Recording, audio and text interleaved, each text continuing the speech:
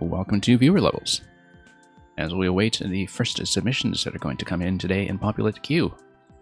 We're going to begin with a quick warm-up with a look at a very new publication by, I think it's Kenna. I can never figure out where to place my Japanese vowels when it comes to pronouncing this, but it's some kind of instructional level on a gimmick that we've seen from this maker quite often in the past, which they call a Layer 2 setup that often involves using hard skewer-like contraptions that have the collisions from Super Mario World.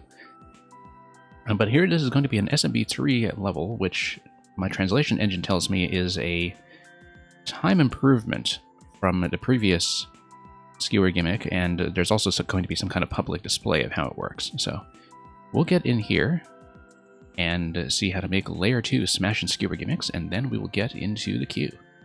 So, welcome Melon Rind and Natcat.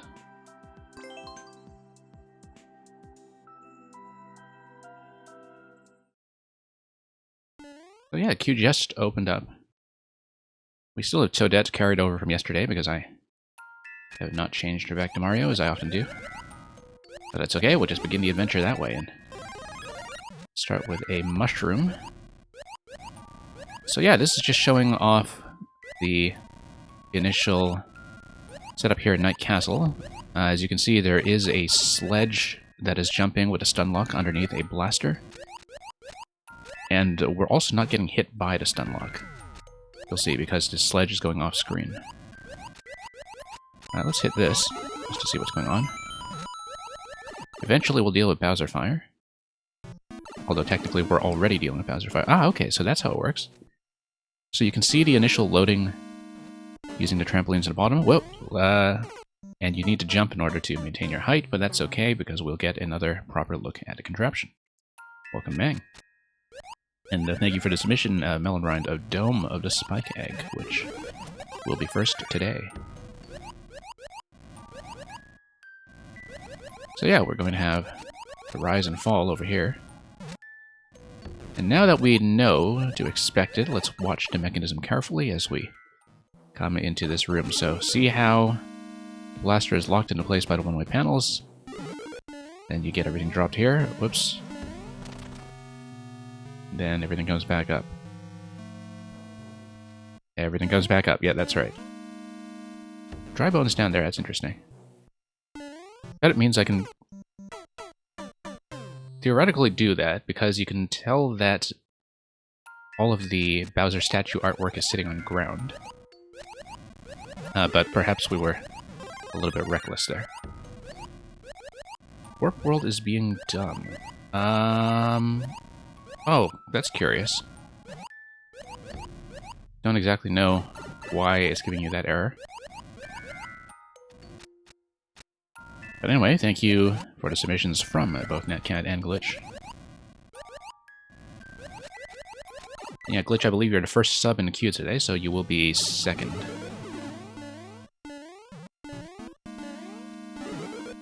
And welcome, King Brock.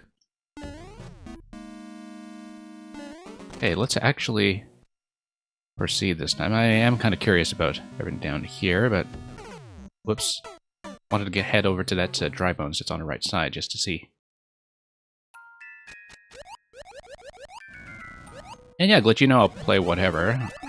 We'll see what I can finish in a reasonable amount of time, but you know, I'll look at whatever you are keen on showing me.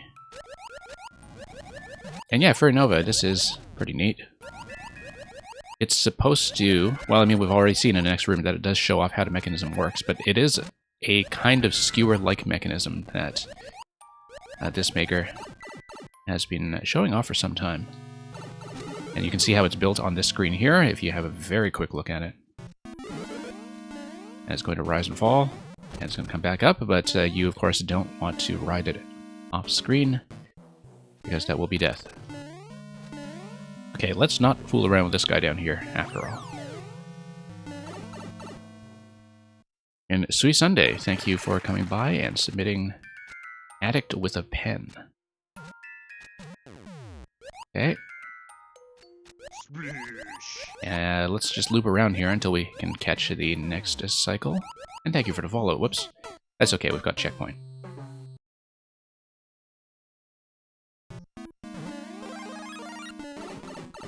And Document, it absolutely is. It's a very fresh upload.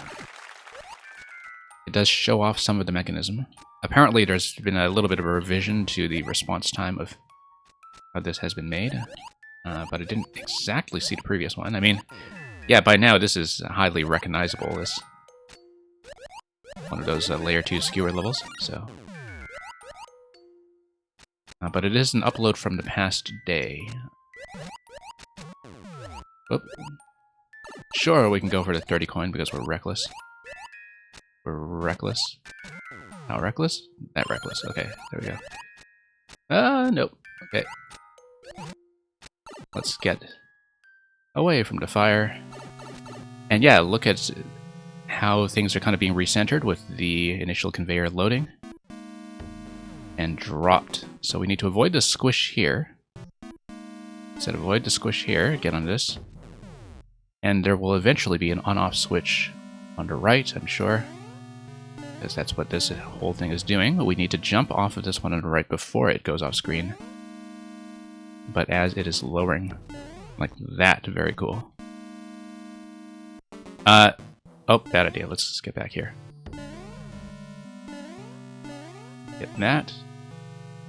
I have been missing the coins completely, actually. I have probably missed quite a few by now, not just this one here, but we'll go for it anyway, just to see how many down I am. Oh. And yeah, Documents, I've been playing quite a lot of these over time as they've been coming out, but lately a lot of those levels have been the Layer 2 stuff for sure.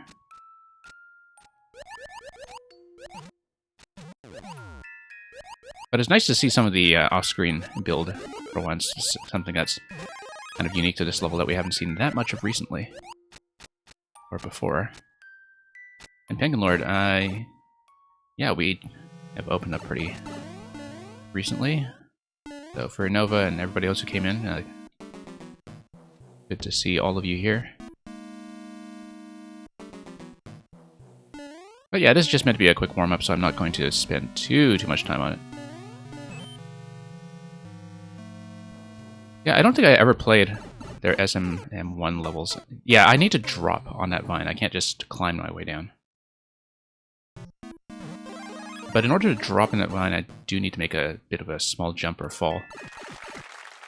So yeah, this contraption, you are able to see partially in some of the rooms here as you load in. You have to get a pretty quick glimpse of it because you do get pushed out by the scroll right away.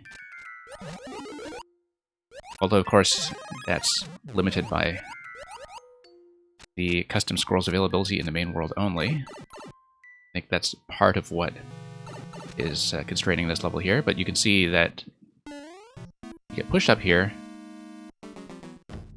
and this might actually be vertical section with upwards auto-scroll now that I think about it, in terms of how it's being built. I haven't really been paying much attention to whether we are in subworld or main world, but I believe that's...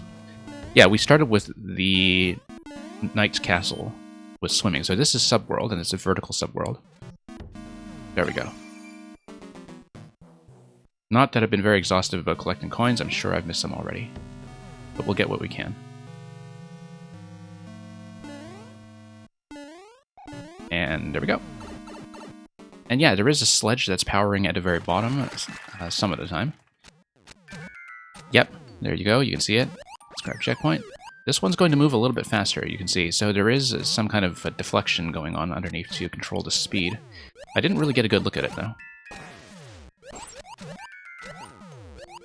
Whoops, gotta swim a little bit faster. Yeah, there are a lot of makers in Mario Maker 2 that I didn't know until Mario Maker 2, and I want to go back to their earlier work, for sure.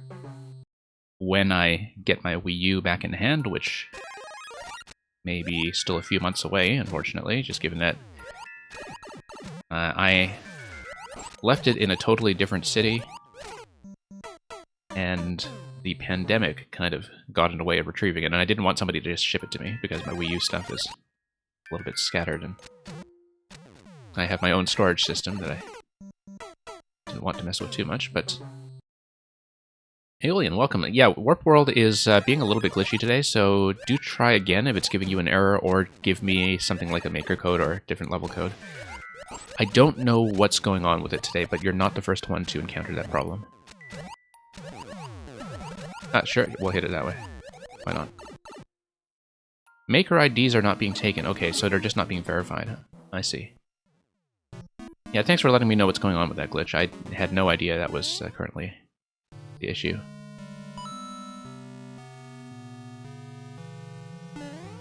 Okay, we'll duck around here after grabbing the 30 coin because we're reckless. Whoops.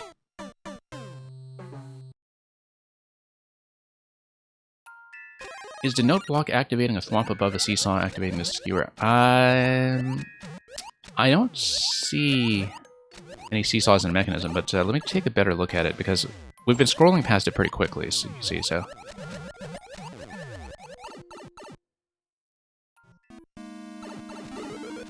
Yeah, I don't think there's anything seesaw dependent here, but there is some stuff going on with the note block in terms of forcing the timing to reset a little faster and getting the sledge back in action. I don't exactly know. I have to take a look at it when we're not scrolling quickly. Okay, bust this guy down. So yeah, Aeolian, thank you for Stone Town. Unless you just wanted to send me your maker code to begin with for something like the Super World, but definitely looking forward to the level if that's actually what you want to see played. Okay, so we don't have pink coins for the key, but maybe it's not something based on the pink coin. Okay, so here's Boom Boom. Very fitting for an SMB3 Fortress, of course. I have to adjust for height, but that's okay. We've got, as you can see, we're missing quite a few coins, and I also didn't develop enough speed to get into the bottom there. But interesting coin challenges, actually. I think it would be fun to eventually go back to this to do a proper pink coin road. But we'll save that for another stream since we're just opening up for fewer levels today.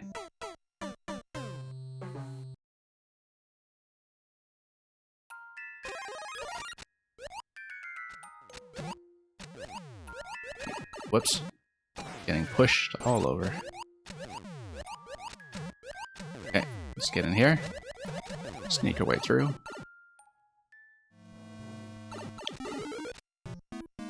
You do see a thwomp? Do you? I don't know, we'll see. It could be that the pink coin route, by the way, is what actually gives us access to seeing the mechanism in full. But we won't mess around with that too much today.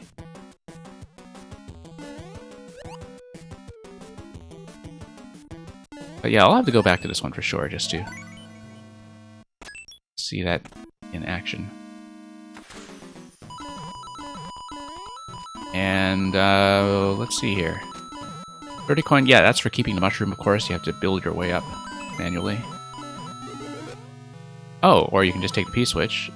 And P-switch, if you didn't collect all the coins impulsively, you would have been able to use it. Kind of a risk to take there, just doing that on top of all the bricks in the bottom, but we'll grab some coins and inch our way out. Okay, safety coin. So we only missed... So yeah, there was the coin behind the boss, and there was this coin, and I missed one. And I think that must have been in that early section with the dry bones that I kept trying to get to. I guess this must be what shows you the mechanism. So let's take a look at this. Yeah, okay, so that's great, because it allows you to warp in. So you do see the thwomp and the seesaw there for the quick reset, as you can see. On the right side.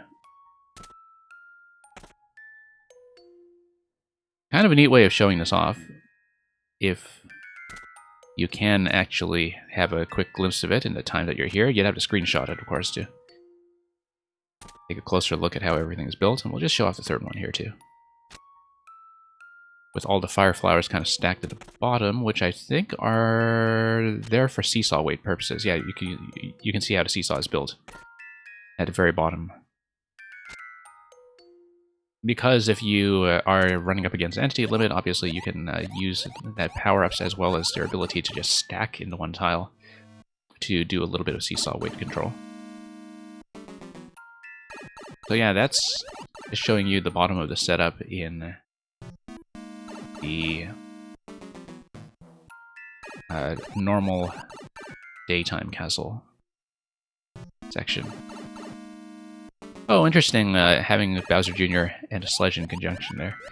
So yeah, we didn't get a very close look at it to do something like a walkthrough, but we'll probably come back here at some point to do the full coin path. Not today, though. So I will pass along that code for people who are interested, and we'll get into the queue right away.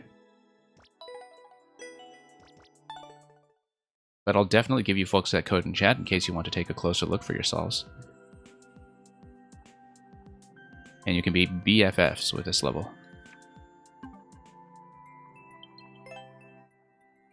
Okay, as usual, the order will be next, followed by sub-next. Although I will try to be reasonable about getting things to move along. For anybody who is new here, I think most of you have submitted here before, but if anybody is new here, we don't really keep a strict time limit. Usually the long levels and short levels just balance out by themselves. Good Shifter, good to have you here. With Knight of the Living Maze. First though, we're going to look at Melon Ryan's Dome of the Spike Egg. Mario finds a nest of magic spiky eggs that don't let him touch the ground. So there is a clear condition here that likely involves not touching the ground. And this is going to be from late 2019. Okay, so right after the Spike Ball patch, actually, if I'm not mistaken.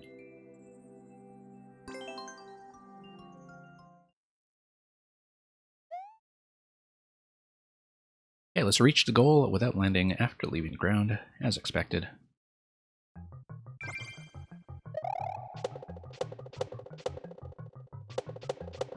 Okay, and of course, that's when Pokies came in as well.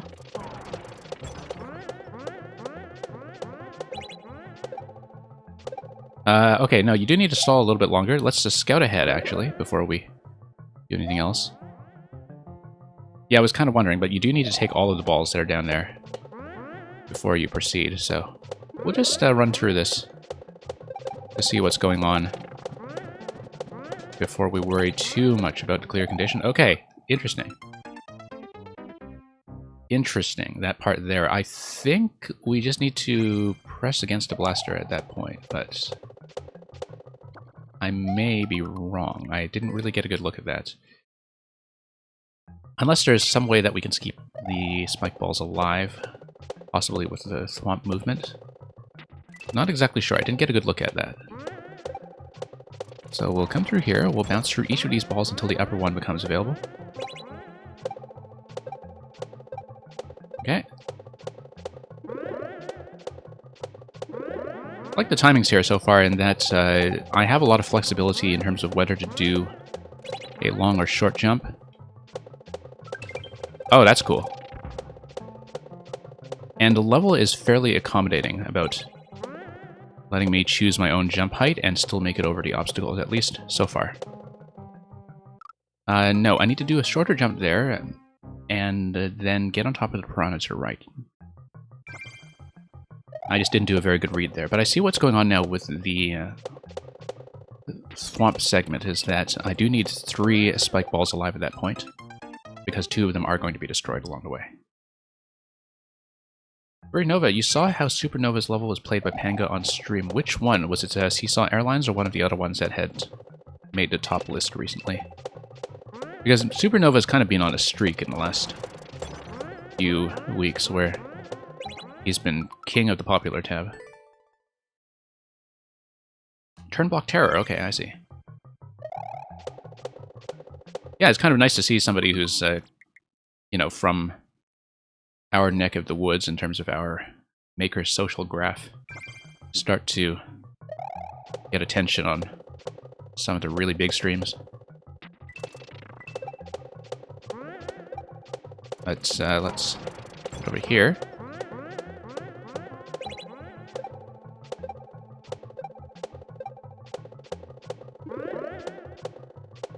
But yeah, all three need to be alive, and then you stay to the left, and then let the swamp do all the pushing. Really like the swamp mechanism, by the way. Very cool. And also very safe. Like, you have to react to it fairly quickly by understanding that you don't have to do anything, and so you just kind of keep your cool and ride it out. And it all happens very quickly, but you actually have a lot of time to react to that and understand what's going on. Aeolian, it is the leave command if you need to leave for some reason. It is also the replace command if you want to replace your code. I know that it's not very clear because you would think that remove is just the opposite of add. But unfortunately at this point people are just so accustomed to how things work with queuing commands that I just can't really change it very much without confusing everybody much further. Okay. Over we go.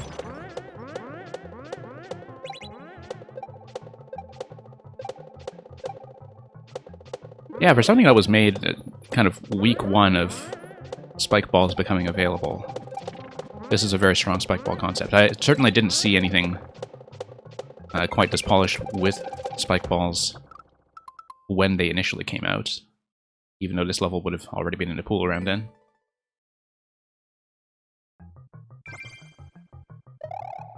I mean, everybody kind of caught on right away to just how well designed they were for spin jumping, as well as the Link downward thrust. It was kind of miraculous almost that Spike was as well implemented in this game as he was, that you also had the option of placing the spike balls alone without Spike, and also the snowball variant and everything. The little balls, the big balls, having each of their own interactions with different styles of blocks. Just a fantastic element all around. And you know, the ability to just place the spike balls without placing Spike is something that we take for granted now, but you can see that it was kind of a small improvement in design philosophy from the people who make the Maker tools, compared to how, to this day, you can't just place chomp stumps without the chomp, for instance. Although I guess you can place chomps without the stump, so that's somewhat similar, but much less useful.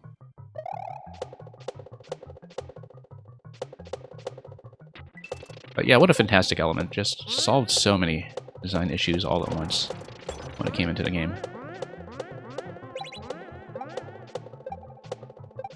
Okay. Up we go.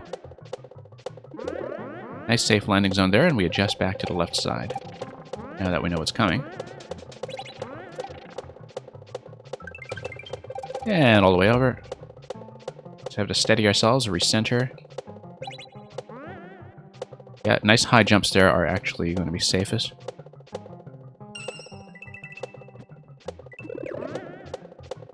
No, I do need to wait for it to bounce back. I wasn't really watching the right side very accurately there.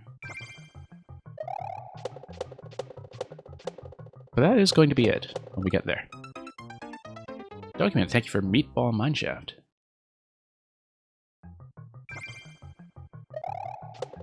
Yeah, like I've been saying many times recently, I think one of the disappointments about support being cut off so soon for this game was that Nintendo really were getting better and better at designing things to include in the toolset. It was a big turnaround from some of the weirdness of the elements that were included at launch. You know, in terms of a lot of arbitrary limitations on how you could play certain things.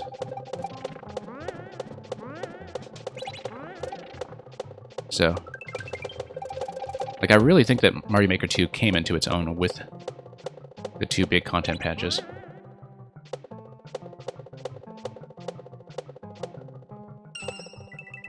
Okay. Yeah, I see what was throwing me off here. That I did not see the spring on the right. And I should have just waited for that interaction to solve itself without impulsively trying to go forward, so... I mean, I can see that there's nothing there available for me yet, but I definitely can't see how soon something is going to come together from the spike ball, what it's going to activate. But that's okay. I mean, you kind of know that you're not supposed to proceed yet, it's just that you don't also know what to expect. Just by way of how far you've scrolled in, so... Purely a camera thing, and 5 seconds to shave, as you can see, that I did not do. Anyway, great level. Thank you for that. Go sub next.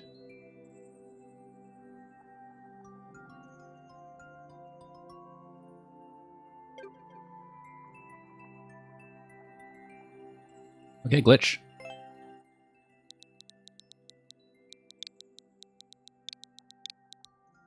Oh, you're uploading now? Okay, so I'll just refresh your page. Hope you remember to do the clear check. Go to Maker, yeah, okay. And then... Obviously the code in the bots will be wrong, but that's okay. And Jojo Robert, welcome. We are doing just fine. Fairly early on in the stream. So anyway, thank you for offering me first clear on Gunhead 2, Antivator Antics. Key equals death. Okay, interesting. We'll try to keep that in mind. I'm sure I'll enter the level and forget it immediately. Since this will not be displaying on the bot, in case anybody wants to race me for first clear on this version, I'll punch the code into chat. And there is going to be a clear condition here, which is going to say, reach the goal while wearing a cannon box, which will make it fairly clear that you shouldn't be losing it unless you can regain it at checkpoint or something. Ready? Wallop!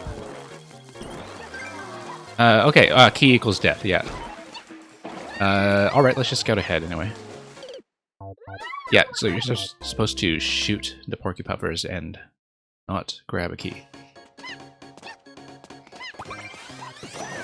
Yeah, I guess I had to infer that from the description. No. And the fact that you have the sound effect.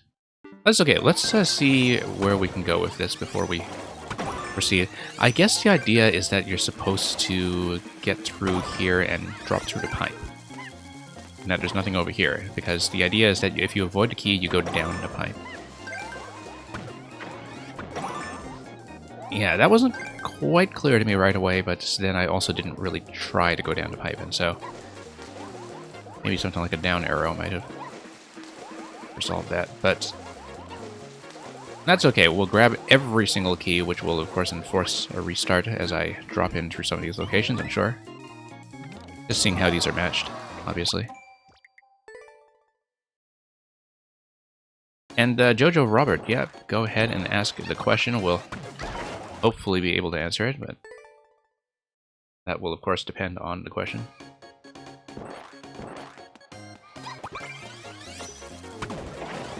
Okay, there we go. There was... Oh, I see. So, no. You can't kill that because it gives you a key. Yeah, that's right. If you sing during the stream, no music, only your voice, do you get a DMCA? Only if the algorithm matches you to an existing recording. So if you... Whoops. Have a voice that bears an extremely uncanny resemblance to some kind of pop artist with a litigious record label, then yeah, you're going to get into trouble. But you probably shouldn't have that issue unless you are specifically somebody who is good at doing impressions. If your entire talent is doing impressions, maybe you'll have an issue. But no, you really shouldn't. In my experience, that is not how content detection works, although the content detection works in mysterious ways, which is why to this day I still have trouble with my stream being muted every time I play something in Super Mario World Castle. Anyway, here's the part that I'll affectionately refer to as the Gilmore section. We were not supposed to grab the key, obviously, but I'll just see what's up as we watch the ant on the left side. So, yeah, I guess we have to leave the Porcupuffers alive, but let me just see what the interaction is going to be. Because we have to fire at on-off switches until the ant is raised all the way upstairs, right? That's what I'm getting. Yeah, I wasn't clear about this objective, but I'm just kind of inferring that from the title and also just from the interactions that you're giving me, so.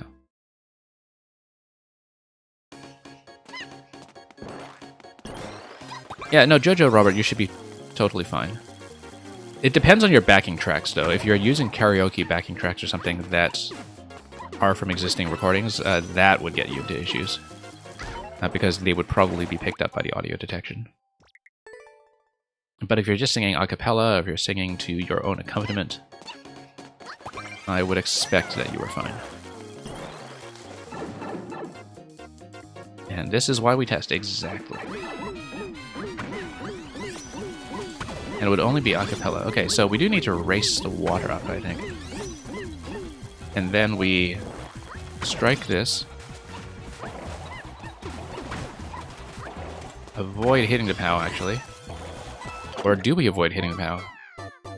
Okay, because I was losing track of the ant there after the icicle struck the on-off switch.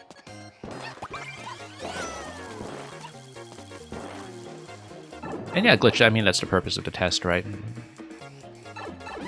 It's an early version. I tend to break things. That is exactly why we take submissions here. You put the POW to make blocks easier to clear. Yeah, so when I'm looking at the POW like that, I'm sort of thinking, okay, if I'm going to hit it at all, I have to do it really quickly in order to not kill the Porcupuffers. Because of the risk of killing the Porcupuffers, I was actually kind of reluctant to fire towards the POW. So psychologically, that's what's going on there. Here, I see what's going on now. Ah, I see. The ants just made it all the way up and I wasn't able to get back on the elevator. Because I am supposed to bounce my way up to keep above the water level before the Porcupuffers come up. It goes up pretty quickly there. I don't know if you want continuous conveyors there or if you want a little bit of a safety zone for the player to catch up and understand the concept of getting back on the ant. Since that will be the first time in the level that you'll be boarding the ant again after departing it, right?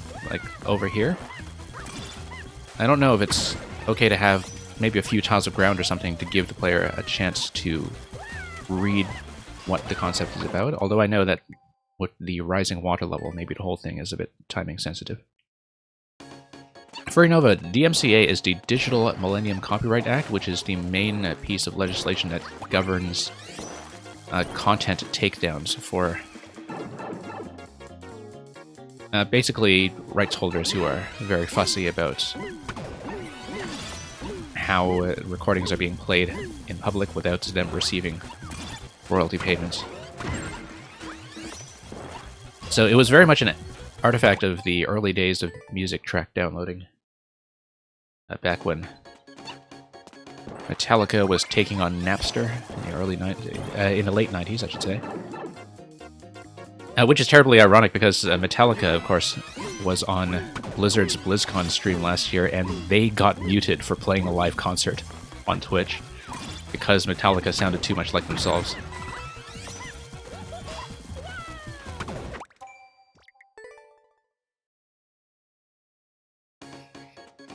And give more time. Okay, let's just continue and take a look at this. And see if we can see a few more segments. And yeah, I mean, you know, obviously we'll have a much better idea of how to make things more flexible. Oh, I see what's going on now. Is that as soon as the on-off switch hits, the ant goes up right away, and because of that, as soon as I pass under the icicle, I'm kind of on the clock in terms of having to move really quickly to get through the POW segment. There's really no room for inaccuracy there, I think. That's as soon as I get under the icicle, I have to just go, go, go, and POW accurately and then get back on. And as you can see, I'm still going a little bit too slowly because of the extra wall jump that I did getting up to the POW. I think because you're scrolling up towards the POW, I mean, obviously you aren't going to be able to predict which side the player will be wall jumping on first, and so that's going to add a little bit of additional potential lag time on how long it takes them to hit the POW. Because right now I can't see the POW from a camera position, you see? And so when I go up, I don't necessarily know that I'm going to hit that ceiling, and I don't necessarily know if I'm going to be in a good position to shoot the POW quickly and continue to wall jump. So I actually wonder if something like a chained POW shot might even be better, so you can hit a POW from lower down or something, I don't know. Or maybe just slowing down the ant in general will be enough to fix everything here. I think probably just having a few ground columns to work with should be enough. Just so the player has the chance to see what's going on with the ant and catch up to it if the POW block interaction did not go well. Because, yeah, the thing I'd be concerned about there is that some players are definitely going to be faster than others depending on how they choose to wall jump in that segment. Nope. As you can see, yeah, I'm going to miss the train every time.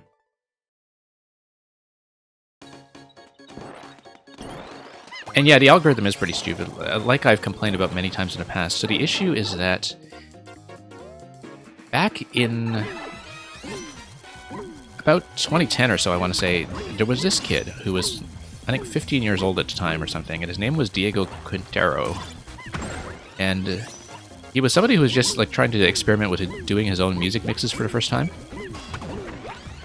And what happened was that, whoops, he did this remix of Super Mario World, the castle theme, that just lifted a couple minutes of the Super Mario World castle theme with a couple of Koopa sound effects and such.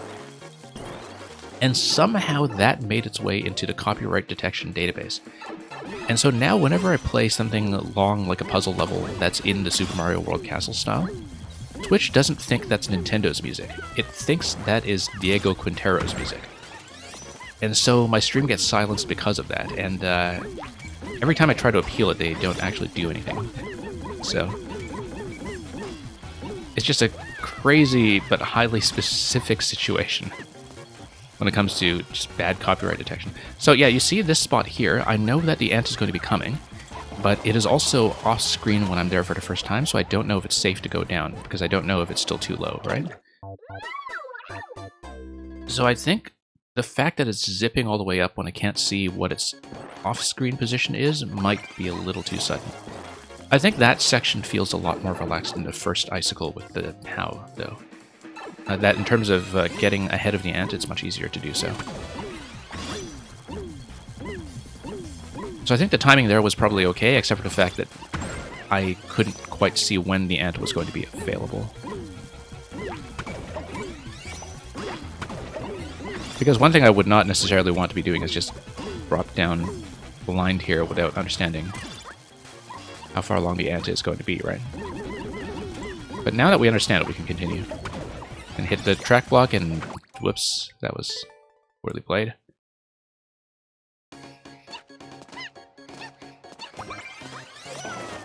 And here we go. We actually played a Super Mario World Castle puzzle by Grikowski on my puzzle stream last week, where literally the thing I said on that stream before I went into this level is, okay, this is in the Super Mario World style, and my audio will probably be muted. And that was the last thing that I said before my audio was actually muted. So next time I might just mute the game audio so I can preserve my commentary, just as a defensive measure, because it's very clear to me at this point that Twitch is just sitting on their hands with this issue and not doing anything with it. Because some of the bigger Mario Maker streamers have all run into this, and they've all complained, and you know, these are people who have access to the partner support from Twitch and everything, and they can't get anything done with it either, from what they've told me. Like, I've talked to some much bigger streamers about this, and they've got the same issue. Especially if they're also ROM hack players in Super Mario World hacks. Okay. Not getting good bounces here. It was a little difficult for me to stay straight on the ant while also trying to shoot directionally, but that's very much my problem. And I'll fix that. And yeah, Melon Run, the thing about this is that Diego Quintero actually heard about this from a lot of really angry people. Because they thought that he was himself being a copyright troll who was claiming Nintendo's music. And it turned out that because the track was just something he made casually when he was 15, he had no idea about any of this, and so he was actually active in trying to get his own thing taken down from YouTube. But apparently that has not reached Twitch yet, and so, you know, somebody has to get in touch with him and get him to talk to Twitch and get some movement going on this. Because at this point, literally, Diego Quintero's only claim to fame is being the Super Mario World copyright troll. Yeah. And he himself, like, feels kind of guilty about it, so... Okay, really do need to work out the beat block timing a little better on my side. Yeah, Jojo Robert, I don't have a follow H command on my bots. I should put one in at some point, in fact, but... I think with Nightbot is actually a little bit tricky to set that up. But I'll have to see what kind of script to use to do that. Oops. Yeah, timing here is a little bit weird, I think, on the beat block, because it does depend on when I scroll up there. Because I had a very safe timing on that the first time I beat it, but... it seems pretty specific in terms of how long you have to wait if you missed the first shot. And maybe you just need to hit the first shot or you're dead, but I thought I had a bit more flexibility the last time I was there. Here we go. Yeah, this time it's going to work out.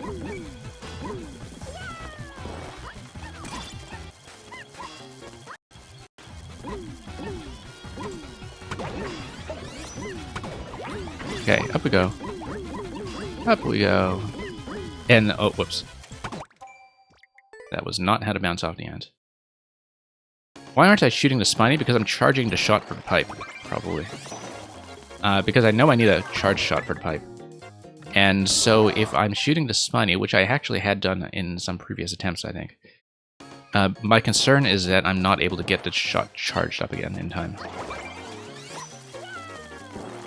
And so that's the issue, is that, you know, you do need to play pretty proficiently with the cannon box to go both at defense and offense at that location, so... I'll try it with shooting the Spiny just to see how the timing works, perhaps, but... at that point, my main concern is just getting through the cannon there, right? Okay, there we go. That's much better. Yeah, that's playing a little bit smarter, perhaps. Okay, yeah.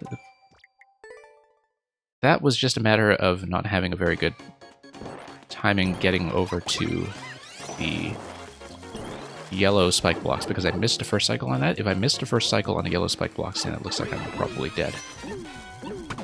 And given that there's an on-off interaction under your feet as well, from the icicle, that is going to make that floor unavailable.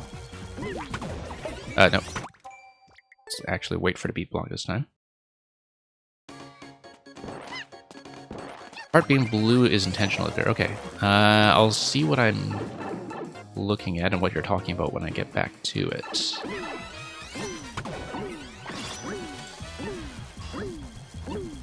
Okay, up we go.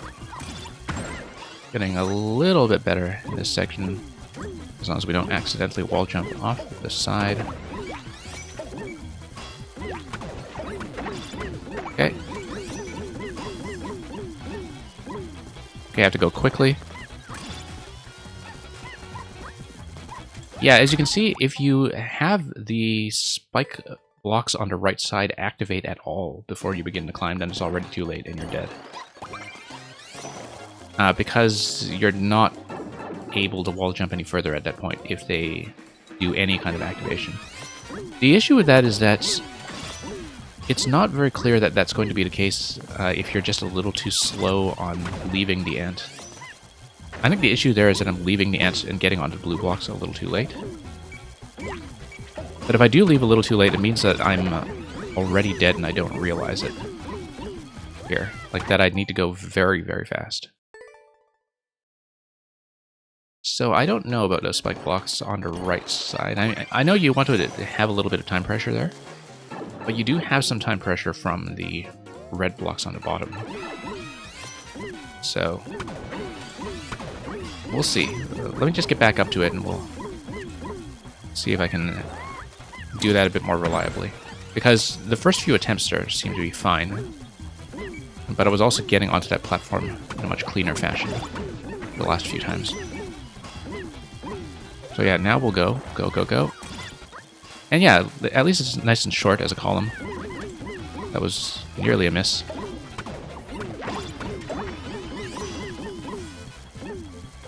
And, whoops. Going a bit too early that time. Yeah, I see what you mean about the beat blocks starting out in blue, so you have to actually watch what you're doing. It does draw attention to that mechanic, which I think is fine if you're going to slow down the player at that point. That's fine. Because you do want the player to notice that that's what they should be reacting to.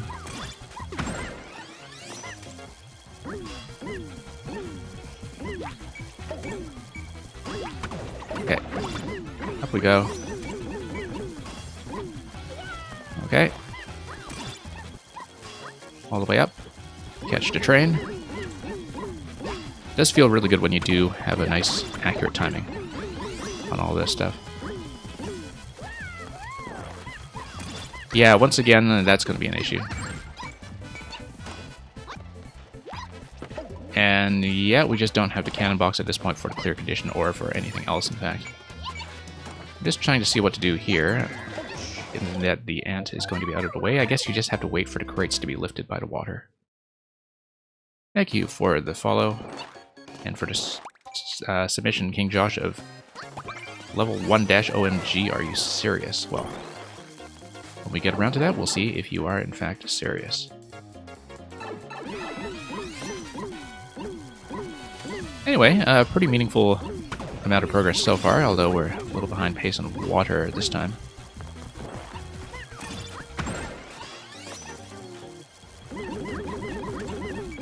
Okay. Oh, nope, missed that cycle. We're gonna be dead here. Too slow. And yeah, you can see what's going on with the water and the ant reversal.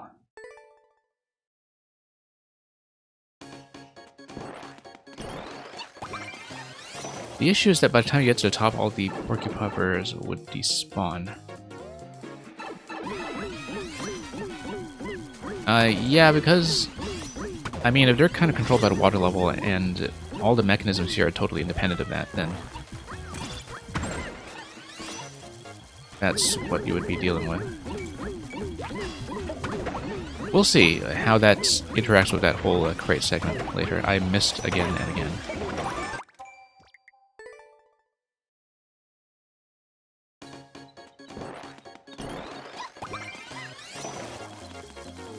Okay, through we go.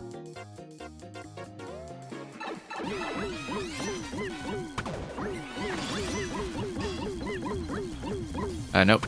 Just missed a high bounce. Rhythmically, my button press was just a little bit off, and that's what happens.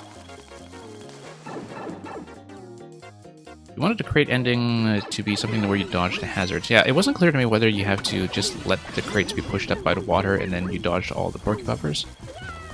I thought that's what was going on, but it is a bit of a wait to see that happen if you are playing at a decent pace, right? Because you have spent the whole level just trying to keep your head way above water.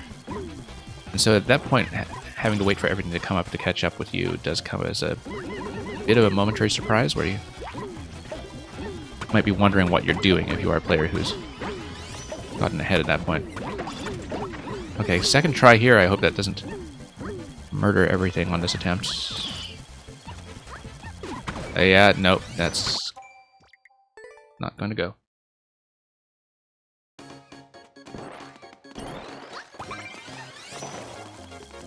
Oh, whoops. Can't move the crates with the cannon box. Okay, yeah. You can accidentally destroy them, which would be bad news for sure.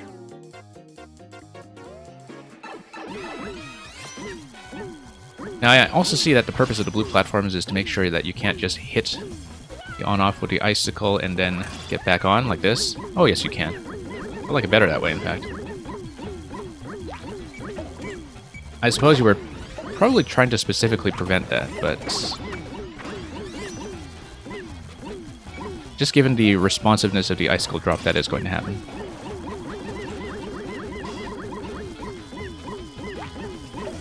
I guess the solution would just be to drop the Porcupuffer over the ant instead of in the center. But as you can see, the pacing is a little bit slowed here.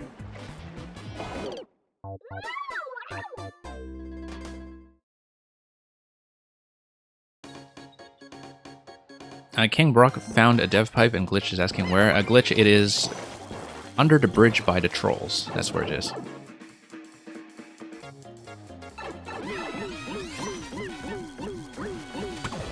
Okay. One difference, of course, if we try to do this strategy, is that your camera level is going to be quite a bit different. Okay. Yeah, that's just a natural result of where the icicle is going. Okay, as you can see, I'm jumping a little too far off the left side of the ant, and if I'm jumping off the left side of the ant, I can't actually reach, which, you know, is minor point of frustration, because you kind of have to negotiate your way through the tip of the ant in these 3D World hitboxes that are notoriously difficult to visualize. I mean, easy to fix, but it comes as a bit of a surprise if you're just expecting to get off the ant in dead center and think that everything's going to be alright.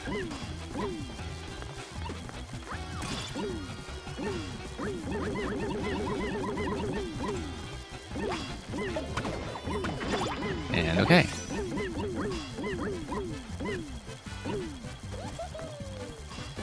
Up we go.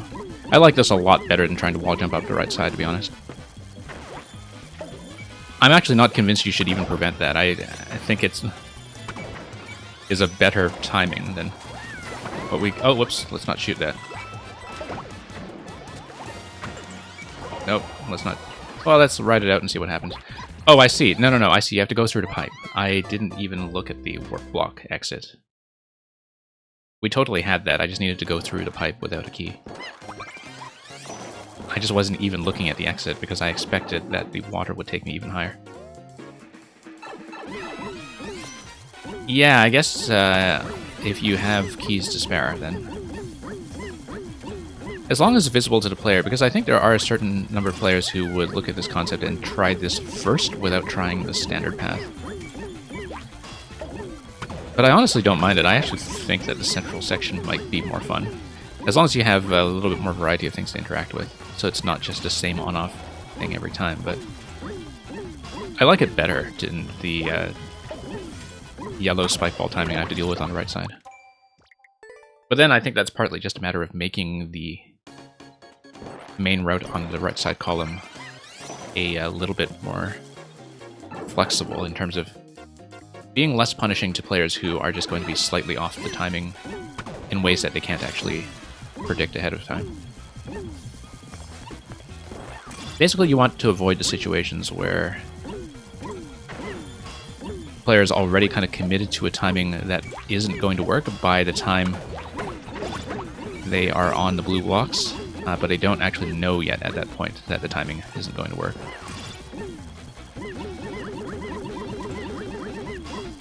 We'll cheese it anyway, though, so I can see more of the level, and there we go. Just get through to the next segment. Okay, now we wait for water, and now we dodge Porcupuffers as well. And then we get through the pipe. Yeah, there we go.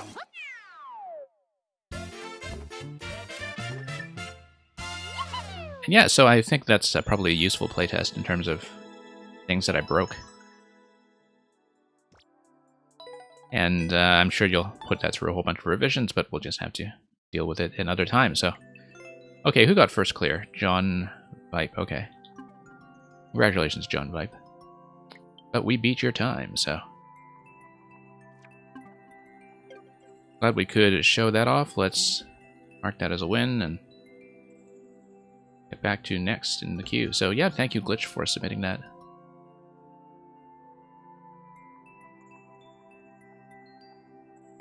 Cat, let's take a look at P1X.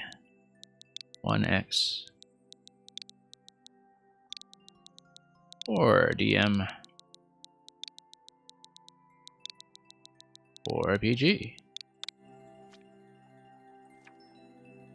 Lobster Scissors. One moment, going to get my translation engine out, unless somebody here actually speaks Japanese. I don't know where I put it. Oh yeah, okay, just put my mobile device aside. Okay, so this is Lobster Scissors, and the description, according to Google Translate and optical character recognition, is body length 15 meters, weight 0.8 tons. Eat anything if you can see it. And then something I don't understand. It's actually the species name as well. It says in Japanese that it's a decapod from the lobster family. Specifically, like a Japanese lobster. Anyway. Let's have some lobster. Gigantic lobster scissors. Okay, interesting.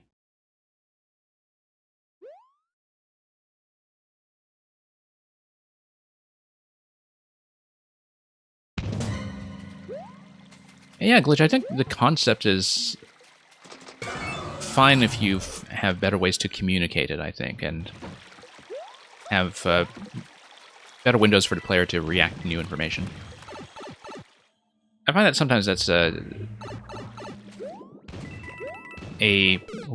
peculiarity that I need to adjust to with some of the levels that you make in things like the Gunhead series, is that the concepts are fine when you know what you're doing and when you've already figured that out, but the process of actually learning what the conditions are in terms of what you're not allowed to do as a player and what the fail states are is something that requires a bit of adjustment at the start. So anyway, so yeah, these are lobster claws. That's what's going on here. And we're just going to get the lobster claws and not get pinched. Okay, that's kind of cool. So we have to imagine that there's a giant lobster that's in the poison swamp, and that it is, first of all, going to snatch Boom Boom. Poor Boom Boom.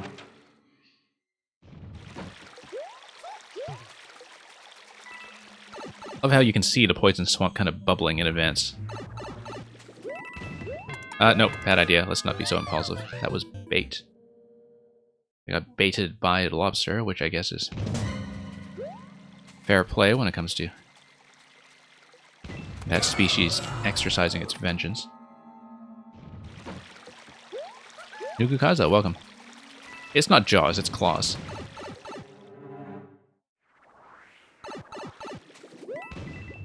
Okay.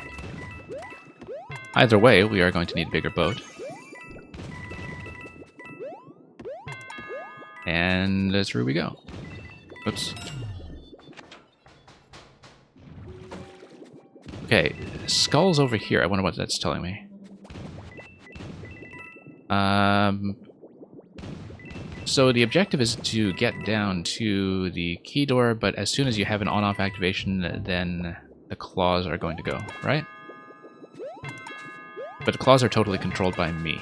So that's fine, as long as we don't have... I actually think this is going to be a trap, where an on-off switch is going to activate by proximity. No. Okay, maybe not. But then we need to get the POW so we can get rid of the Muncher. Because once we get rid of the Muncher, then I'm able to get through the key door. Yeah, that's correct. Yeah, Nova, thank you for springtime shelling. I'm sure it will be a shell of a time. Ah, poor Hammer. Getting chomped as well. It's a very hungry lobster. So we need to make that space available and just get pushed up against it, probably. By wall jumping up and getting out of the claw and riding the tip. I don't know if the on-off state going into the next room is going to matter. We'll tap this anyway just to play around with it. Bone shell, interesting. Ah, because now you need to drop in through the donut block and do all of this stuff here. That's okay, that's going to be fairly safe. Nope, that's not going to be safe. That's not going to be safe. Oh, I would have been fine if I had gotten out of the crumpled bone shell form a little bit faster. And yeah, Glitch, thanks for coming by and dropping that. Always happy to see another version if you do make substantial revisions in time, so... Let's... we could have just gotten out of there quickly. That's okay, let's do things this way to get pinched.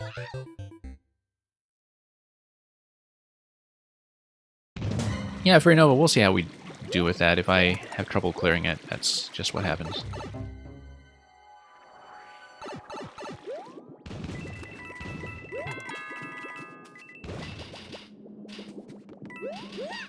I mean, I'm at least able to do shell jumps now, which is not something I could have said a year ago. So, this takes practice in terms of, you know, playing some comparatively easy shell levels and gradually learning how to deal with that stuff. Okay, let's get out. Nope.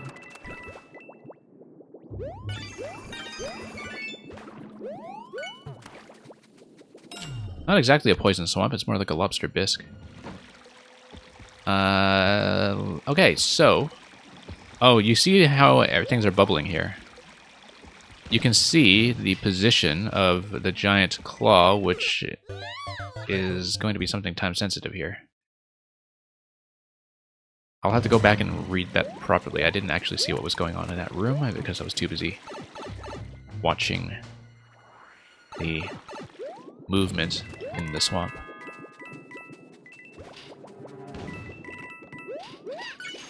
Let's get out. Get going. I wonder if the initial on-off state I had there actually did affect that at all, in terms of what the setup in the next room is going to be as you enter, but I'll go back and see that.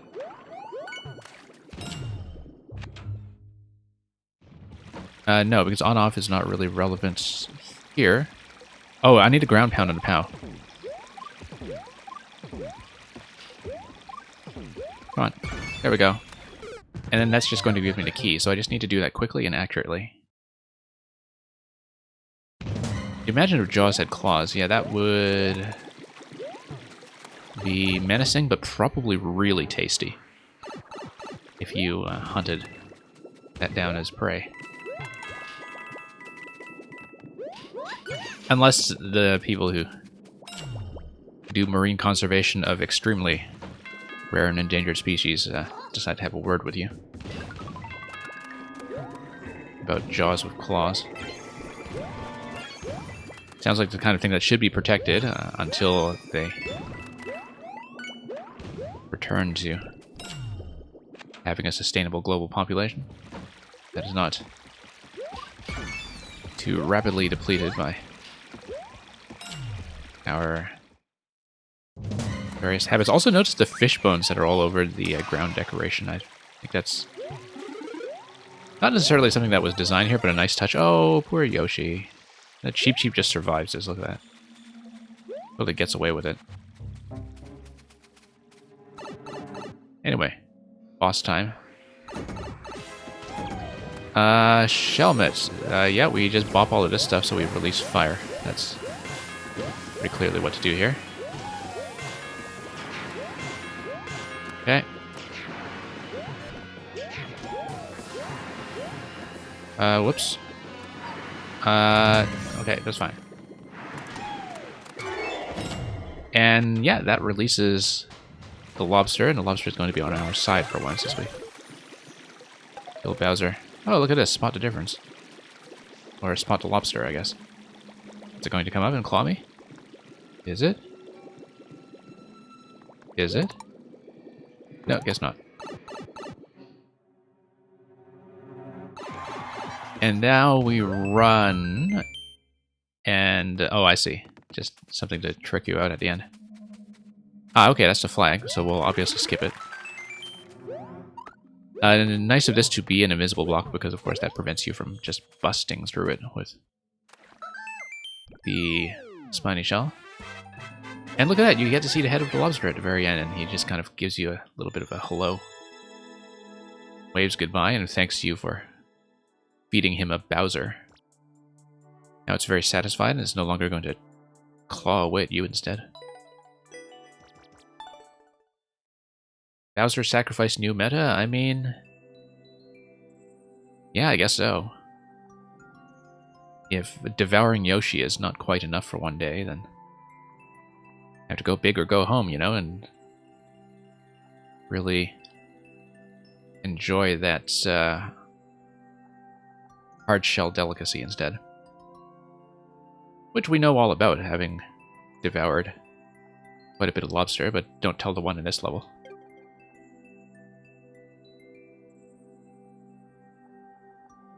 And yeah, very cool themed level. Let's plug in sub next. No subs? Okay, let's plug in next.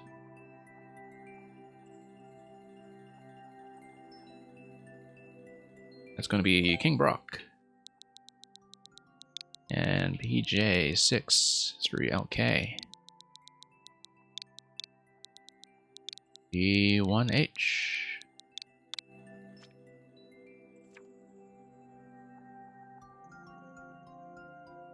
Legend of Brockata 2-1.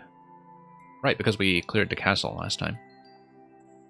You're back to the Brockhagen desert, rather, after your little jail incident. Okay, so let's evade the parole officer and see where we can hide out in the desert. You known the lobster guy for a while, but he doesn't get much attention. Okay. Yeah, Netcat, we need to kind of keep a repository of some of the maker codes that you sent me, because you sent me a lot of good individual levels from people I should play, including people from the Korean and Japanese scenes that I don't have much contact with here, so... oh, I love the decoration here. Very nice. Totally missed Divine Climb, which is rather embarrassing.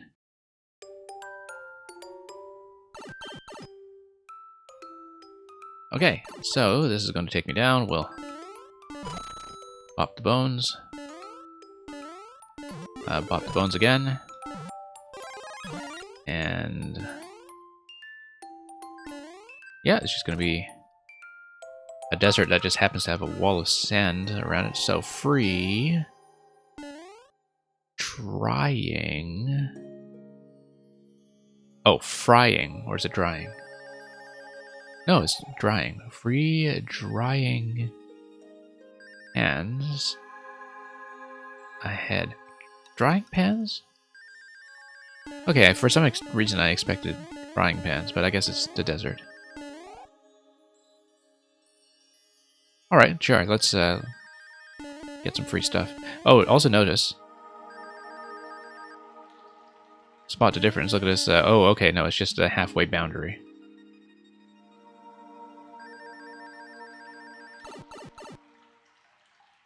Oh, it's a Brock reference, okay. Right, because where else are you going to store all the jelly donuts?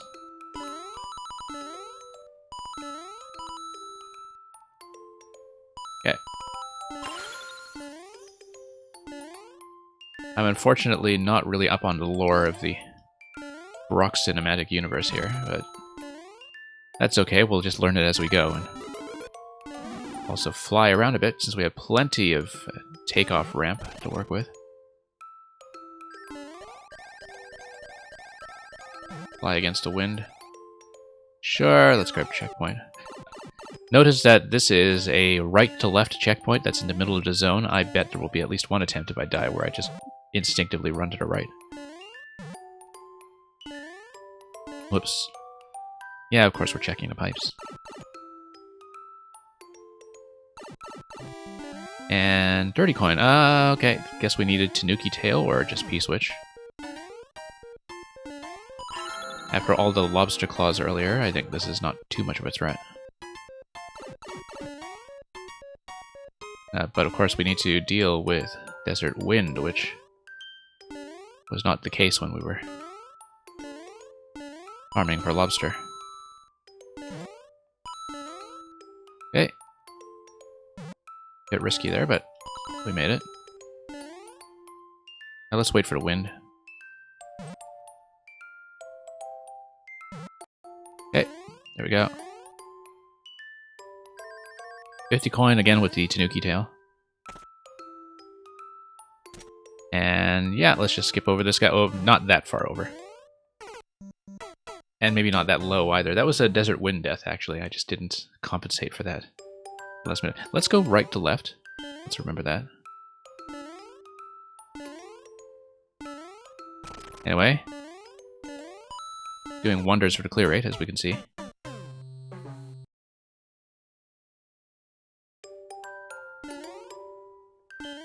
But yeah, I mean, you know, it's funny because it just looks like this totally unassuming piranha plant that is no threat whatsoever at the end. And it actually is kind of a problem if you forget that Desert Wind is in play, or if your aim is just bad, as you can see here. Anyway, let's get some of these deaths out of my system so we can get back to clearing this. Probably should have gone back to grab the Tanuki Tail, unless it was a progressive power-up, in which case we have lost access already. Whoops. Oh, whoops. Thought I was able to just get off the vine there and slide gently down the side of it, but that could have gone much, much better. There we are. There we are. Okay, gonna Donkey Kong our way across. And here we are. Okay, let's do it for real this time. Yeah, look at the Desert Wind. That's why we were overshooting every time, I think. As soon as I loaded in. Alright, so I think I was promised some free drying pans. I guess I'll have to wait for 2-2.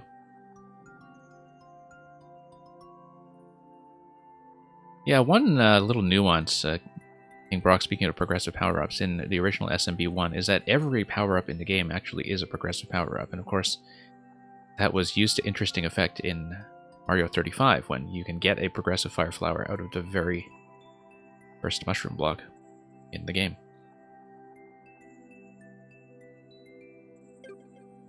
Let's mark that as a win, and just check the list here.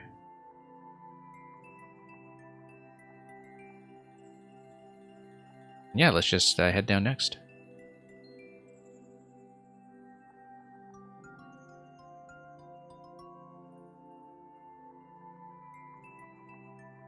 Okay, Sui Sunday. Let's take a look at H94 YKM 4GF. So yeah, Nugukaza, apparently Warp World is not correctly verifying maker codes today. So just send me anything that is a code that is on your profile, I guess. And if I have played it before, I mean, you would be able to check that, but if I played it before, I'll just pick something else. But Warp World is apparently choking on everybody's maker code. Here's Addict with a Pen. Expert platforming accompanied by some 21 pilots. So we're going to have a music track here, and so hopefully audio is working without any glitchiness. Coins are optional, in theory. So let's see. I guess Addict with a Pen must be the song then.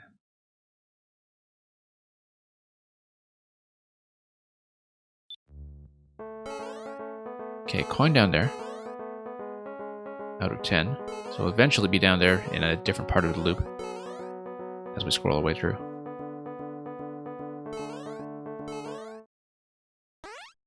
Okay. Checkpoint. Yeah, interesting that you just have an intro music section, music only, before you get into the platforming itself.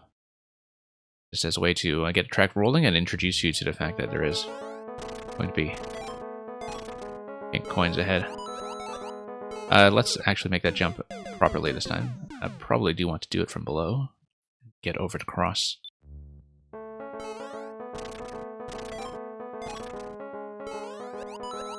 Pretty frequent pink coins, though. I mean, some of these I think you're likely to hit pretty naturally anyhow, unless you fall behind pace of the auto-scroll like I'm doing here. I guess that's the thing that you're risking when you're going for some of the coins, is that you do put yourself behind pace a little bit relative to the scrolling speed. Because if you were trying to get ahead of the scroll, you'd be doing shorter jumps in some of those locations. Whoops. I'm gonna cut too many corners here. And yeah, Nuku Kaza, we can definitely do Aquarium Agitation again as well, but obviously because of the Maker Code situation, let me know if you prefer that I pick something else when I get to you later on.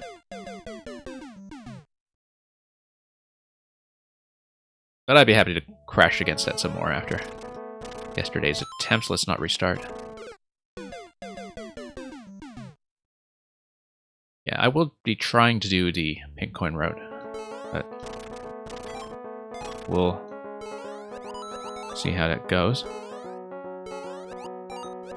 Yeah, cutting too many corners once again, trying to shorten that jump a bit to pick up some speed, and that was a bad idea.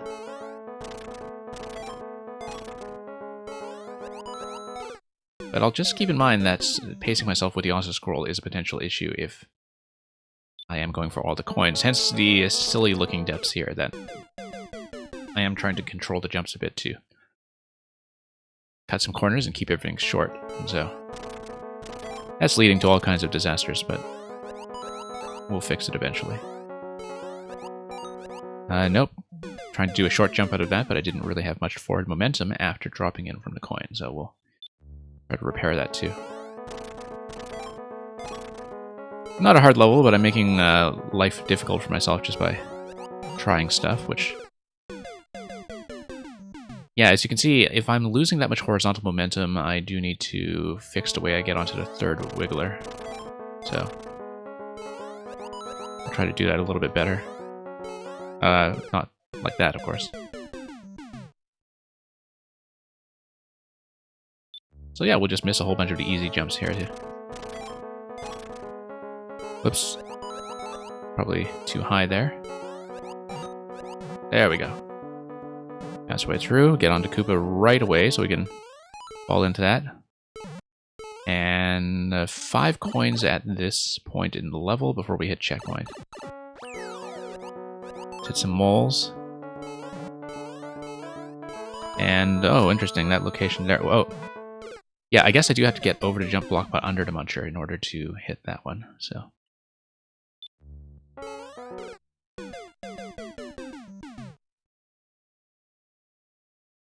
And yeah, let's just control my way over. Just reacted a little bit late before that muncher that time.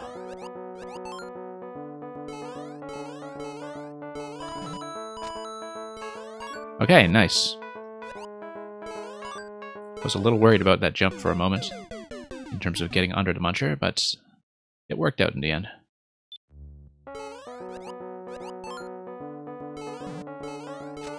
Whoops, let's mind the corner on the one-way panel here.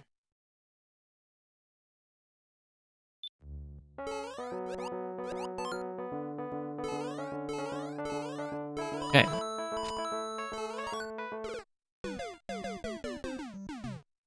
Yeah, and at that point there will be 3 coins remaining past that point.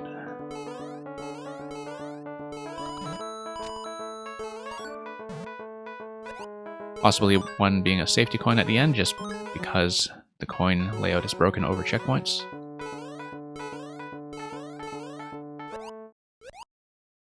And yeah, just a coin at the very end. I was kind of curious about what was in the top corner, but I think that's just more music at the end of the track. And this is... okay. Well, we'll go through this door first, and then we'll see what's up with the other one. Okay. That's just an accomplishment. And this is just letting me listen to things a little bit more. Oh, no, that's... okay. Yeah. I see what I did. Okay. And that's just how we play.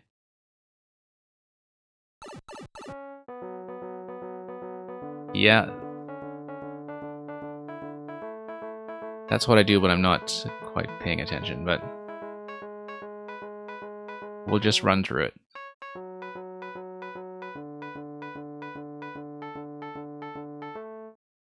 And down we go. Okay, nice little fake out there. It's the sense of accomplishment that counts, so.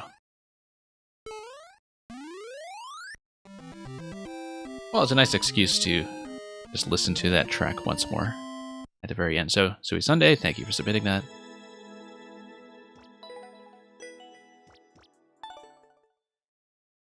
That's how you know you're an addict with a pen. I don't think I know anything about 21 Pilots. Well, but now we do.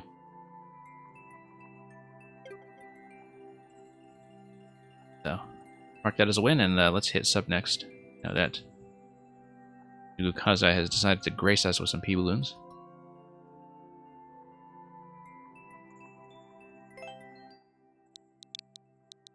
So yeah, Nugukaza, my choice of level. Yeah, we can crash against this one some more since I was... I don't know that I was close, but I definitely dropped the clear rate a bit. But we can also look at whatever else has come up lately. Let me just scan and we'll make a decision. Yeah, we'll save this one for another time, I think, because I've learned enough of the rooms now that I think next time I play it, I want to do a really serious push. So I don't have to do the cannonball room twice. Yeah, we have a lot of stuff from you that we haven't finished, actually, but... we can try some other concepts even if we are in no way able to actually clear anything. I mean, these are always fun to look at, even if I'm going to die, so... and eventually we'll finally solve some of these someday. So here's... oh, wow, this one's a really low clear rate. Super precision. I don't know if I'll do that one. If... the thing is, some of these aren't even marked as precision, and the ones that are marked as precision are probably pretty serious about precision, just given our experience so far. But that's okay, we'll do one of them. Lava swimming with controlled boosts. Oh wow, look at this one. Only one clear, 21 minutes. We'll do some of those eventually. Let's look at balloon... Cyanoandrophobia, which is... is that actually a fear of snow pokies? I'm trying to reconstruct that etymologically. Maybe it is.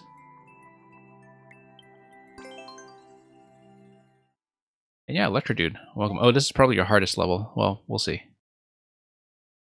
If I'm really crashing against it, we'll just pick something else. But I want to see what it is, even if we have no chance. Reach the goal without taking damage. And you can't take the P-balloons? Oh, because it's a phobia level. Okay. But then why is that a ding-dong? Because if you hit the P on top of the key door, you run into issues? I don't know. Coins down there. Icicle gets you out. Bang, welcome. Yeah, we have to do the loop because of the semi-solid here. I guess the initial part is just showing you the P door and key interaction in case there are any issues. Nope, that's going to be a disaster. That's okay, let's continue and see what we can see, which is not much.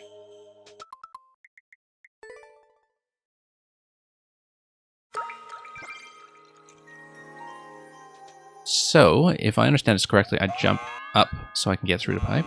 No? Oh, okay, this is just showing me what some of the later segments are going to be, so maybe it's a practice room or something, given that we are skipping some of the coins. Ah, okay, that's showing you the goal with the GG. Let's take a look at that again so we can live through it vicariously. Yeah, because you have to come out the other pipe, and then you drop an icicle, and you do a little bit of a maze at the end to get to the GG screen. This is just the Team Precision on the left and Team P-Balloon on the right. So, Electrodude, Warp World is failing on everybody's maker code today, so send me a level code rather than a maker code. Because everybody's maker code today is not working.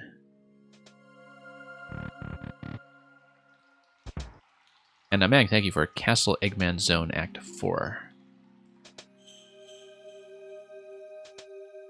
Which I'm sure is going to be a supersonic experience. Oops. Okay, so if you stand here, you are able to get within the activation range for the icicle, except of course I'll be too slow in getting over. That's important information. And Electrodude, you're going to send me something else that's going to fail as a code. I guess maybe that's a maker code as well. Who knows? Well, try to get something in. Something that... Whoops. Will actually display properly. And be approximately what we play. So we can retrace our steps.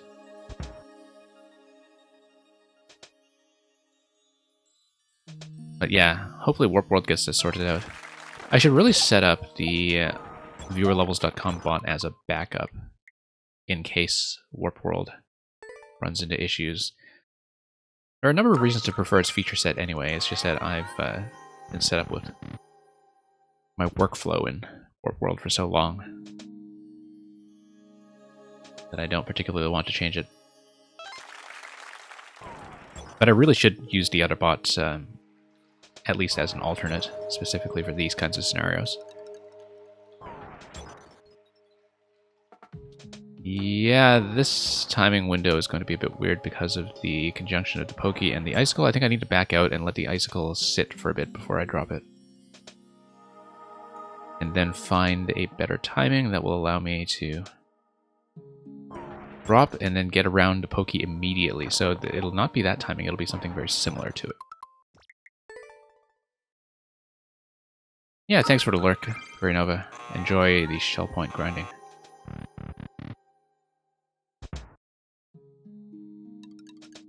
Okay. So yeah, we'll get over here and then we'll try to time things out such that dropping the icicle allows me to go right away.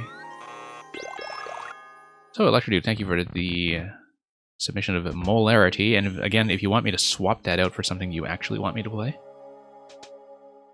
with the codes you wanted to submit earlier, then do let me know when we get to it.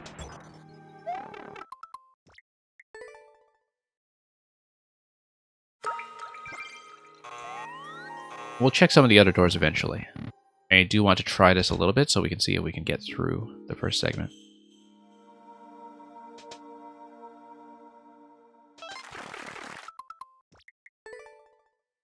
I'm normally, of course, not a precision player at all, but as I've said with a lot of Nugukaza's creations in the past, at least they actually have some level design and some micro puzzles you can solve along the way, so I do find them a lot more satisfying than usual precision stuff. Nope, too early. Yeah, because there's actually some stuff that you can do to kind of solve these.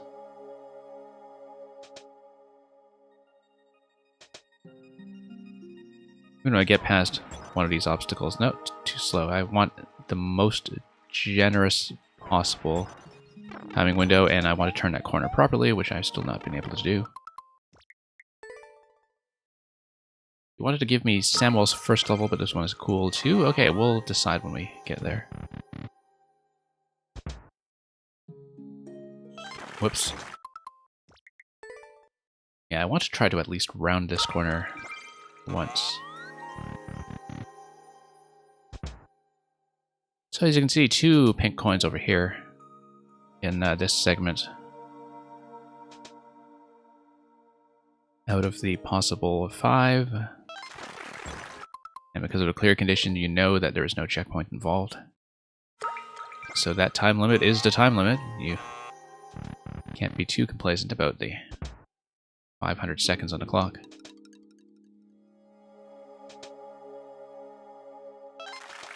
No. Need to edge your way up into that slot there.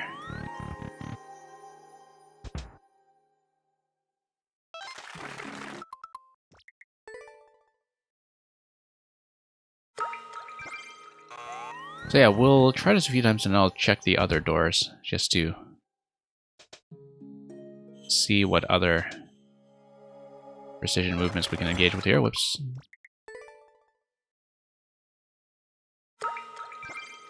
And I do want to get this icicle timing down though, because I feel like I have a rough idea of what I want to do. It's just that I'm not turning the corner very accurately.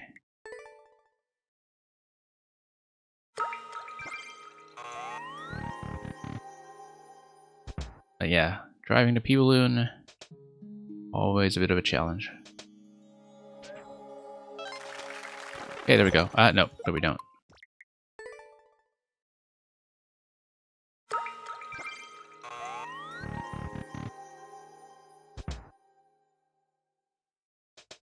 Couldn't help but notice a little pokey portrait in the entry area. Whoops. By which I mean everything that's framed in this image here. I guess, though, that you actually do need to go up here eventually with a P-Balloon.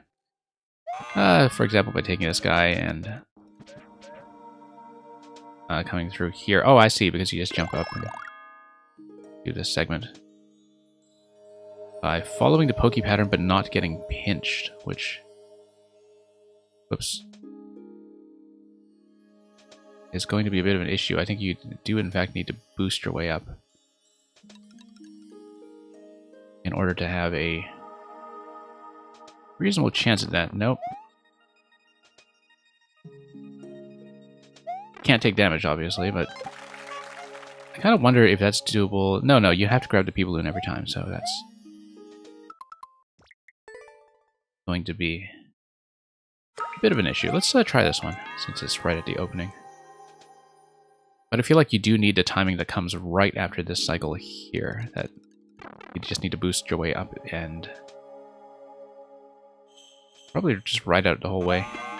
We can try it a few times since we've failed the condition anyway and are unlikely to actually beat the level at all. So yeah, you can see that you just have to do a little bit of a diagonal P-Balloon swim there. Okay. And just get ready. Positionally, nope, really do have to boost to do the initial entry and remain in P-Balloon form. Yeah, but it has to come after that little pinch. No, on the right side. Unless the pokey on the left gives you enough clearance to go through. No, it doesn't. We do need to just angle slightly, and no.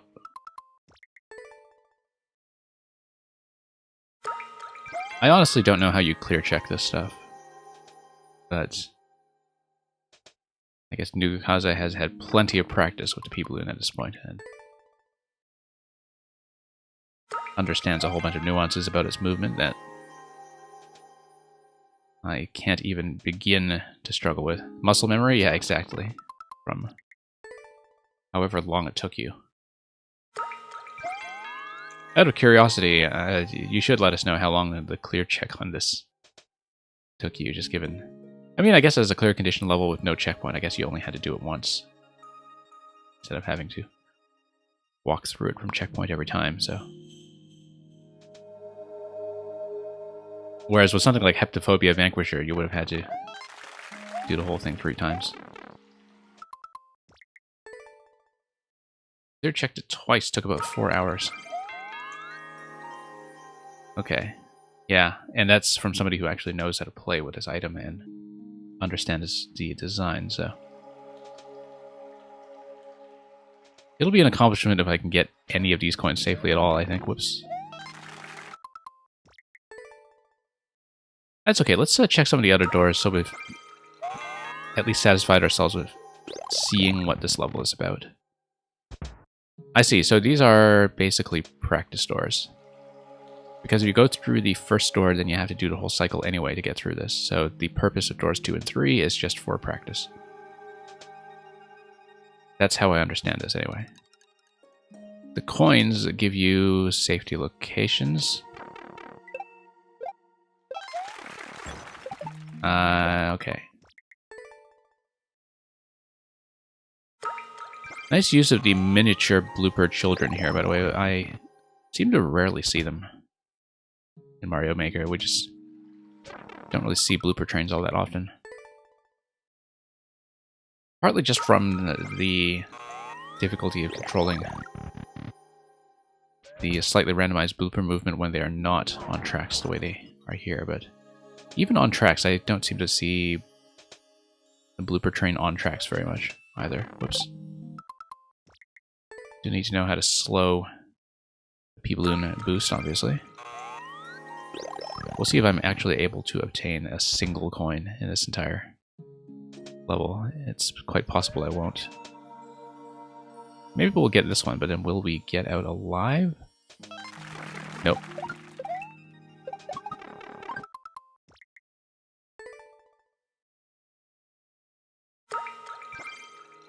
And so yeah, Nukasa, we'll just spend another probably 5 minutes or so just making sure that we've put in a fair attempt on each of these segments, just to understand what we're dealing with. I mean, the clear is pretty obviously not happening, so... But it would be nice to get even 1 coin safely.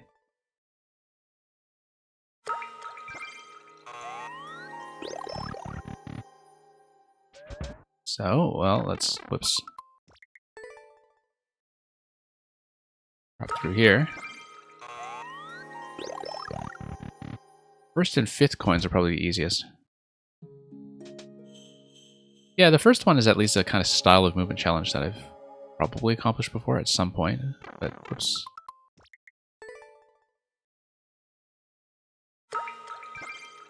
But we'll see what we can do.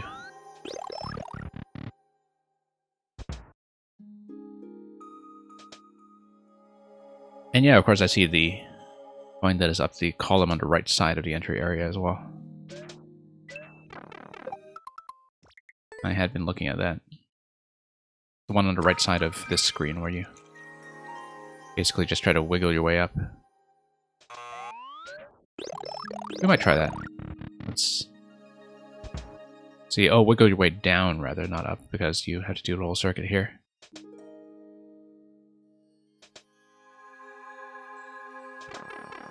Yeah, no, you do kind of have to wiggle your way down, I think. If I understand this correctly. So it's kind of like a rhythm challenge, except you need very good visualization of what you're doing. I was actually intending to take the last door, but we'll deal with it. Nope.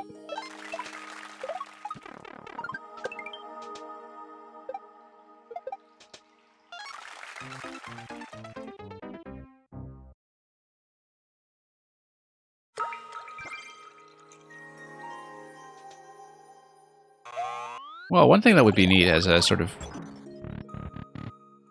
easy mode challenge, I guess, or easy mode consolation prize is to just try to clear this without maintaining the clear conditions, or just, you know, stomp through this as standard Mario and lose the P-Balloon constantly and regain it, and see if I can get all the coins regardless, just to reach an unobtainable gate.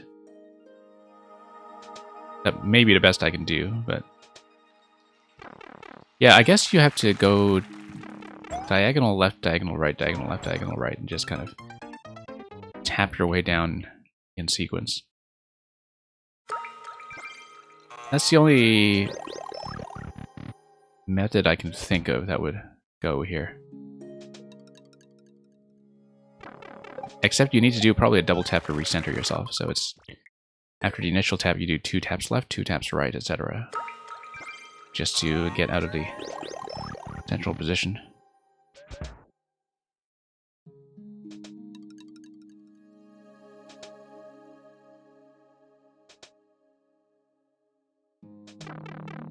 As you can see, we made it a few taps in. I'm just trying to double tap the diagonals at this point. That's the method that I'm trying to apply. But of course, I wasn't exactly starting at dead center either, so...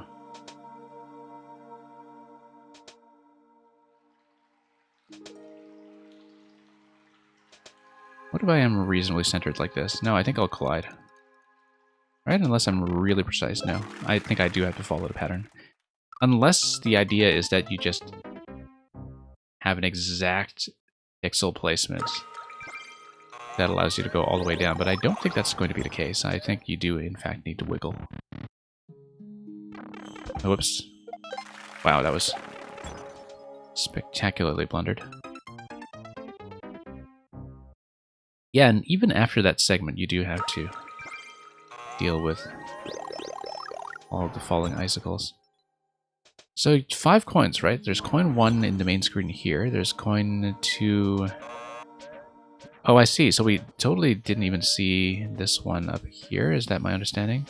Oh no, the other ones are practice doors, hence the buzz. I mean, you can cycle through here and cycle back down if you want, but there's no point in doing so. Unless there's a coin 2 up here that we just didn't see or think about. No, there isn't. It's just a... Well, then what's the point of this segment, though? Because wouldn't you be able to just skip that every time if you decide to take one P-balloon and do the circuit through the left side of the mushroom platform? Like, what's preventing you from doing that? Because right now, I don't see why anybody would choose to do this middle segment with the bloopers, unless they were... I was about to say, unless they're going for time, but even so, it would not be faster to do that then. Oh, there is a coin. Okay, so that would be coin 2. I was thinking that there must be coin 2 here, and I just didn't see it. Oh, there is a coin. Okay, I understand now why I wasn't looking at that. Okay, so we actually hadn't even seen that coin as the entry point. So now I understand why there was a buzz with each successive door. If they are meant purely for practice, including this first one here. Now it's clear to me. But then you can also access this directly if you want to practice this coin instead. So I'll just make a few attempts at this one, and then we will skip out just to be satisfied with having seen what this level is about. And how difficult everything is, which is going to be a lot more than what I can handle when it comes to flying delicately. Okay, down you go.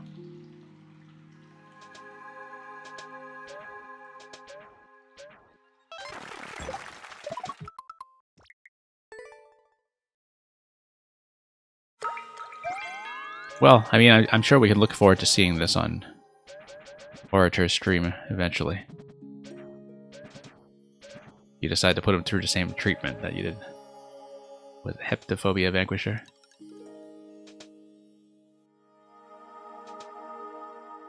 Although, yeah, there's some good precision players too that would actually be able to do this. Oh, sorry, I was going to put a like on it. Let's just dive back in and dump that in. Even though, you know, we didn't get even remotely close to anything, but there's clearly some design going on here that we can appreciate. But let's bail for now. That's good. Now I've satisfied my curiosity about what this 0.15 level is all about. Let's see who cleared it. That's 7 with that 2-minute record. And just 2 clears, yeah. So yeah, a lot of casualties here, as you can see.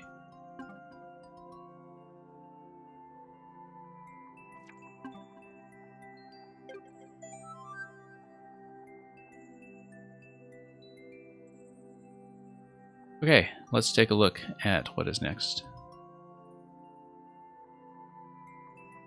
You thought you would give him one of your speedrun Kaizo type levels. Yeah, exactly. You definitely don't want P-Balloon levels to leave the impression of being all about precision flight. Honestly, the best case I've seen for the P-Balloon is probably Balloon Brain, as we've discussed before, but that is, I think, definitely not for everybody, depending on their taste for puzzles. And, you know, that goes for precision levels as well, that there's definitely an audience for that. And I'm definitely not the audience for that, so I just try to meet it halfway. Aeolian, if you would like to check in, we'll see if we can punch in this code here. And again, you had the maker code error earlier, and so we'll just try to work around it and pick what you want me to play. I don't know if Aeolian's still here. I think they might have ditched. So Aeolian, who is not appearing on a chat list, if they're gone, I will move on to this thing. Oh, actually, didn't Aeolian try to leave earlier and run into trouble with the remove command? I think that was what happened. So yeah, we'll just remove. I think that's what happened. Let me just check my chat log. So yeah, we'll just bump this. And move on to Pitch Shifter, by the looks of it.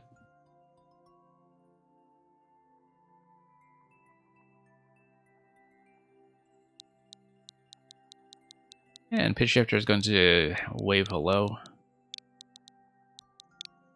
As we punch in 5B396Y T E G.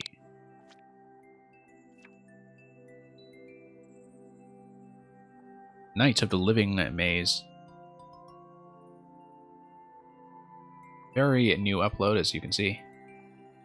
And it keeps changing in a bloodthirsty lust for human flesh. Yeah, fairly chunky looking 7-minute world record on this fight so far, so we'll see how it goes. I assume that there is, of course, the usual Pitch Shifter randomization of items and entrances that we've gotten very used to by now. Except this time it's underwater and in the dark. And which will require me to turn on the lights and also get out of the clown car eventually.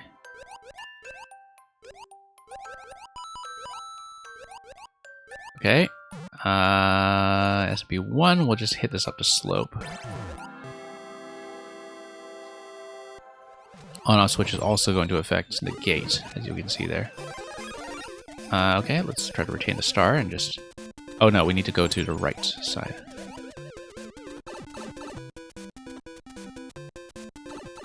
Yeah, the thing about puzzles is that they do require, of course, a lot of playtesting. Because people, if you have complex interactions, people will break them in tons of unexpected ways. Although some really experienced puzzle makers, they just kind of get the hang of catching that by themselves after a while. And even so, you know, you need to have some pretty good mechanical knowledge sometimes of how things will interact so you can catch the cheese potential in the edge cases, but I think or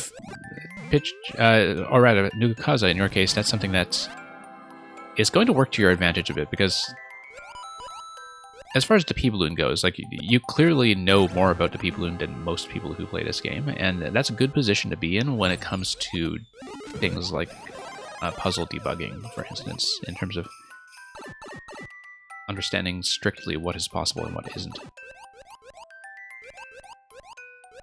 It's always a good position to be in to be a maker who is more mechanically knowledgeable about something than the player base will be. Because then at least you can anticipate cheese. And I think for puzzles in particular, that's a very important part of the skill set. Otherwise, you just see people break your stuff all the time, so... Yeah, I've seen a couple of underwater maze levels like this one before, Pitch Shifter, and including some from you, probably. And it's a neat concept with underwater, and because you just have access to so much space, like you're like a top-down adventure. And something that we don't see often enough. Not that we've really gotten many underwater levels of any sort around here. But as you can see, we're just going to fool around here until we find the key, which may be some ways off yet, but we'll know where the key door is now. And we'll just mind the booze as we make our way over to wherever that is.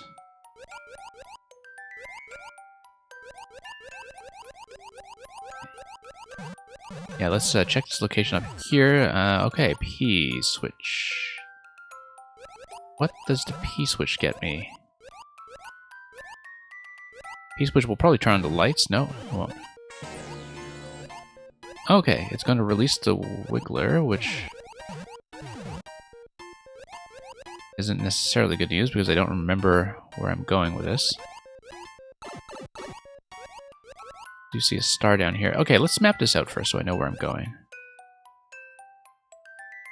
I see, because the cursed key is here, but it is P-blocked. And should have paid attention to the star, given that it was highlighting that from the start. Yeah, we'll do the Wiggler chase over here. And then we'll deal with Phanto over here. And get out.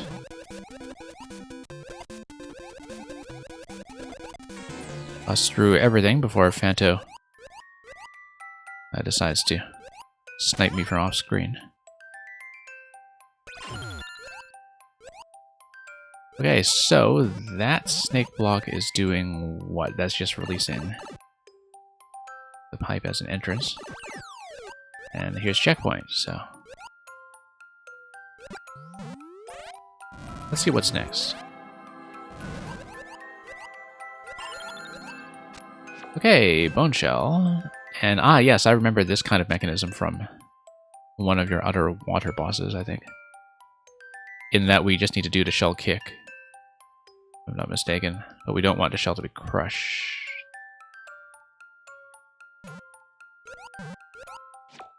So yeah, we'll just let this up to the ceiling and then do the kick if I can. Although the shell is going to float up by itself, so we don't need to be waiting until it's all the way over there to do the kick. We can just kick it whenever, as long as it doesn't get crushed.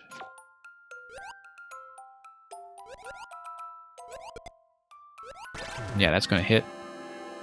It's going to take me through before I can grab a second shell, although I could have dropped multiple bone shells, I think, to retain one in that area. Maybe. No, because it would float. And so if you drop one shell to retain that on the map while you get another one, you would not be able to reclaim the shell anyway because it would float up to the ceiling and become unobtainable. Whoops. Let's watch out there. This is going to be a bit of a coin hunt as we do the maze and try to grab all 5. So, yeah. Going to watch out for the mecha missiles as they bomb everything. Oh, that's going to look risky. You used exactly the same setup as the other level because you found it goes pretty well with the clown car randomization. Yeah, I can see that. I think so, anyway. Given that we'll touch this thing, and... nope. Mistake. Yeah, we just throw this.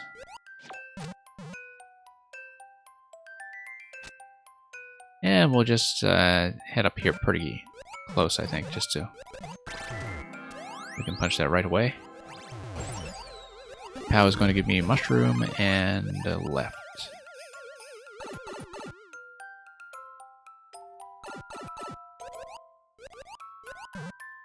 Okay, let's do this part of the traversal once again.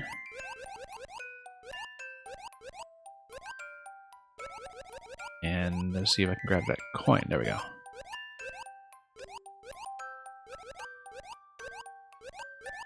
That's one coin on the left side here. We'll just try to keep the locations in mind, even though if we switch to blue mode next time, we'll have to pretty much map this whole thing out all over again. That's okay. Interesting question block placement, actually. Ah, okay. We'll take it. We can actually see. Maybe eradicate some boos while we're at it.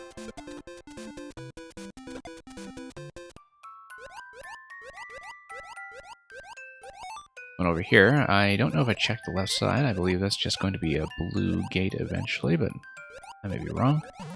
Yeah.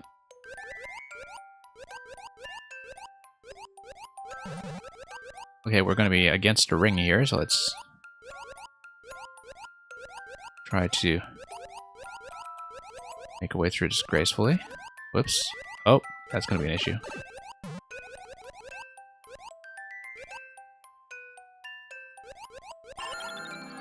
Anyway, very nice of that 30 coin.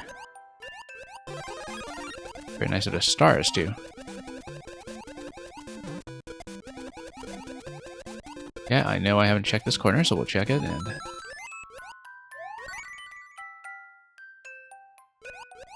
Actually, eradicating part of the ring does make certain things slightly harder to see for me, in terms of the free-floating boos that are all the way off to the side. I may have made things slightly riskier, but as you can see, we got out just fine. So you get rewarded with the Shelmet, I guess, for retaining mushroom all the way over here. Anyway, this is going to show you Clown Car and cookies and what else? I guess you just go through the door. Okay, randomizer is going to drop the mushroom over here, and then we have our choice of bosses. Let's take a look at what's through red.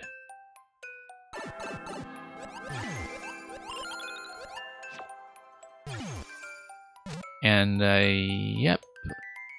This is going to be the boss tutorial, right? If we understand how our pitch shifter format usually works. And then we will drop some kind of POW up here as soon as we figure out how to hit the on-off switch. Oh, I see. No, I wasn't looking at the bumpers because the bumpers were blending the background pretty well. So basically, well, let's let the thing float. But we'll hit that. We'll probably hit a POW that comes down towards us from the one-way panel, and that will get me through everything else once I release the POW. Okay, let's take a shell, actually. Please take one. There we go.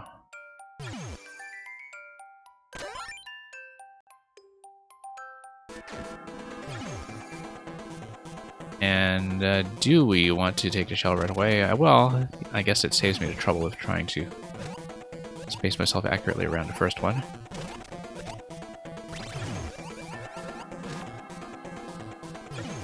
And let's do this quickly before we deal with some of the timed elements of the phase transitions. I assume that it's kind of the usual thing with a pitch shifter boss. We'll, you know, have the piranha phase and the jumping phase and the Zappa Mecha Koopa phase or something to that effect. Oh, Boo phase, I guess. But yeah, we'll have to deal with few additional enemies on the field.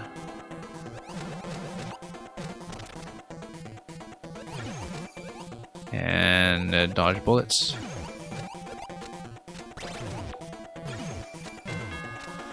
Okay, and as we expected, it's going to be mecha phase, but the fact that we can get into additional shells does give you a slight damage buffer if needed. Nope. Let's not choke here too badly.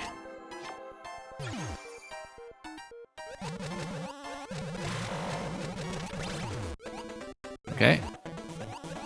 Let the piranha come all the way down, and then we get the key. And then we get the key door. Okay, I guess we didn't do the blue fight. I don't know if the blue fight is one that would have been familiar to us from a different level or something. Totally new, but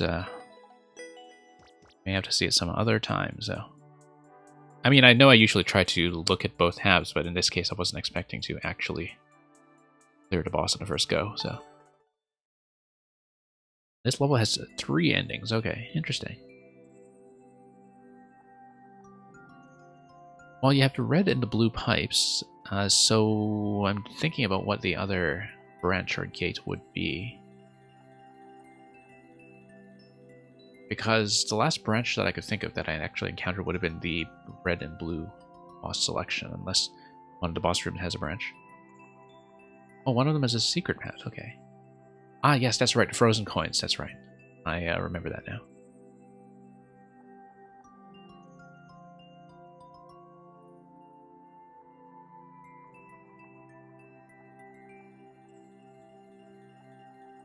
Okay, looks like we'll just go next into whatever Donkey Mint has decided to show me today.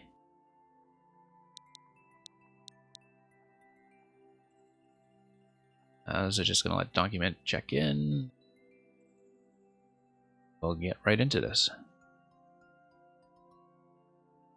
I actually don't know if Donkey Mint had to dip out, in fact.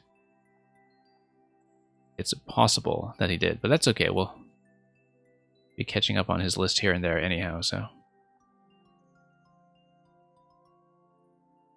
Yeah, because I don't see him on the chat list, so we'll probably just move on to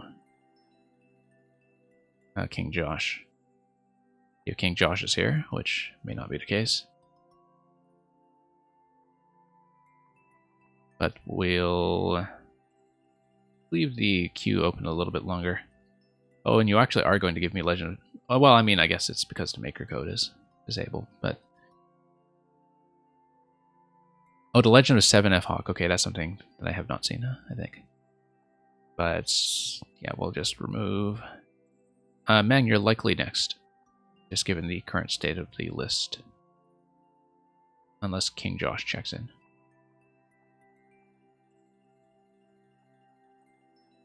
We'll just give King Josh a moment here. I don't see them on a chat list, so do expect to get to Mang.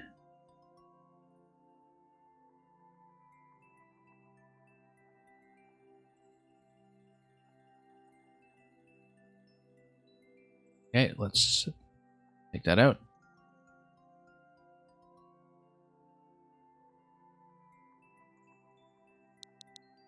And we will be entering CCG 39R KYF.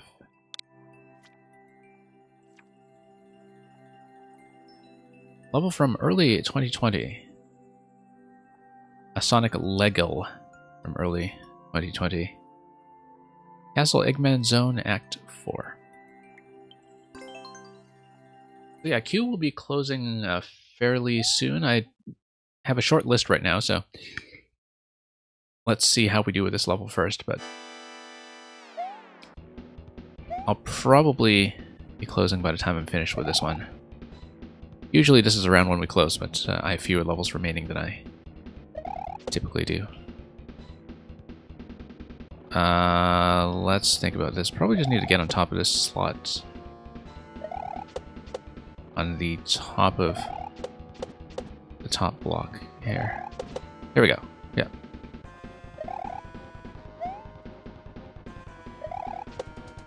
And then... yeah, we'll just need a slightly better timing on that one, but...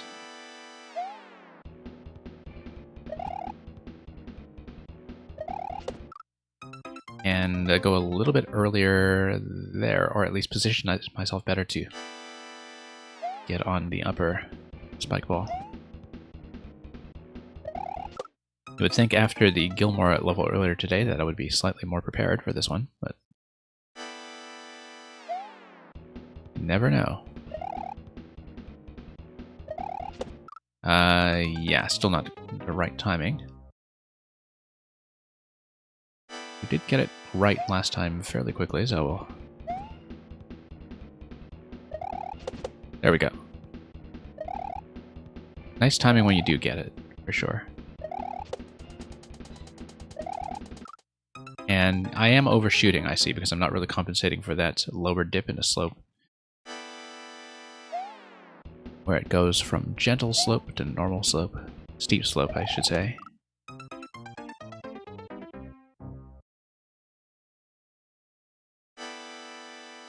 So we'll just spend a little bit of time working this out. And compensate there accordingly. And yeah, just short bounces on that one until we have the opportunity to get up onto the upper spike ball after that.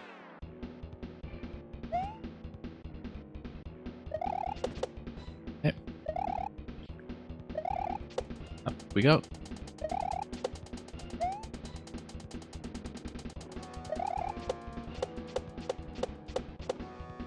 And yeah, that's pretty understandable. Slide there. And then we'll spin on top of this guy. And we'll have 3 one-ups for Endless, of which we will obtain only 2. This checkpoint.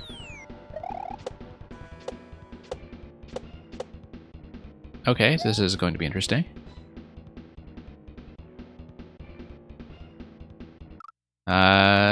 No, let's not try to do it that way. Let's actually time it out properly. Whoops.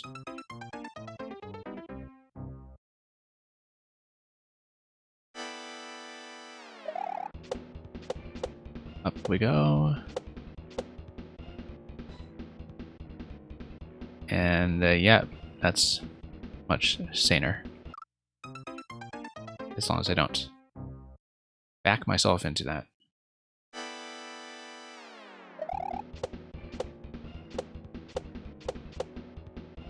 Okay. There we are.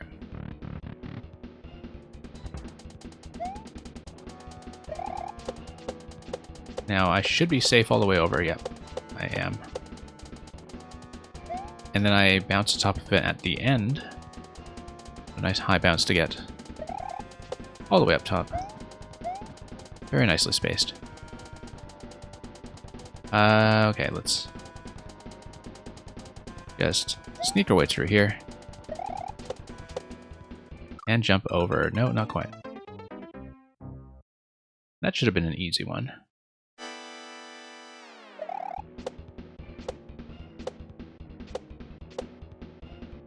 But let's let this go up and down. I guess this was also, if it was from early 2020, fairly soon after the release of the Spike Ball.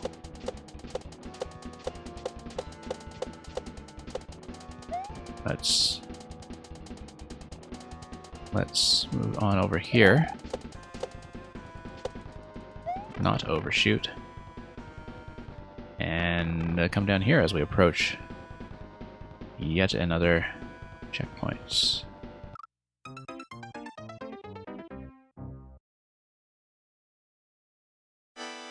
Okay, fairly close to getting out of that section. This is going to be fairly gentle for a main level. Just because the mechanic, I think, is pretty familiar to us by now.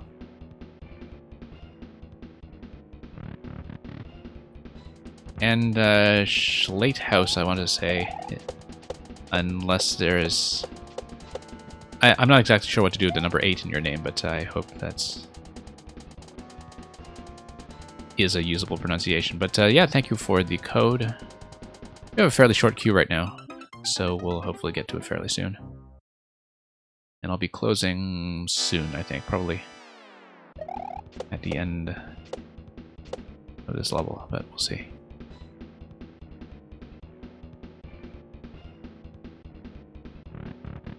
Super Mario Speed King 70, okay.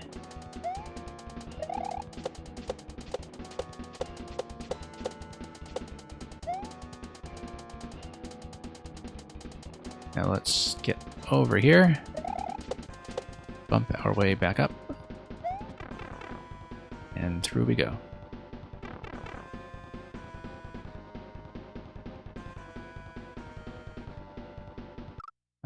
Nope, still kind of backing into that a little bit at the very end. Don't need to be that timid about moving on to the next spike ball circuit. That zone.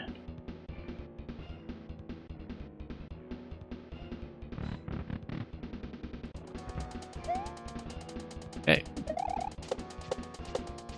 Love the little acceleration here on the roll down the slope. Going both ways.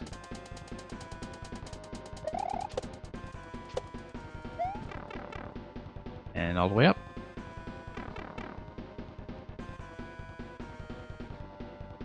Okay, let's mind my spacing this time. Hit checkpoint, and then... Okay, it wouldn't really be main level without trampoline at some point. We just have to go through, given that spin jump will not be possible here. We just need to spring it right through the loop. Like that. Not quite like that, but you get the general idea.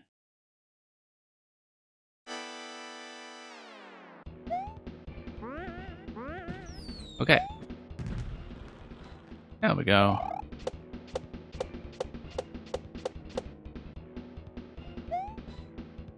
And, oh, whoops. Too busy watching the spike ball, I just didn't really think about my jump. Seemed like I was supposed to time my way onto that platform such that I get onto the falling platform, but with the spike ball close enough that I get onto spike ball and then ride it out to the right. I think that's all pretty clear.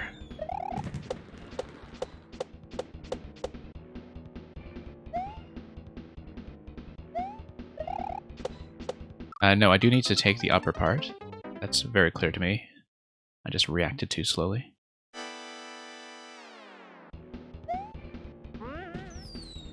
Okay, love the little fireworks display in that location too. Works pretty well. Yeah, we'll need a few bounces there initially, and then we get up to the top section and come back down.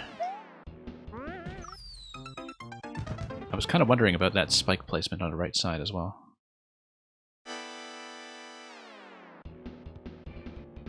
I guess just to enforce some forward motion there. So you can't just drop directly off the platform. I mean, you couldn't drop anyway, you'd have to spin jump off of it, but I'll clarify what I'm talking about when I get back to that location. That location is coming up now. Yeah, right here. Yeah, I was watching this spike over there, and I guess that is just to keep things going. Nope.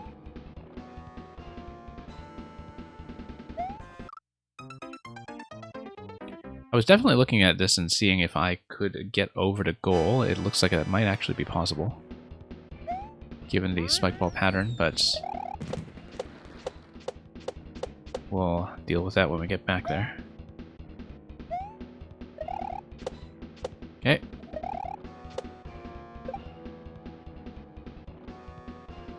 And yeah. Pattern here should be pretty much synchronized in every cycle, so we just need to... Nope. Actually, spin jump over the big spike ball when it is at the bottom. That's how to do it. So... nope, not like that, obviously. Mint Mellowcat, thank you for the submission of Mario Flies a Plane. Glad you got that in because we will be closing the queue fairly soon.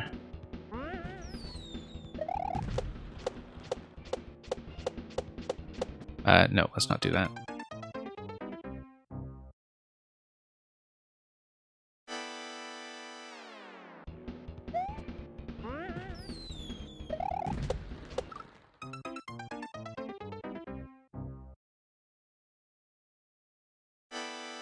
Well, we'll see about that ending. I mean, I think the more levels you've made, the fancier you've gotten with ending segments. It's very true that I don't see any sign of Boom Boom here. Yet. Don't know if he's going to come out and surprise us at the end, or if this is old enough as a Mang level that was not yet established as a convention.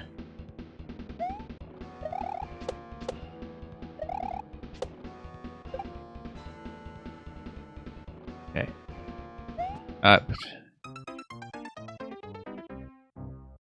Still not quite doing that correctly. I am overcompensating for the movement that I'm attempting, which is to get into that slot quickly and then jump on top of the large spike ball.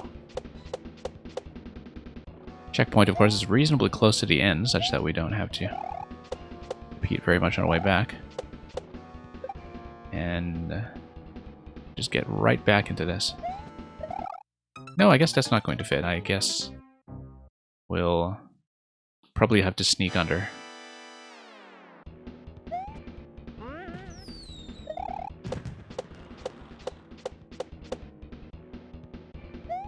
Okay.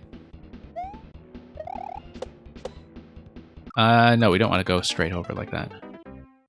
That was just an overshoot.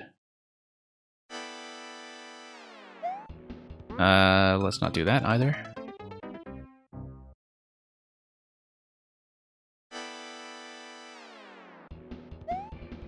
Okay, make a jump, and through we go.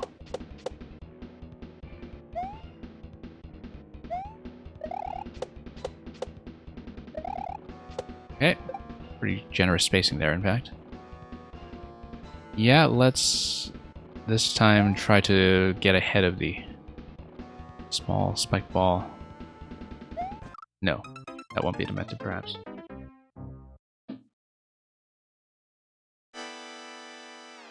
Yeah, I haven't quite decided if it's safer to try to go under the big spike ball or to try to spin over it. But I feel like I can't actually spin over it. Because maybe you can if you just kind of get clipped on top of it, but I'm still kind of uncertain about that location. At the very end. Let's go back there. See if I can sort that out.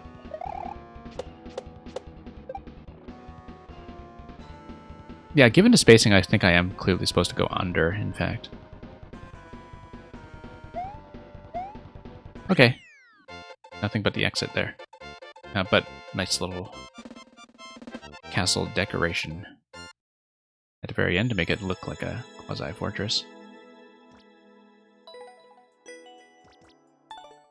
Thank you for that, Mang.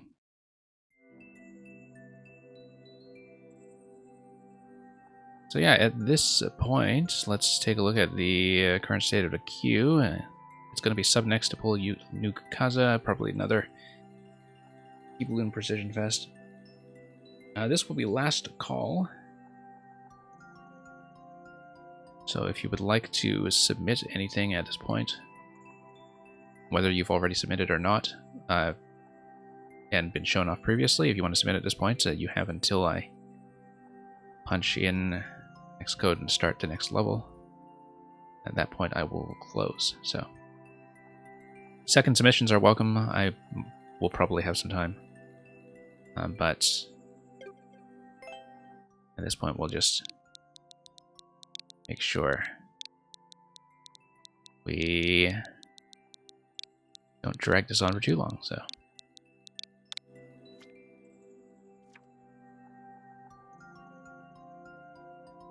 Okay, 0.62%. Request for 7F Hawk to fill his heart container. 7 red coins in Super Mario World, so we'll obviously be playing not as Link, but as the P-Balloon.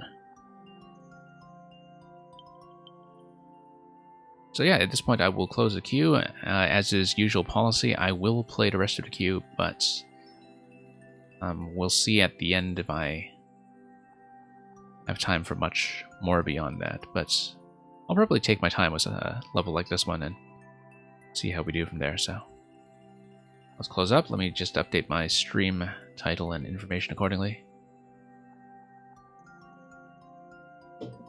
And we'll try to keep this stream down to a reasonable time, which never works.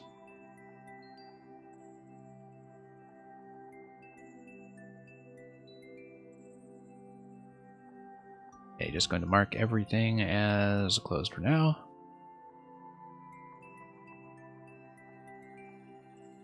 Get the bot back in order. So this is a level from December 2020. Let's see about those coins.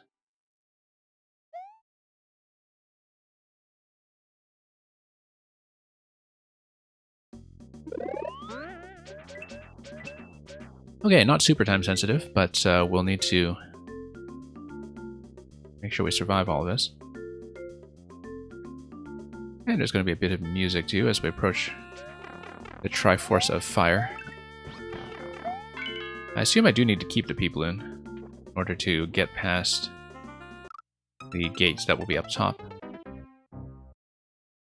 So let's just do this initial segment here, and then we'll get into a multi-coin checkpoint thing.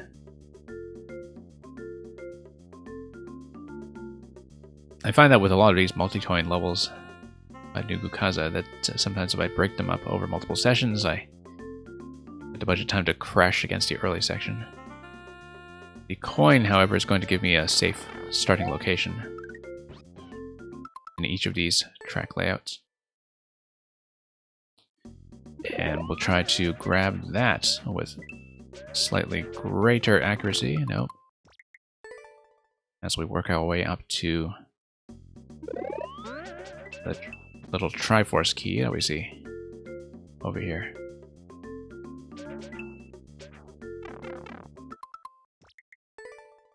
It might not be a multi-checkpoint thing, but we'll see. I mean, there are 7 coins that are required. And 7 coins total, so it's not going to be a safety coin, perhaps. We'll find out soon enough as we actually play the level. I want to get ahead of the coin slightly, I think. Otherwise I'll have a bit of trouble getting onto the track and staying safe. Nope, overshooting.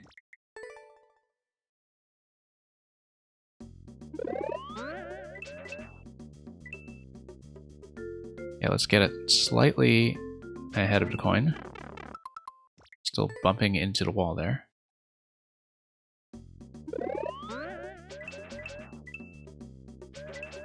Nope.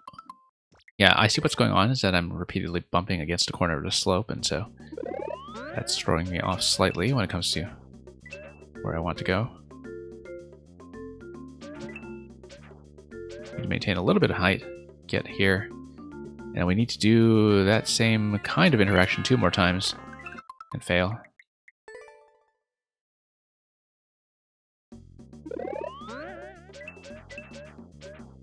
Alright, let's try this again.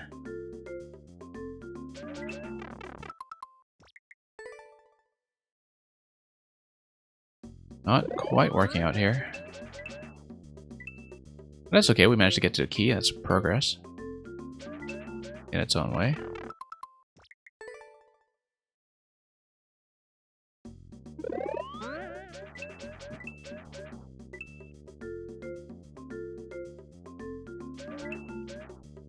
Nope.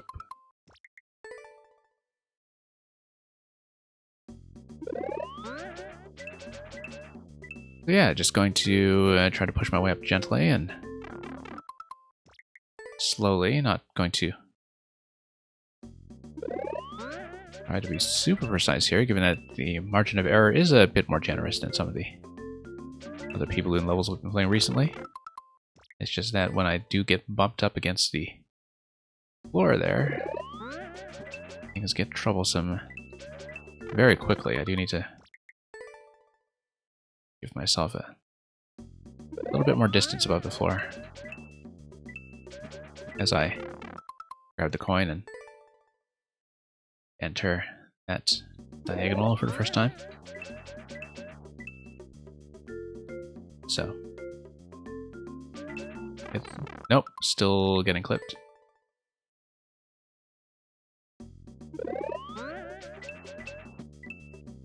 Yeah, having to do this 3 times consistently is not going to be simple. That's just the early part that we're dealing with.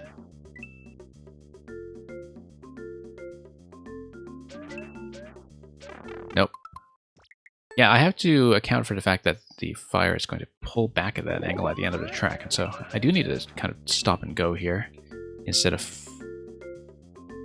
following a constant pace around the circuit. Because if I just try to keep pace with a fire, I am going to get clipped when it pulls back on the corner of the triangle. So I do in fact need to stop and go a bit and let the fire pass and pull up. Assuming I get that far in the first place, which as you can see has not lately been the case. So we'll let everything go here. And there we go.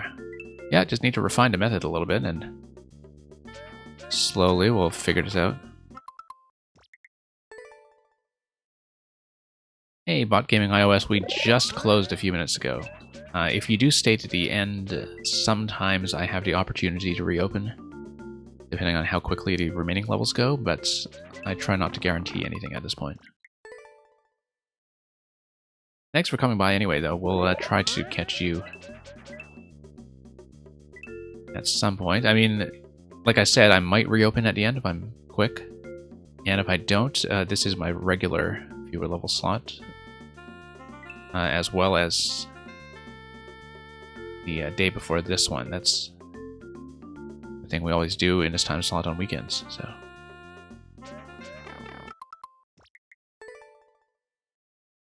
And yeah, there are only 3 levels. We'll see. I mean, this one could potentially be a very long one that I'm playing right now, so... if we get through it, we'll open up for more. But I just try to keep the stream time under control, so... You learned several new techs creating this level. Okay, that's interesting. Well... I mean, this was in December 2020, though, right? So I would assume that some of that has been applied by now. Oops.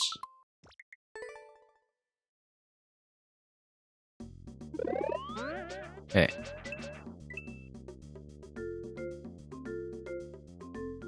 Try to get ahead of that a little bit? No.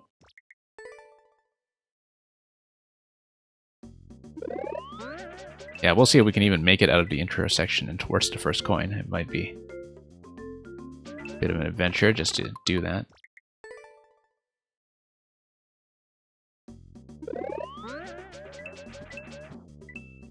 It's always interesting to see mildly Zelda-themed levels that do not actually involve Link.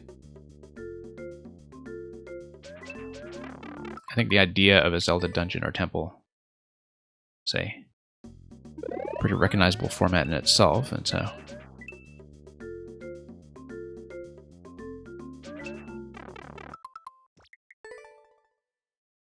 It really goes to show, though. I mean, this is in the Super Mario World style, of course, but it really goes to show just how much thematically we sort of lost by not having mystery mushrooms and amiibo costumes return in this game.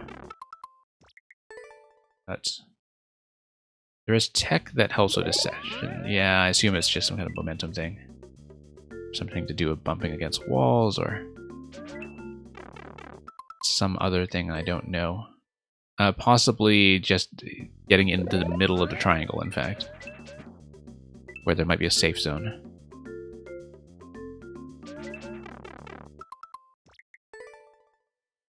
But we'll see. I just have to crash against this until I actually manage to get through all 3. And then if we don't beat the level, we just need to crash it against it again next time I attempt it. But we know that about the intro section of Heptophobia Vanquisher as well, so... Nope. Trying to push a little too early out of that.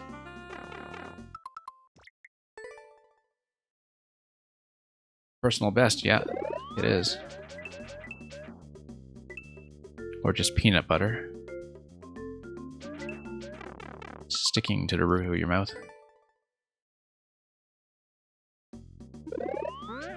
Or just pea balloon, for that matter. A PB onto PB.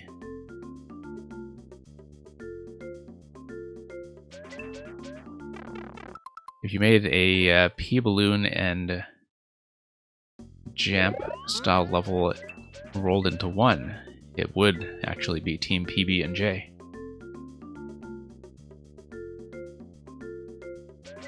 Okay. Start over.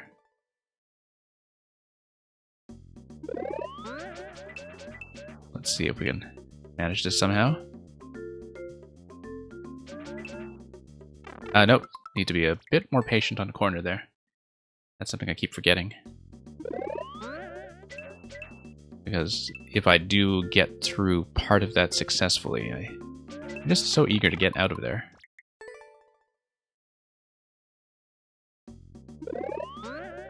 Okay. This corner over here, too, this guy. I guess that's just something to make the slopes line up because of the block placement, but... Actually, no, I mean, this guy here, I guess that's just there to make my life difficult.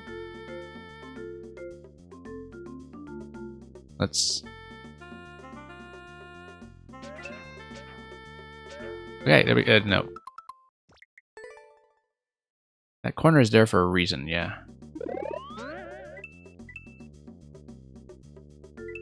I guess if you kind of go up the slope from the side, like, you know, if you do this,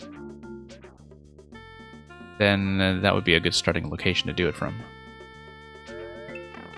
Not at that speed, obviously, but... You know, if you decide to push up this way, then you don't need to do the spin as much. That works quite a lot better, in fact.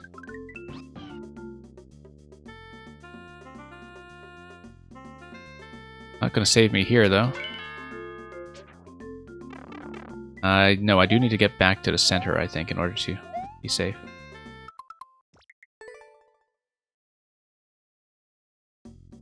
And yeah, Mint-Metalcat, I always get through everybody who is queued at the time I close. So, if you're able to stay, you will be played. I don't leave people hanging in the queue. If I can help it. Okay, that feels a lot better. Like I said, doesn't help me with any of this stuff here, but we'll get back into the center. We'll get back into the center. There we go. And then I'll just follow the bottom. Nope. Not building up enough speed there. Everything turns the corner, so... Yeah, I guess that's specifically there to sort of obstruct a diagonal flight.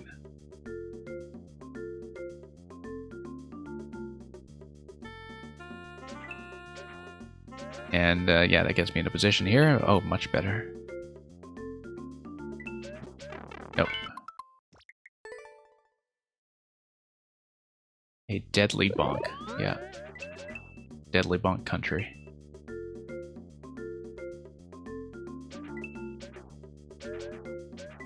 Okay.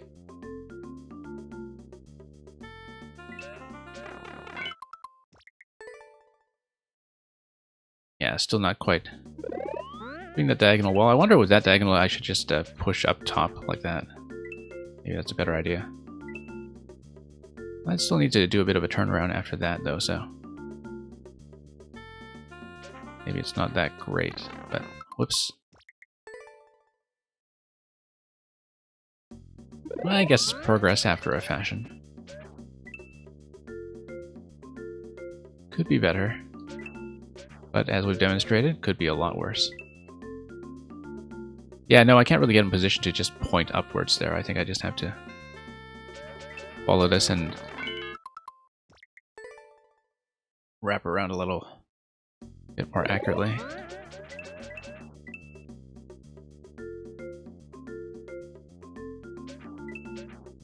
Okay, up we go. And we'll just get in position here to try to get ahead of the fire slightly. Nope.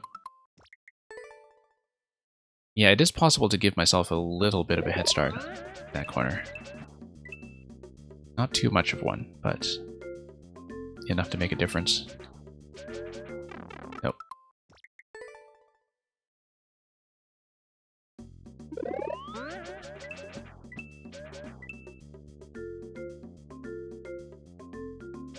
Okay. Let's get over here. Nope. Do need to boost a little bit there, unless I turn a corner a bit more precisely.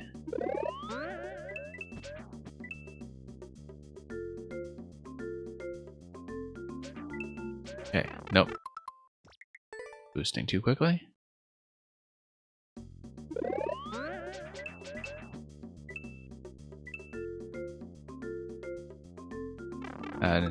Yeah. It's not the way. Okay, let's see what we can do. Get through here. Get slightly out of the way into position.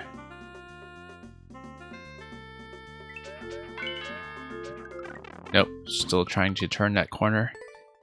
Yeah, the thing about the P-Balloon artwork is that I can't really always see when I'm going to bump the corners, just because the hitbox is a little under what the pixel art suggests, and so the sprite has a way of disguising the corner in such a way that I can't necessarily anticipate whether I'll hit the edge of that ground block on my way out. And that is getting to be a bit of a problem, I think, in that I don't know always if I'm standing a little bit too close. Whoops. Too fast.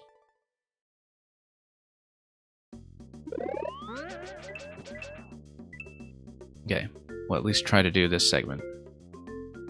Don't know if we'll get much done after that, but we'll just have to see.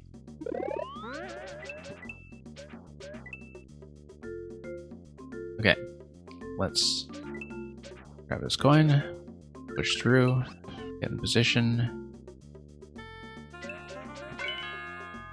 Nope, still turning that corner a little too aggressively.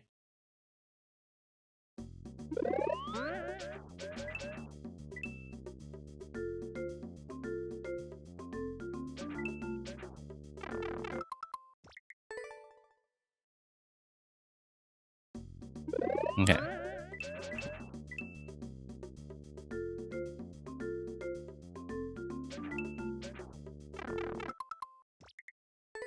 You would think by now that I would have a little bit more consistency there, given that we do have a method for it, but it is a pretty tight corner.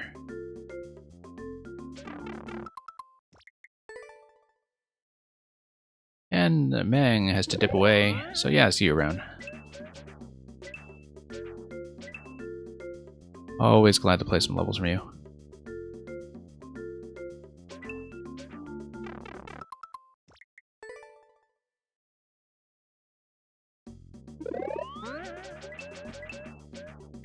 Okay.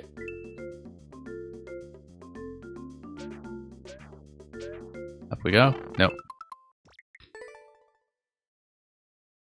I have to say, looking at the clear rate, which is higher than a lot of the other precision stuff,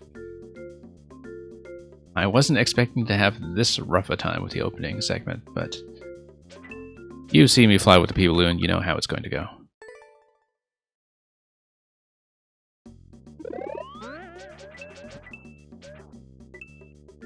Okay. Yeah, still have to learn to wait a little bit when that pulls back on the corner of the triangle.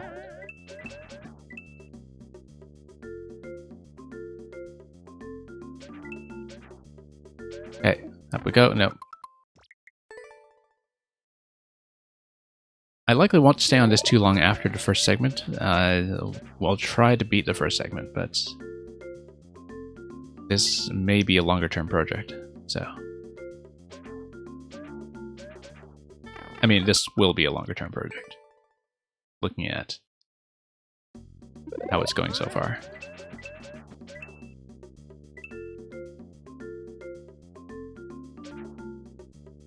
Okay. Yes, you may offer an observation. Given that you probably see what the problem is with my ability to play with the P-Balloon. Whoops. Pull back a bit on that. Try not boosting against the slope. Oh, you mean just gently pushing against it? Yeah. Yeah, I didn't know if I would be able to outpace the fire that way. Oh, I see. Okay, okay, okay. Yeah, because I have to slow down there anyway, that's true.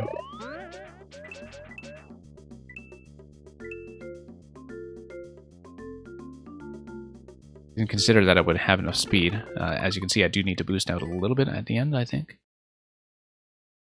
Otherwise I will be getting out of there a little too slowly.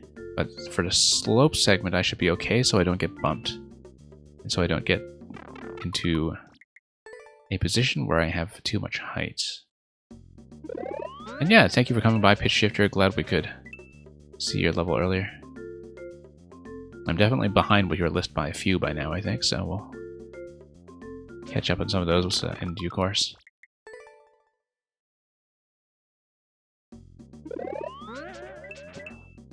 Okay.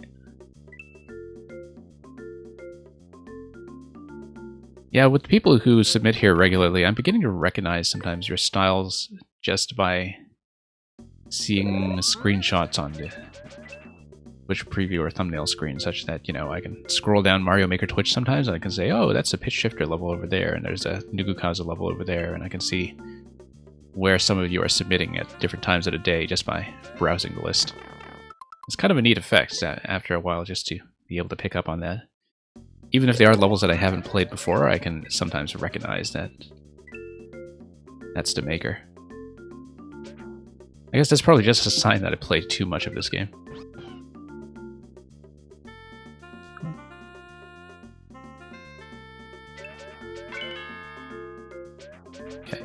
Okay, there we go, there we go. Personal best, personal best.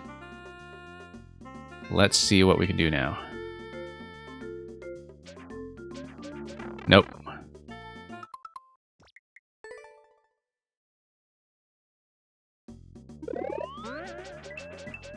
Almost there.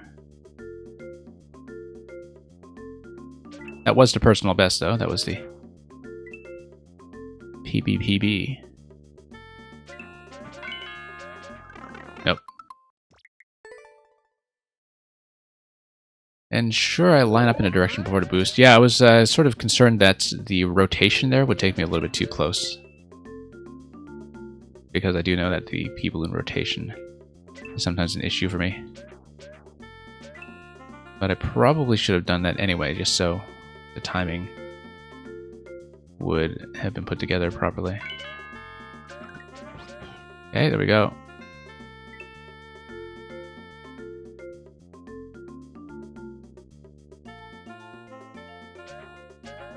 Nope. Too much of a boost.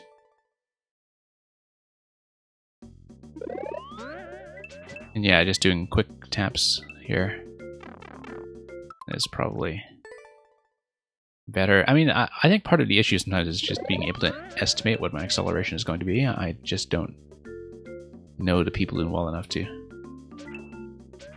really guess at my speed in terms of what kind of tapping pattern is going to be required, or whether I should just drive without the boost. That's one of those other things that just comes with lots of practice, I think, in terms of understanding how this is going to go mechanically. And in the same way that, you know, when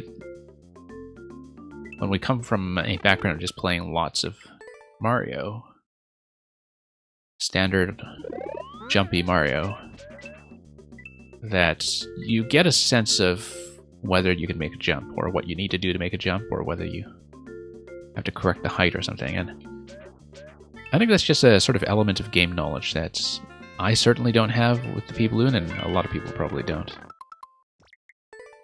Just in terms of estimating the boost, the same way that you would estimate a jump. And so we'll see. Oh yeah, boosting too high again off the slope. We're so close to the end of the segment, I would at least like to get to the end of this segment and see what lies ahead. But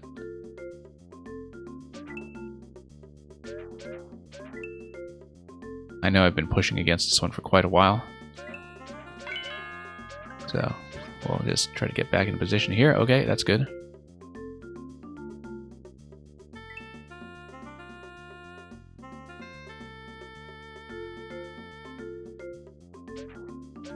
Nope.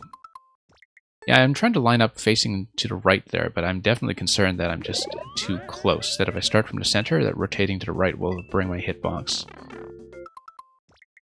close enough to the fire that I'm not going to be in a safe position, even just at the point of takeoff, so... I'll see. I should have tried it anyway, though, because I haven't really been trying that accurately at all. Nope. Difficult corners everywhere.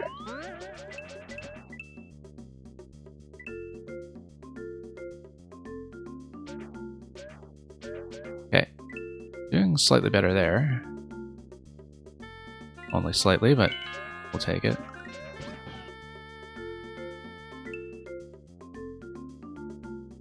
Okay, let's rotate in when I have the chance.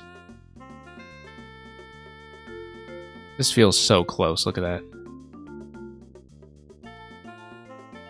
Okay, we're in a better position now, though, so... There we go. That was all there was to it. So you'll have a Zelda heart piece. And we're not going to seriously continue past checkpoint, of course, but let me just see. I guess this is going to be a multi-checkpoint gate. Yeah, and so... that's at the point when you've gotten more of the heart piece. This is, I guess, just the 7-Hawk icon, 7F Hawk design by the look of it. Oh, there's a cat claw, and there's the safety coin. And yeah, I'm not going to actually continue from here, but I'll at least look at one or two of the rooms. Obviously, these markers are telling me to spin jump.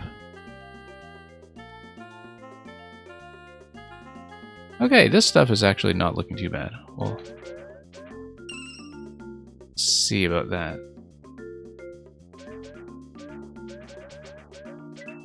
Okay, let's not get chumped. And okay, this will be interesting.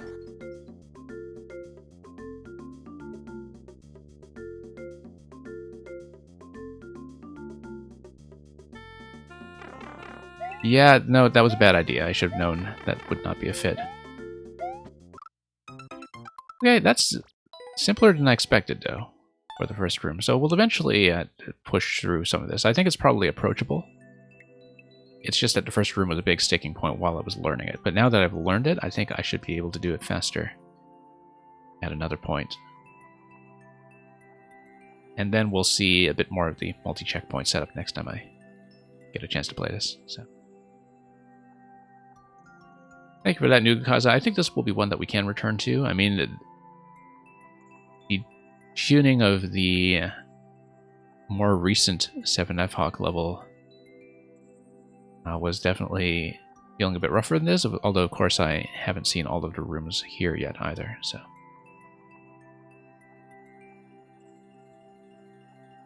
Yeah, thank you for that. Let's move on to the queue.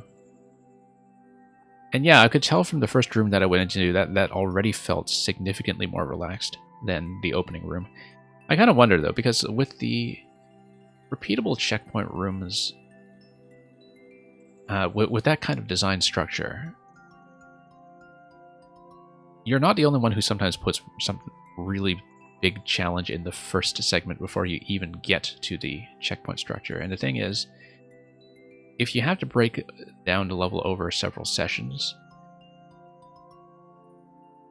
I kind of wonder if the opening rooms should be that difficult, or if they should be something that's, you know, relatively trivial, just so people can get back into practicing the segments that they haven't learned yet, if they have to break it down over multiple sessions. But, you know, that's not something that just applies to you. I've kind of picked that up on a lot of other multi-checkpoint levels in the past as well, that sometimes, you know, the first segment is going to be particularly hard as a gate before you get into the checkpoints. You just end up doing the first zone a lot. So let's see what's next. Yeah, thank you to the patience of everybody who is remaining in queue. Let's take a look at the code that you gave me. You said you were giving me a level by Samuel and that this was not the initial one you wanted to show me. But I'll let you decide whether you want to see this one or the other one that you originally had in mind. So yeah, just let me know if you'd rather see Molarity or if you'd rather see something different. This one is cool. And there's chemistry. There's Avogadro's number. Light Mulkaizo, 2 CPs. Molarity equals moles of solute over liters of solution. We'll keep that in mind.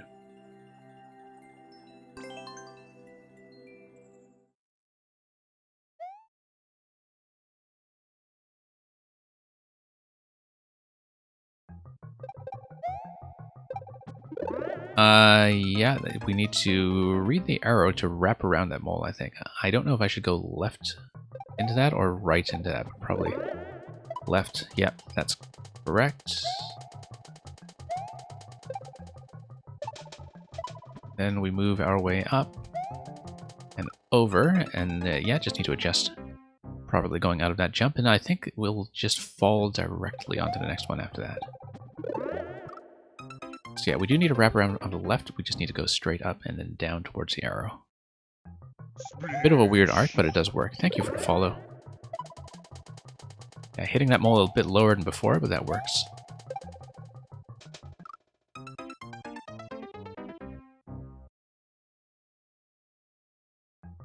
And yeah, Nicholas198374, thank you for the follow and for dropping by.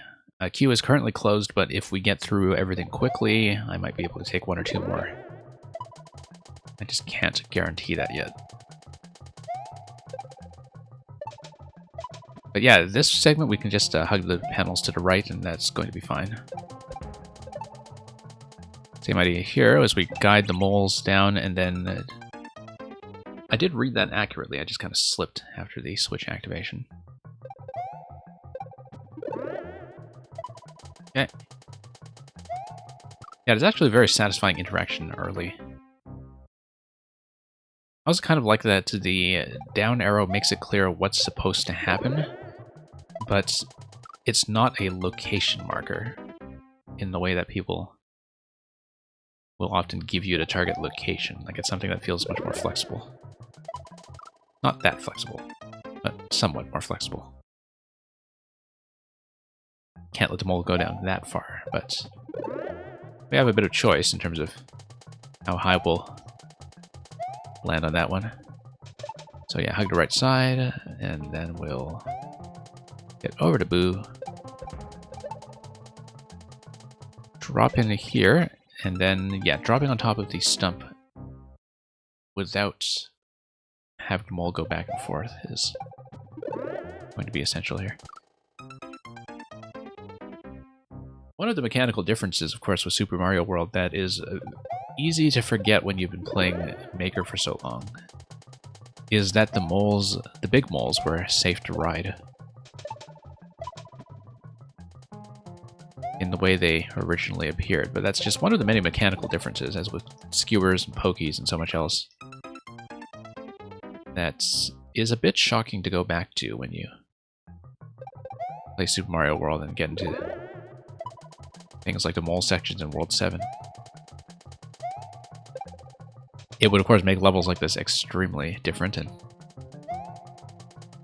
not quite possible, but let's not go that early. You could probably also wrap around from the right on the first mole. I don't know about that. You can try it. Yeah, you can. I like that it's flexible. I was concerned about my momentum there if I dropped in from the right, but we're close enough that it was not actually an issue. Dropped too late this time. Still haven't found the right timing. It is marked by the track, of course, but we need to accommodate our existing inertia. Yeah, you really do need to crank right, though, if you're going to do it that way. Surprisingly safe, considering how low I hit the mole that time. Okay, up we go. And forward. I feel like I went a little bit early, and that the purpose of the first coin was to encourage me to go a little bit later on that jump. Just so we give the upper mole enough time to come down and join us.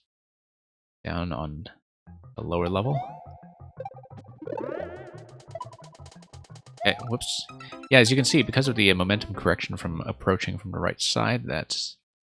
I can have some itchy feet there when it comes to repositioning myself. But that's going to feel pretty decent, though. Pretty safe.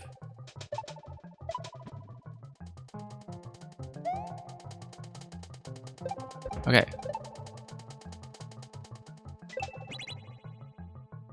Yeah, the mole tugging here is going to throw off my timing slightly because of the way that I was standing to the left of the stump and tugging both moles back. I don't know if that desynchronization is going to do much for the timing of getting the upper mole down. It seems like it is a potential source of some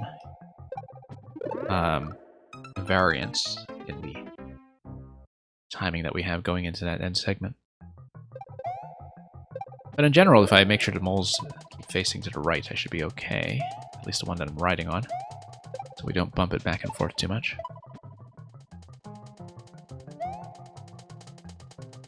Okay, down we go. Nope, too late.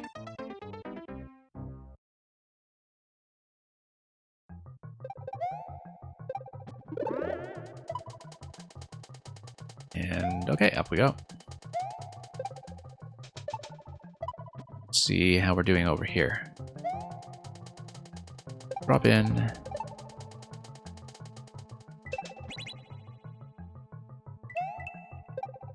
There we go. Very nice. Also, very nice to have divines under the pipe. Yeah, going to get into mole activation range over there. Just a bit of a late reaction going over the top, but we'll get it eventually. Also notice that as you entered the zone, there was an on-off reset back to the on stage, so you can match up with how things work when you respawn from checkpoint.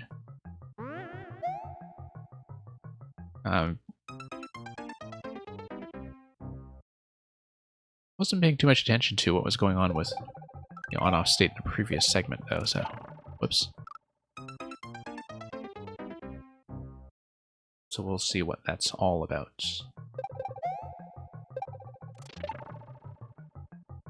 Okay, gonna bump all the way up and off screen. That's always something that throws me off a little bit when I can't quite see where I'm falling. You just need to have a pretty good sense of your own inertia. Or just do a slightly lower jump, that works too. Okay, I did get a sense that that was the right idea. I just didn't position myself very well to catch everything in a proper sequence. There we go. Jump.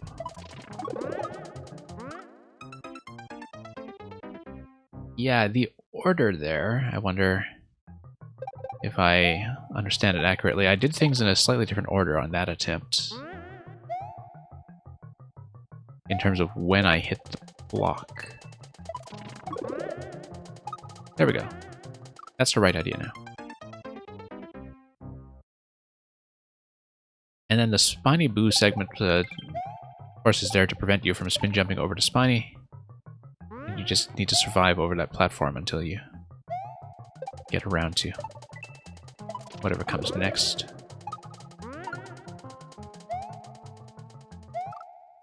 And going a little bit early there, but that will be the idea, that I get onto moles on the right side and maintain position until there is an on-off switch activation, which we haven't seen yet, but which might be something positional, I guess.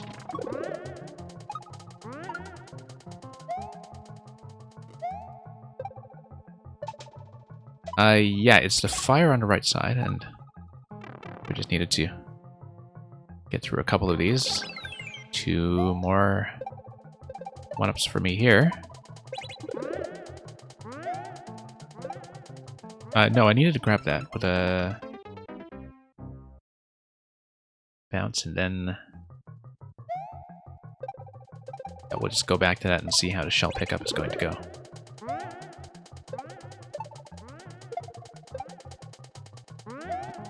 And then we head down and hit the gate. I don't know why I thought I could jump there. That was maybe a little bit impulsive.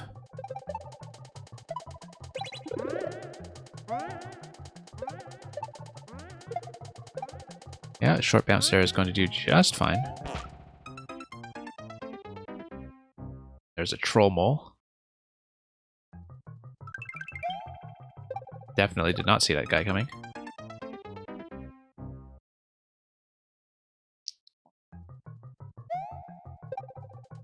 And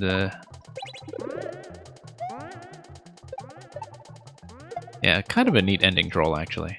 I don't say that a lot about things, but... Oh yeah, because it actually just fires out at you. It pops up under the gate, and then it projects forward with a trampoline that's buried. That's how it works.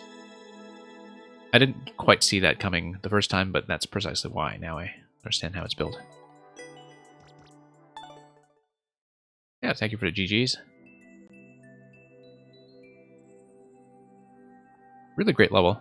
I think I was kind of ahead of the clear rate on this one, but it's one that actually did fit my skill set decently, so.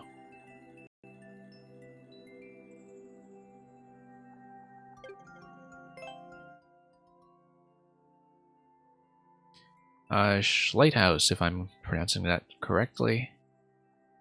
Thank you for your patience in waiting so long to get played. We'll pull up VV3 GKY FTF. Super Mario Speed King 70, 1 clear and 0.12%, so we'll see how it goes. The world record is 1:09. That is just under 70 seconds, of course, hence the title. And it's fairly tight against the title, so we'll see how this works.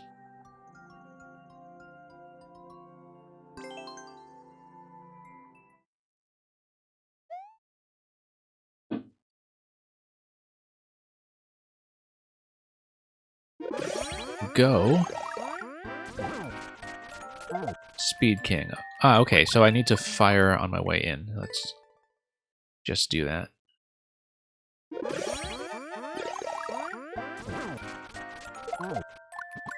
Okay, so we just tap a few times there to get in. And then we need to... Do I need to hit that on-off switch? That seems to be... I think it's going to be a little bit rough, but...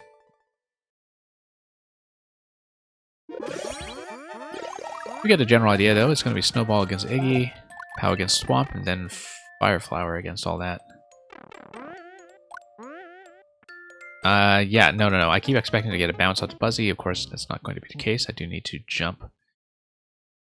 Didn't think that it would get a decent amount of momentum from the jump to get all the way up to that on-off switch, though, so I don't know if... Ah, I see. Okay, no. We need to jump up top. That's the way it goes. And then the deflection on the shell is what's going to collect the coin, maybe, unless I drop in that location, but I am clearly supposed to go up to the top as I get up the jump block here.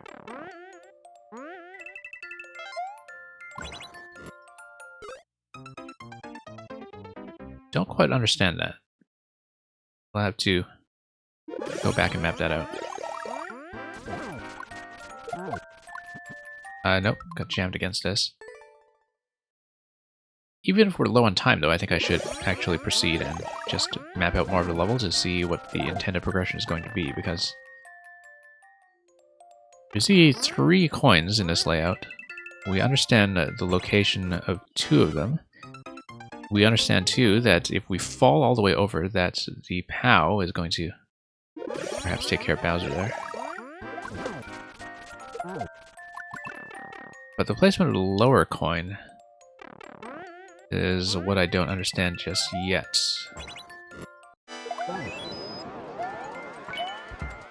So that's 2 coins, and we're missing that 3rd one that was in the earliest segment, and so I don't quite understand what we're doing with that one at the moment, but we'll see. I would imagine that the key door is required. Okay.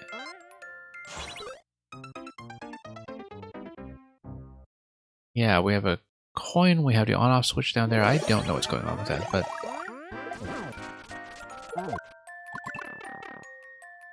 could be a second pass through the segment that we just don't know about yet.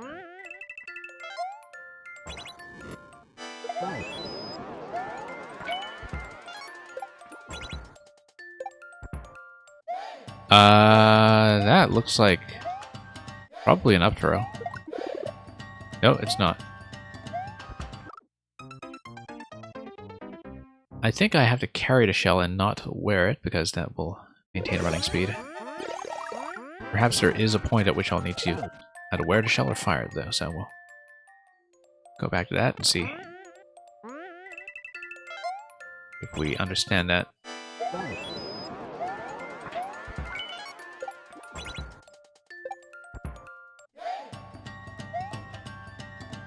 Okay. No, that's the wrong idea. Let's scout ahead anyway, just to see what's going on.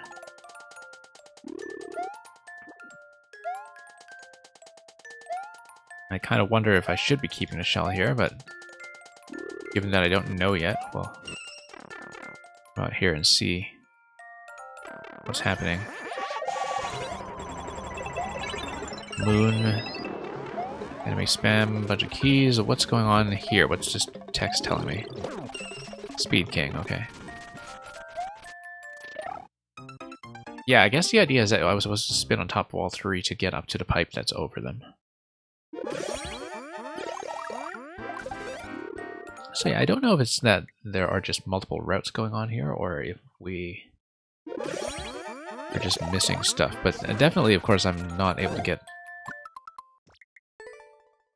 a key off of collecting all 3 pink coins so far, because I just don't see a route down to the lower one. But we'll see how much correction we need to make in order to make all of that happen. Okay. I wasn't expecting to get peeled by the icicle there, so we'll let's restart this and see if we can do it any more cleanly. Nope, still a little bit too late on the POW against that thwomp. We'll just need to go a little bit faster.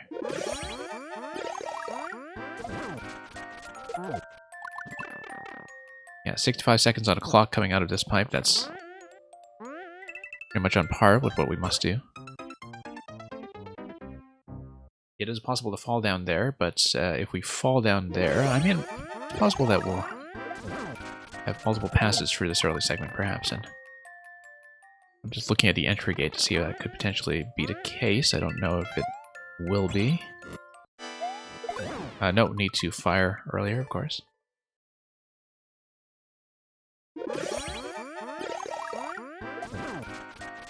Okay. No, got slowed down a little bit by a second. That will kill me eventually, but we'll do more of the level first just to see it and map out the route. Yeah, coming a little bit low into that jump, that's the issue there.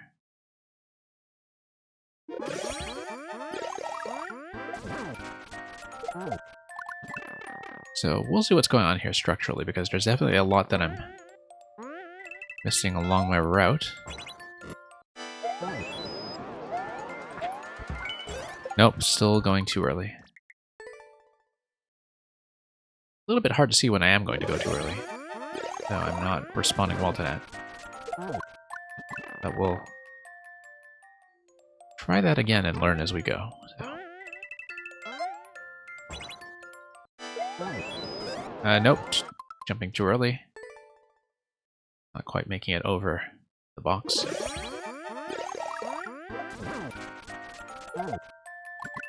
It's got slowed down by a second there, so that's going to be too much.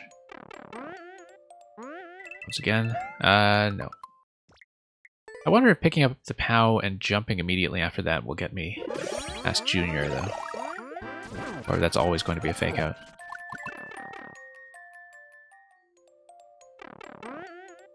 There are clearly multiple pathways here, or at least the appearance of multiple pathways.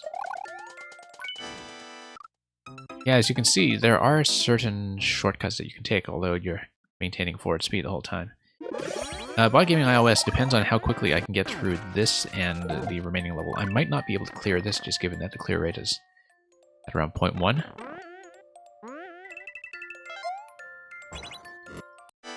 But I may be able to take one more at the end, so we'll see. I just can't guarantee it at this point because I did close the official queue.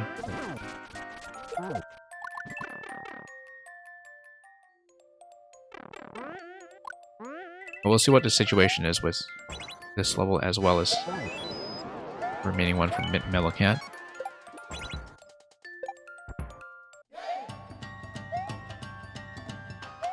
Okay.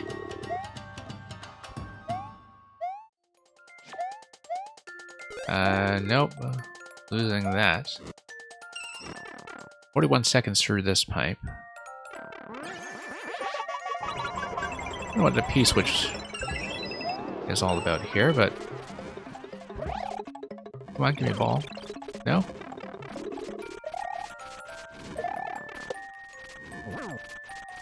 Nope, hitting a star there is going to get me in all kinds of trouble. Let's just get out of this pipe and see. Oh, I see. Okay, so it's just multiple entrances, and yeah, generally just multiple routes into everything in this level.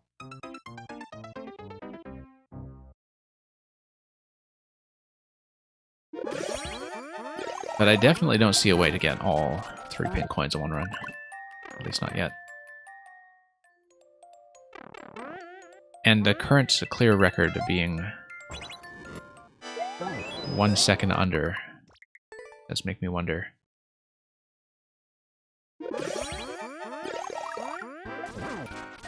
So yeah, obviously there's quite a lot going on in the Koopaling room that we get into after this section. And there's a lot there that I don't understand yet. Need to jump later. I would have assumed that I needed to spin over to Koopalings in order to get into the upper pipe to exit that room, but...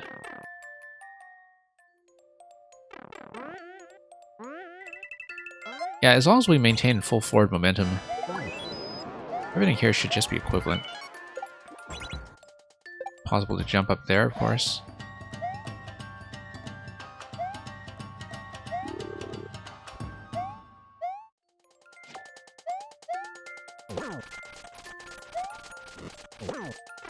"41 seconds going into there." That's sort of on par with what I was doing previously.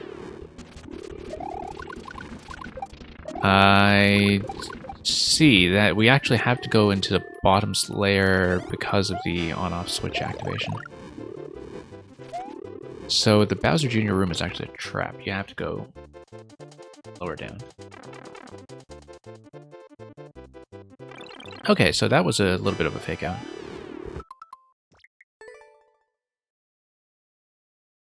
And yeah, like I said, Mint Mellow Cat, we might not be able to finish this one. I might fail on it and get to yours before too long, simply because low clear rate, and we're still kind of mapping this out. Having fun with it so far, though. It's just that we are still in the initial stage of understanding how this layout is going to go and what the routes are going to be. There are a lot of red herrings here in terms of bits of misdirection about what a correct route will be. I don't think I absolutely need to keep the spiny hat there, but I'm doing it anyway because that simplifies things.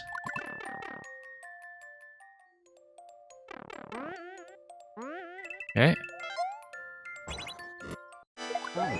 Nope. Fine, we'll just not keep the spiny hat and see if that changes anything whatsoever.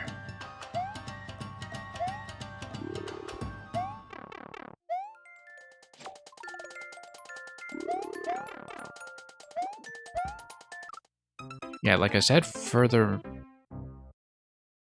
than that, we previously managed to get into the pipe at 41 seconds. Really need to fire earlier, that zone here.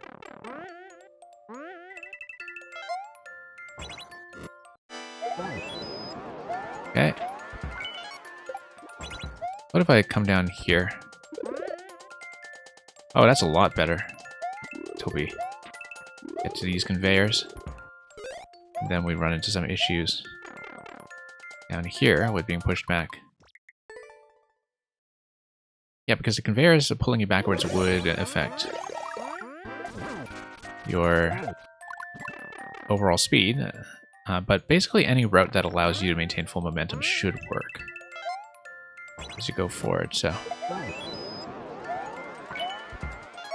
Oh, whoops, bad idea. We just need to drop on top of the bonsai.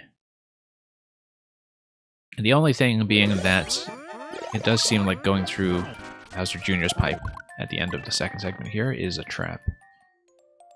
That's pretty much always going to be wrong unless we just misunderstood something about on-off switch activation and how it's going to work in this game, this level.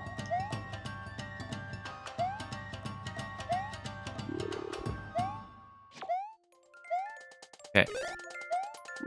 Hi, okay, so I kind of just go forward there.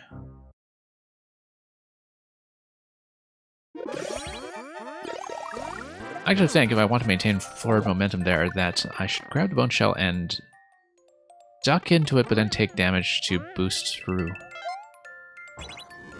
at the end. I'll see if I can make that clear when I get back to it. Notice too the P blocks that are all in the bottom layer, implying that if you activate a P switch, that's you have total safety on the bottom track. Whoops.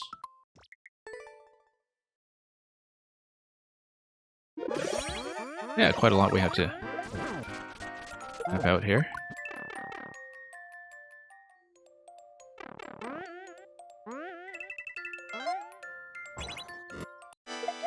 Okay, much better jumps here this time.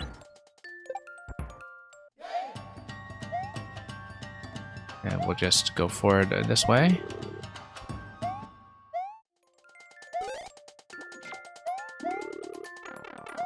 Yeah. 41 seconds, once again, that's as well as I've been able to do.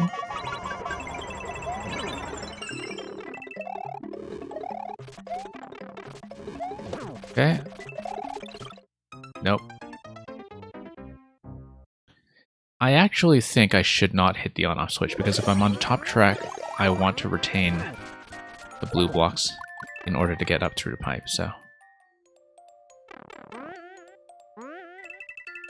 I'm beginning to think that that's a bit of a trap that we should be aware of.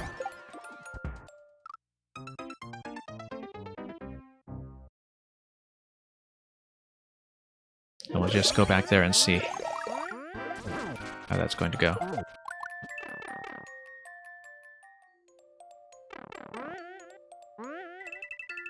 Okay, just gonna clean that up a little bit. Nope, still too early on that jump. Bit difficult to see getting off the claw. But that is precisely what is going on with the icicle and its attempt to trick you out. Yeah, just working on the assumption, of course, that the pink coins are totally meaningless.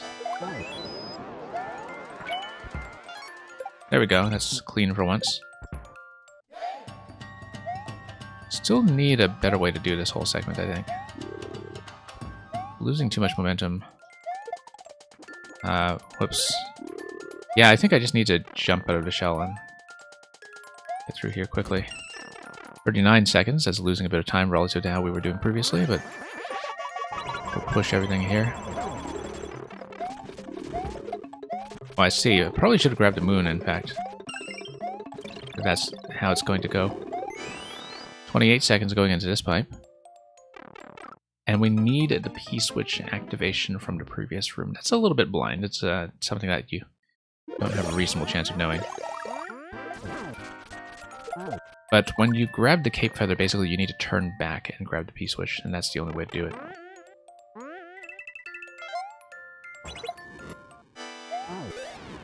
Yeah, it seems like... Let me see how much time I've spent on this one, because there's definitely some stuff that you do need to learn by trial and error. And let me just check this very quickly, if I can... Yeah, I've been on this for about 20 minutes. We can put in a few more attempts, and I'll move on from it. The platforming in the segments that I've seen is pretty nice. It's just that when you get into the later parts of the level, it does start to trick you out in ways that are difficult to anticipate. I like the multiple route structure of it, so I think that's a pretty sound concept.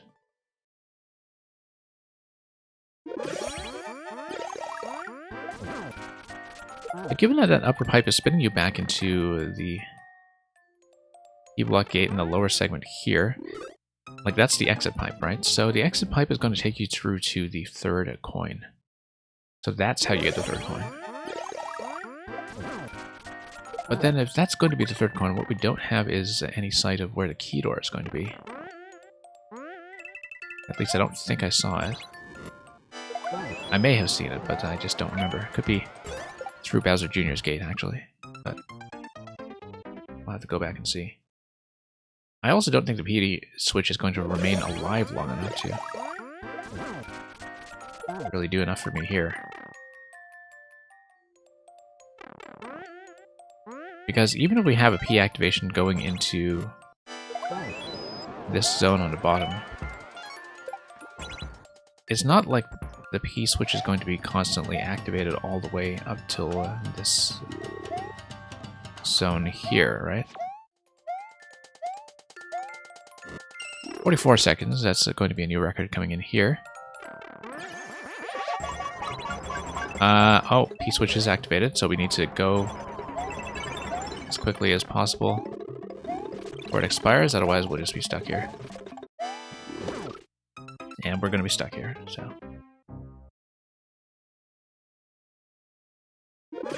Yeah, at this point, there's...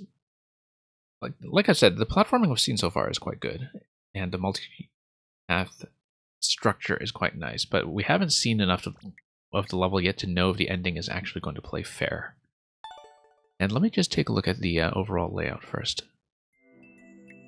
So I'm reluctant to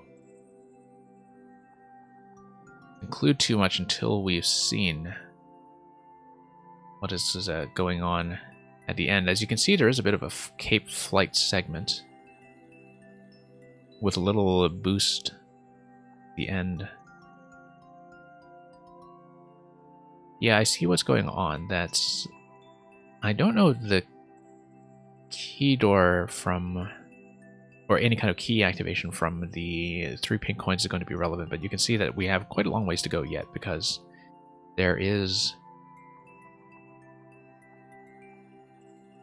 this kind of wraparound structure where you go to the Toopaling boss room,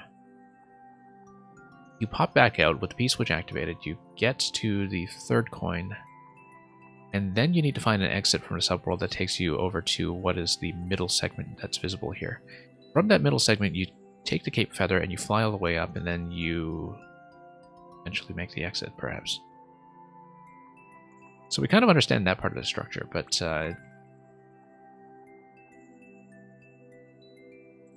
there is a little bit of guessing and blindness in the middle of this that I haven't quite figured out yet, and we might just have to map that out at a different point. So, thank you for that, Shelly House. We'll mark that as a loss for now, and we'll pull up Mint Melocat.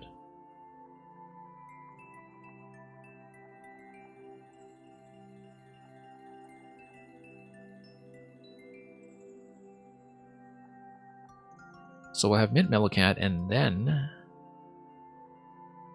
we'll see whether there's any time for something else after that, but probably not, depending on the difficulty of this one. Yeah, I don't know if Bot Gaming is still here, but after Mint Melocat, we'll just check what's going on with time and difficulty, and we'll close out with something interesting, I'm sure. Mint Melocat, if you'd like to check in, I do see you in the chat. So, but I just want to confirm. We'll at least take a look at what the clear rate is like on this, and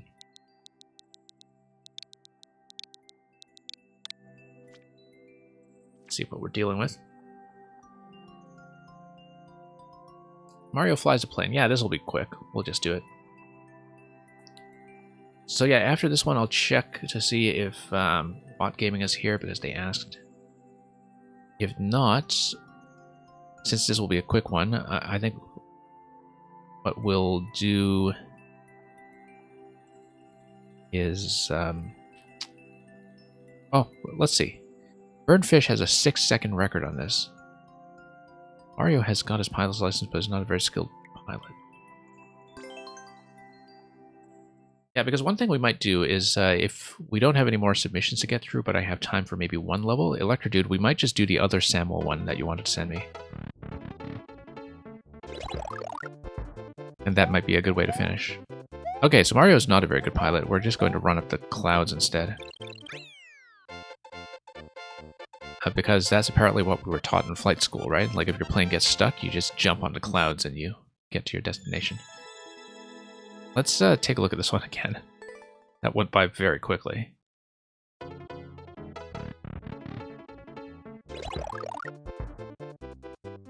Oh, I see. So the bomb is supposed to just bomb and... Oh, interesting. Okay, now we can see what's actually going on. It is kind of a bit of a physics glitch thing. Yeah, Electrodude, I mean, having just played Samuel's level, I can just plug that in directly by going back to his profile. So this is the thing that this level is meant to show off. I'm glad I didn't just exit without seeing that. So it is kind of a bit of a concept demo Uno Mas, and that's neat. I want to see this again just to see what the setup looks like. I don't know how hard we'll try to chase Birdfish's record just by going over the clouds. You hit the P-switch, the bomb lets go, then what was the initial projectile here that does that? Like, I'm not sure exactly where it's developing that momentum, but...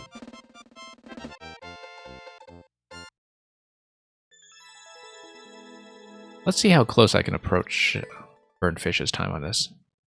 I just want to see. I likely won't actually match up to it, but yeah, I'm also in the 6-second zone. I doubt I'll match it.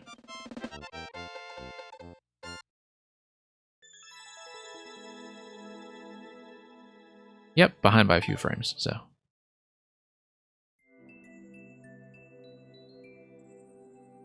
So yeah, we'll have a bit of time. So, here's what's going to happen. I'm going to briefly open the queue for two things. So anybody who has not already submitted today, you're welcome to join the final round, but this will only be open for about a minute. Electrodude, you're also quite welcome to submit the other suggestion from earlier, although I could also just pull it up manually. So yeah, Amulet Destroyer, we'll be happy to do yours.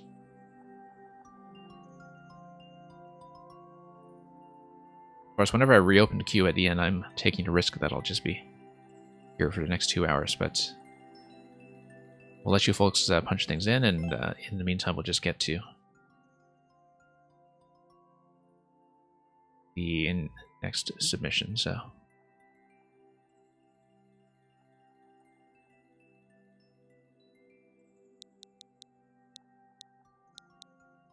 Yeah, Amulet Destroyer, let's take a look at JKG, N4V, WVG, and then we will close. Oops, WVG. There we go.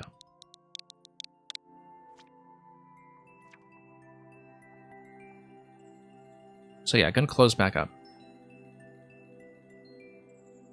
And that will probably be good to fill in the remaining time that we have. This level can read your mind. A big question block here. It's been sitting there since March of 2020. 30-second record by Ngoob at a 75% clear rate, so we'll see what this is all about.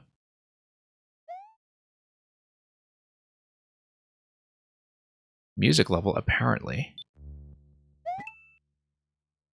Okay, so is this going to be music?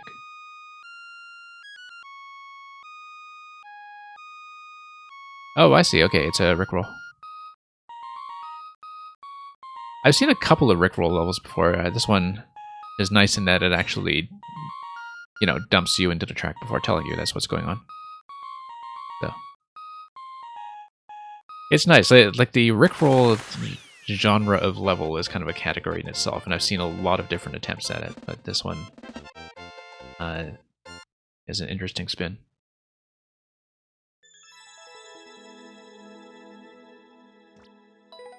Yeah, we're gonna like it.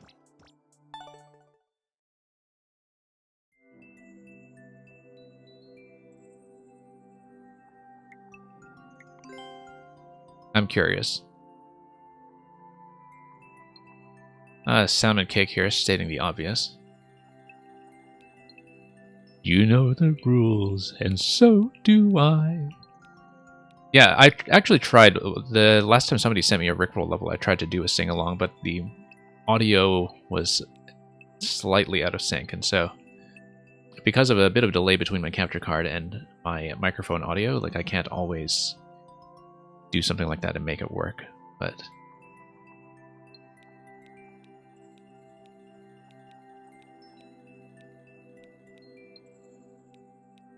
I think the audience for this must be quite young. Love how Sherby just decided to put Beat It over here. Sherby, very good streamer, by the way. Who always comes a little bit after. Let's acknowledge the raid, first of all, from Descentia. And thank you, everybody, for coming in and joining me over here today. I hope the maker stream on that end went all right. We actually just saw something here that, you know what, I won't even try to describe it. I'll just play it for you since it's very quick. And this will be my way of greeting everybody who has come in, you know, just to give you folks a little bit of a treat. So yeah, this level can read my mind. It reads that I'm going to go for the dollar. So welcome everybody. I am the Supernova, SDJML, all you folks. And thank you so much, Descentia, for coming in here and dropping us a couple of viewers. We're very close to the end. I was just going to do one more level, but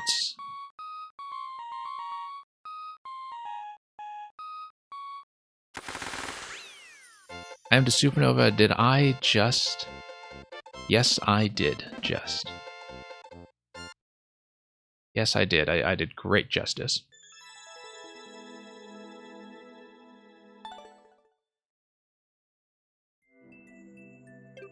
Yeah, because we had just gotten to the end of the queue, and here's what I'm going to do since some of you folks just came in. I'm going to take a look at the clear rate of what Electrodude just sent me. And then, if you have just come in with the raid, I may be able to take one or two levels at the end, but I don't want to guarantee that until I've seen Electrodude's submission and seen how much time I have at the end of it. So, If you folks who just came in have something for me, since you weren't able to drop by earlier, I may be able to take it, depending on time. But I don't want to add too much, obviously. This one's 0.67. We might just wind up finishing with this, depending on how long I take. And yeah, STGML, glad to see that you do have a Maggie emote. Now, I don't know if you have one for your other cats as well, whose name I don't remember. But yeah, if we kind of get jammed in this one for a while, we might just finish with this one, since it is going to be a car level where you're going to Boole in Samuel's 2001 Honda Civic.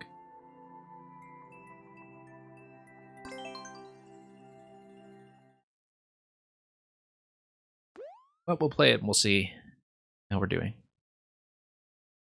Queenie is, yes, Queenie, exactly. She's very pretty, but less emote-like. There have been multiple streamers that I've seen now that have their cats as their emotes, and so when I have subs or give subs to a couple of them at once, I just have everybody's collection of cats. Wall jump here, okay. And then we just do a short bounce over that one before we jump out.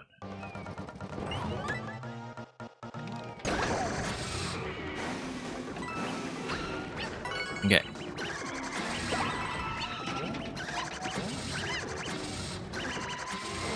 Yeah, I see now why you sent me this one, because we were just discussing car levels not long ago, and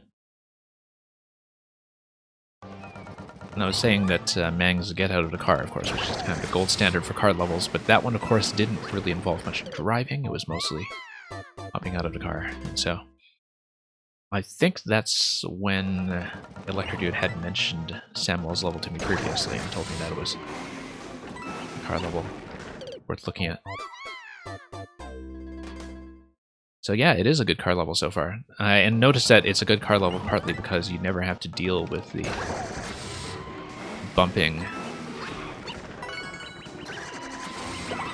You just kind of use it the way you would use Yoshi or the shoe. I think we do need to drop out of our position there and get back into the car, even though I was trying to do it without. Not trying, I guess I was just instinctively doing it without. Oh no, we can just wall jump up that, it's just that the timing is going to be a bit weird. Samuel is a big fan of Mang's levels, yeah, I'm not surprised. I mean, he's definitely got his own style of design here, but you can see... Yeah, no, I do have to press against the blaster for sure.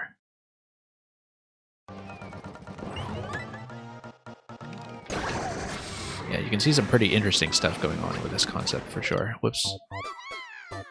Mang was here earlier. Mang already sent me something.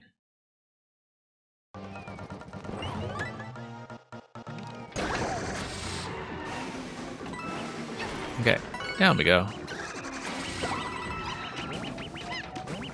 Yeah, no, I'm still kind of indecisive there in terms of whether I'm wall jumping off the blaster, and I should be doing so. I don't think I actually have time to get back into the car at that point. Do need to cut the corner a little bit after the boo, though, so I can drop in gracefully back to the car. But yeah, essentially, let me know how the levels were going on your side today as well. I'm sure from bringing over Supernova and SD and so on that you probably had some pretty good material to work with. But let's get over here.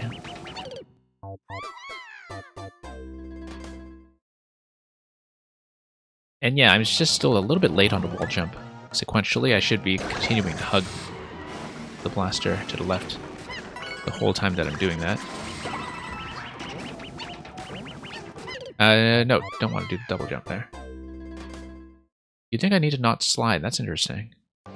Yeah, because I can see that my height is going to be a little bit off going into the last car landing. Had a couple levels to play test for troll creators. Okay, nice. Well, assuming that the trolls were actually decently constructed. Nice. Otherwise, perhaps not so nice. Yeah, okay, no, I see what's going on now. That if you don't slide, then you jump out of the car instead of jumping out of the blaster. And the blaster is mostly there just to do a bit of extra speed control. Yeah, no, I see. I'm doing a car jump now. The timing makes quite a lot more sense that way. But then here, I have to use the blaster and wall jump against it, so. You had a level that you picked that you quit out of. Okay, well. There's no accounting for taste. And, okay, we do need to maintain position there, but not all the way into the ice, I think.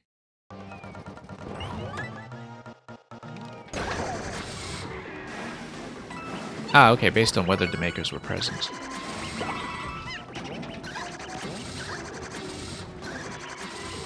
Okay, let's not slide off like that. You need to make a jump from time to time.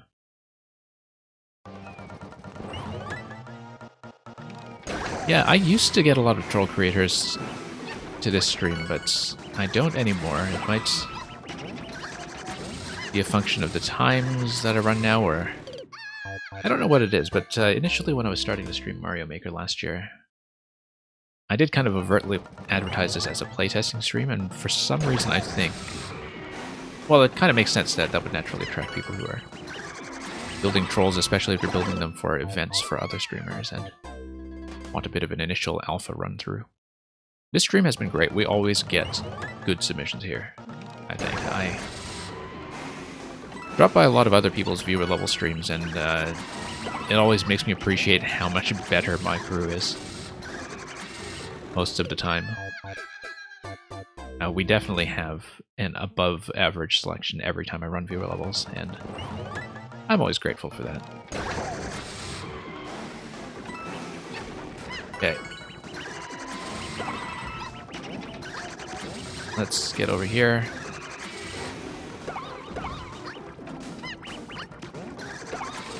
Okay, just reacted a little bit slowly to the boo there. We obviously do need to jump out of the car, and then we'll jump over to checkpoint 1. Bane of saying you will play any level, yeah, exactly. I don't even mind trolls that much anymore, actually, now that I've kind of understood how to read them and also just how to engage with them in a way that will lead to good troll creators sticking around and bad troll creators just not bothering.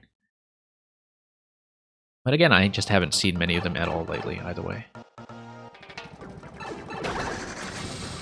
But yeah, you can tell the difference pretty quickly, I think, between people who are serious about actually wanting a playtest and people who just want to laugh at you or something. And luckily, most of the trolls that I've received have been the first kind. That's going to be a long jump. The long jump is going to hit the on switch. The on switch is going to drop me back onto some interesting location. Could be the blaster, could be the car. Probably the car. I'm just a little out of position getting onto the blaster and preparing for the long jump. Yeah, momentarily saying glad to see you're here as well, as always. Yeah, leaving the blaster a little bit weirdly in that I'm hitting the long jump too late, and I'm falling off the edge before I actually get it down, so... There we go, I'm a little early in terms of slamming it.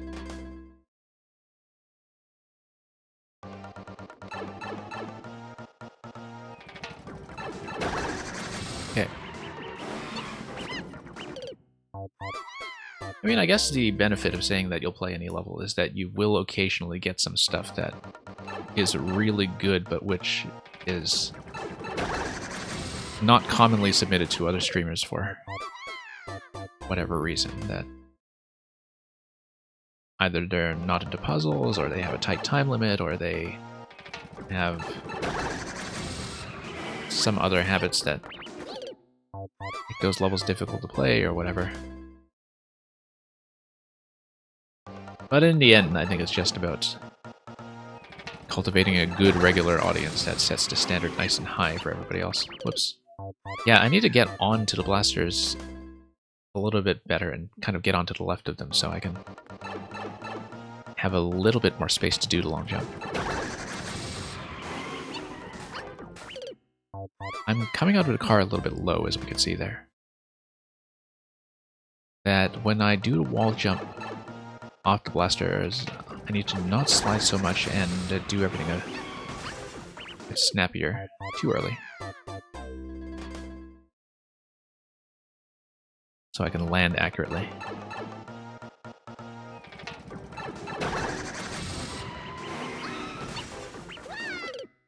Yeah. It's good to have this specifically right after checkpoint, because it is so far the thing that is most difficult to execute reliably.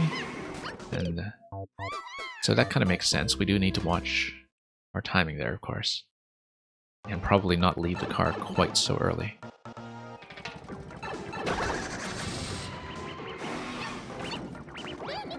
There we go. Not quite doing that yet. Spacing here is definitely a little bit strict, but we'll do it. I mean, it makes it very clear that the long jump slamming into the switch is how things are going to go. It's just that I'm probably doing that long jump a bit early before I hit the boost. And some of it is just not estimating my momentum on the blasters very well. But we'll eventually find a good method to let this work out.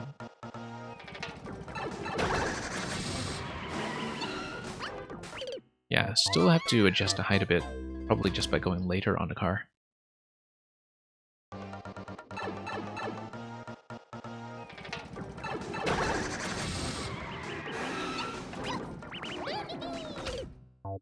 And slightly later on the long jump as well, just so we don't get squished.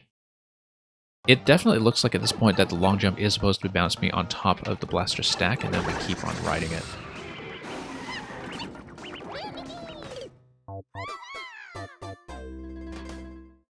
But I think that's clearly going to be the case. And it's just a matter of finding the right positional adjustment to make that happen.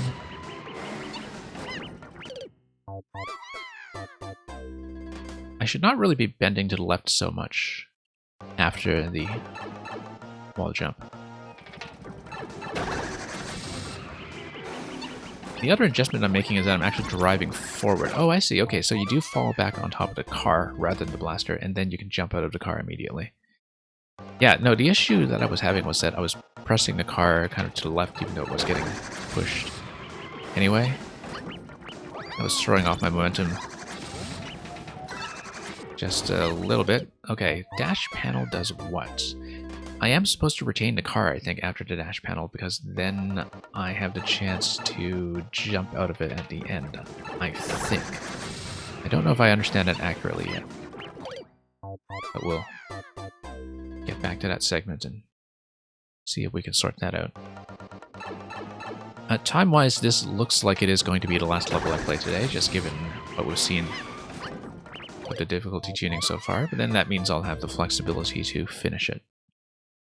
So we will almost certainly be closing on this one today.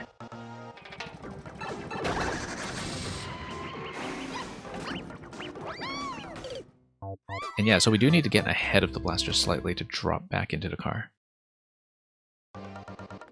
In fact, one obvious reason that we would not have been pushed back onto the blasters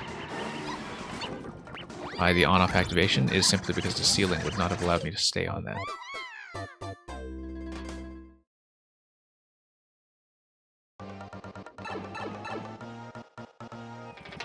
And yeah, sometimes I say at the end they'll reopen the queue because I'm feeling very optimistic about how quickly I'm going, and I just end up staying for an extra 2 hours and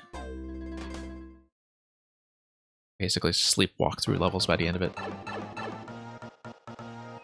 It might be entertaining after the fact, but I make that mistake far too often. So. Whoops.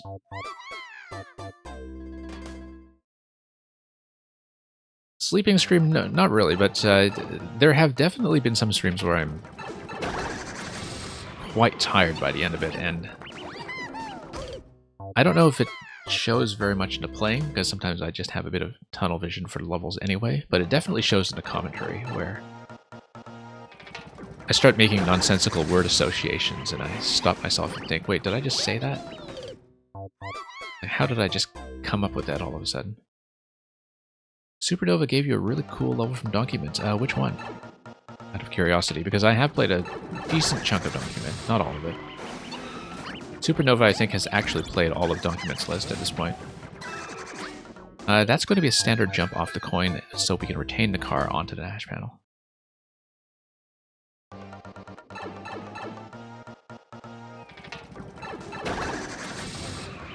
And yeah, it sounds more than it shows when you're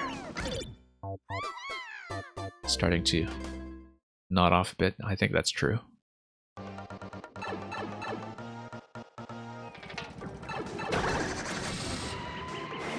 Okay.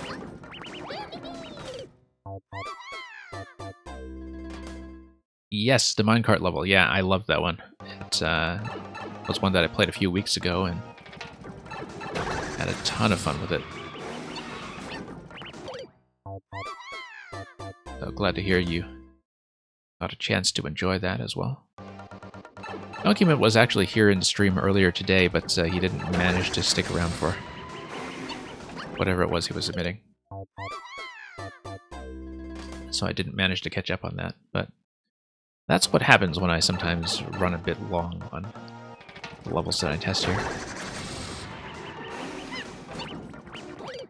So I haven't seen whatever it was that he wanted to pass along today.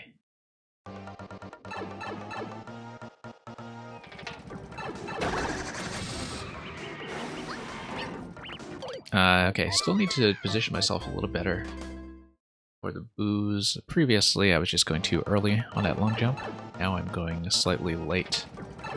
So we'll just need to correct for that. Nope. Not that much, though. You can see from the death markers how many pinches have been going on there in that particular location. Seems like it's definitely one of the riskier locations. Along with that top corner with the boo. But yeah, we'll just make sure we can get the car back to the dash panels later, and then I can progress. There we go. Interesting. Car is going to go through the dash panels. I think I might need a mild jump at the end of the dash panel so I don't just careen into the abyss. I wasn't quite sure about that because of the icicle placement, but now it's pretty clear to me that I need to do some kind of a short, partial jump. Unlikely to be a full jump, just given the icicle height and how that's going to enforce a certain spacing. And in fact, I'm failing to jump out of the dash panels to begin with. That possibly I just need to get onto the side of the thwomps, but no, I think in order to avoid being squished, I do need to jump out of the car at the very end. Yeah, as you can see, that's going to be correct. I jump out of the car, but then I need to likely wall jump and then get over to the lip of the icicle there.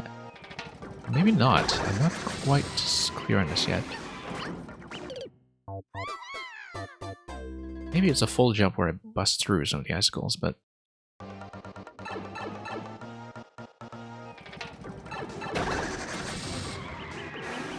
I'll have to read over that segment a few times, I think, before I get a more accurate sense of what to do.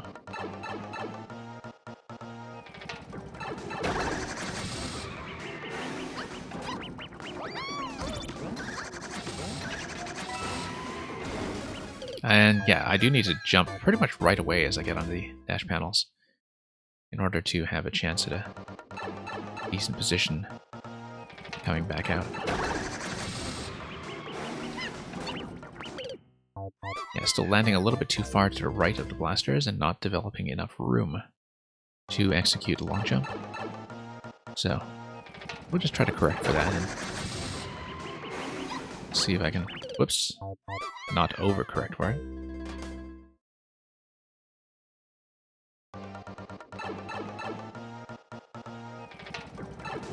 We'll see, definitely a few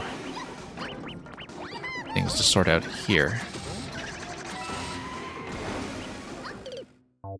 I think I'm getting out much too early, as we can see. The idea should be that I can wall jump towards the blasters, and they will arrive soon enough for me to use them after jumping out of the car. The current issue that is causing trouble is that I'm jumping out of the car a little bit too early after the dash panel jump. But yeah, pretty much need to go right away, and then that's just about the checkpoint as long as I get a bit more height before we get slammed into the boost. So that's just a matter of finding a good jump out of the car at the very end there and finding a good angle to come out nice and quickly so we can grab some height and dodge the boo completely and get into checkpoint 2.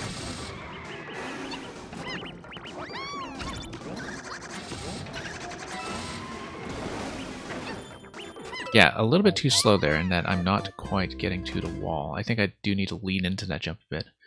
Also notice that after the checkpoint there is going to be a propeller hat, and that's going to be interesting. That will have some kind of combination between the car and the propeller, which is not something you see every day. Okay, that was almost it, actually. I got in a bit too high, but that block under the boo is precisely what I should be using for the wall jump. And you can see that the wall jump location there is denoted by the use of the hard blocks, as they very often are in a lot of 3D World layouts.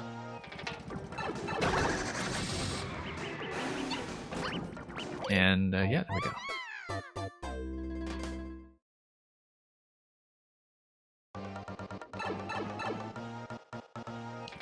And yeah, Minecart Mayhem, I was saying earlier, I did have tons of fun with when I played it a few weeks ago, I think.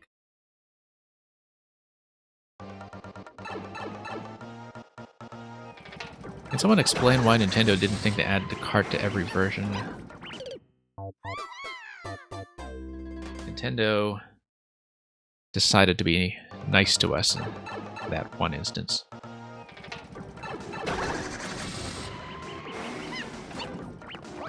Okay. There we go.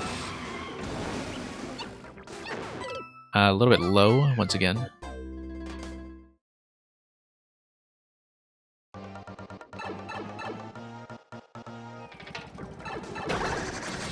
Yeah, really nice just to see a car level that plays well. But you'll notice that part of the responsiveness of this is that you just don't do much driving manually, that you're not worried about bumping into things, you're not too worried about maintaining speed or changing direction and all of those things that are very awkwardly implemented. Or dealing with a Koopa or anything else. Seems like that's just the best way to use the car, is to just treat it like Yoshi or Kuribo's shoe and use it as a jumping point.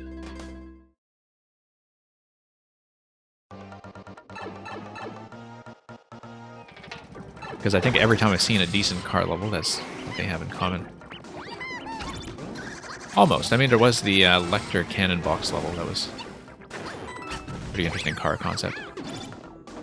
Let's fall a little bit more accurately so we can propeller over. Yeah, just going to have a bit of a reset point here where we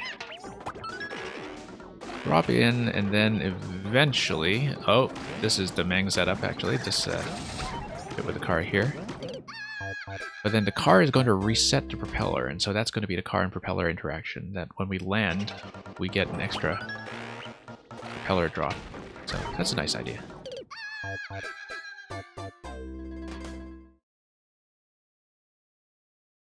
As a way of combining two interesting forms of gameplay that you can get in the 3D World style, the propeller reset that is kind of the bread and butter of propeller challenge levels, and jumping out of cars.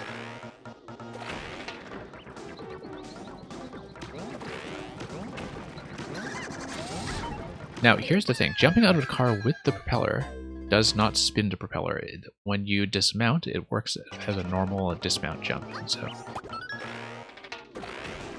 I knew that, but I didn't know it very well intuitively, and so it threw me off when I was trying to jump out of here above the skip squeak.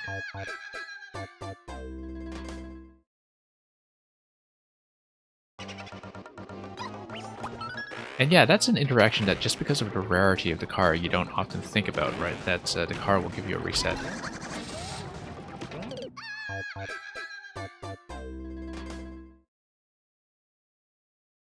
And Supernova, I think that's quite true of Documents levels, and the thing that is nice about that as well is that he was able to turn out those ideas so quickly. He is actually very productive maker.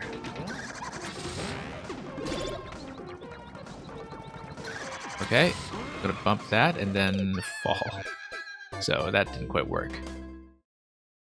Because you need to get up to the dash panel, and then I'm not quite sure after that. We'll get over here and over we go. Nope. Have to get on top of that at the peak of the car bounce. Anything is quick if you make levels yearly. Yeah, I'm not talking about that in comparison to my pace, though. I'm saying in comparison to my ability to play somebody's levels, that sometimes people just build so quickly that they completely outpace me. I'm going to need to do additional featured streams for Document. Probably multiple ones, just to get through more of his list. Okay, here we go. Let's boost. No, that's not how it's going to go at all. The car needs to bump into the on-off switch. After the car bumps into the on-off switch, then we get out of there with a propeller, and then we get up into the pipe.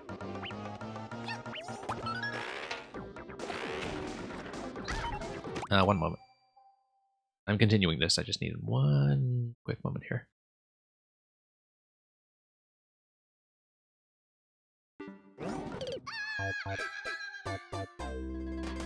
Okay. Let's get back into this. Nope.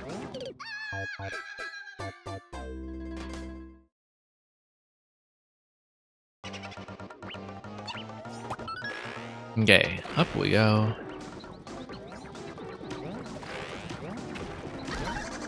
No, not quite. It took you 3 full streams just to get through the remaining Mang levels. Yeah. I'm through a pretty big chunk of Mang's list, but you know, that benefits from Mang submitting here so frequently that I usually get through 1 or 2 a week. And also when I catch up on unfinished levels like I did on the Thursday to Friday stream this week, the benefit of that is that often the viewer level catch-up sessions I do are effectively just Mang streams half the time. So I can run things like the hard modes that I otherwise wouldn't have time for.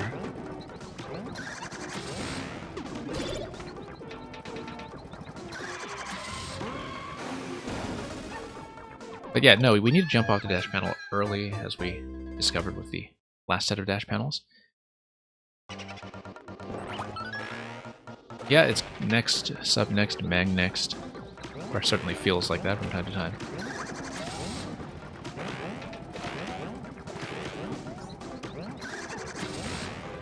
But the thing about Donkey levels is that I really enjoy their length and the extent to which they're developing a concept fully. And unfortunately, the length also means that, you know, in most cases, they actually don't get nearly enough airplay on stream simply because of what substantial experiences they tend to be.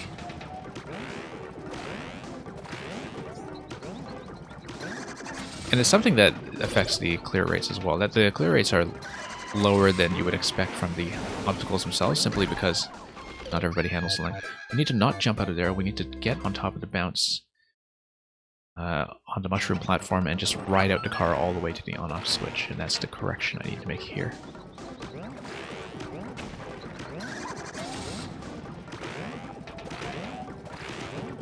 Okay, let's go up.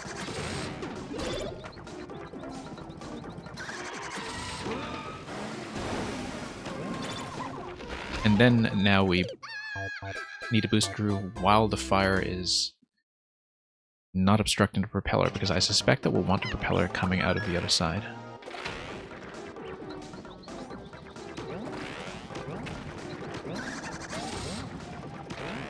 Okay, up we go.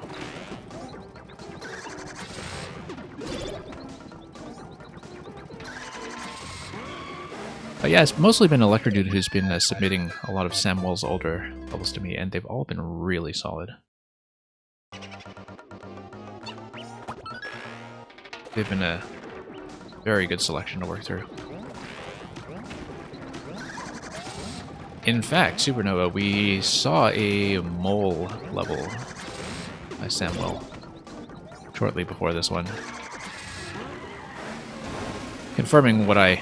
Whoops, I don't know why I still do that. Confirming what I often say about the mole being one of the best entities to work with in all of Mario Maker. I say that as somebody who's never made a mole level, but I'm just saying that as an element as a player, it's just full of possibility.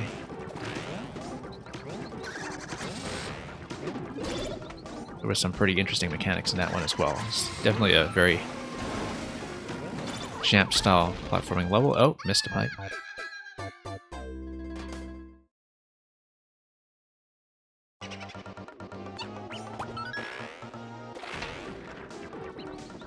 And there we go.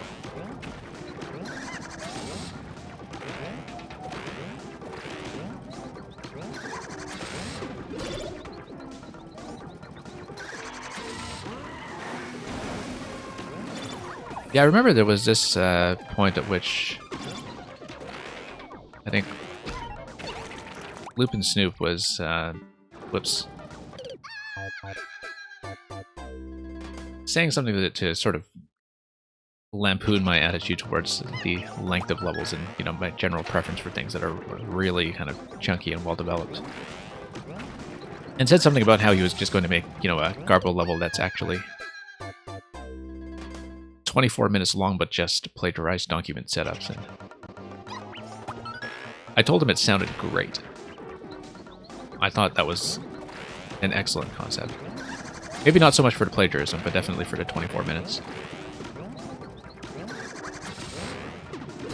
Because I think Loop is somebody who actually does kind of comment on the length of document levels as being a bit much, which I don't think they are. I think they're as long as they need to be. We're making a mole level right now, but right now it's not very good. Yeah, well, I mean, that's because it's not finished. And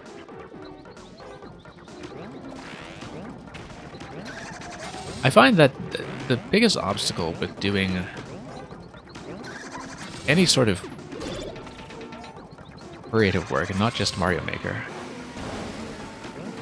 is that you really do need to suffer through the part of the process when the thing you're doing feels absolutely terrible, and where you can still kind of see the potential and see the original ambition and it never have a sense of the idea that you want to execute, but you have to get through that phase where it looks like a total bust.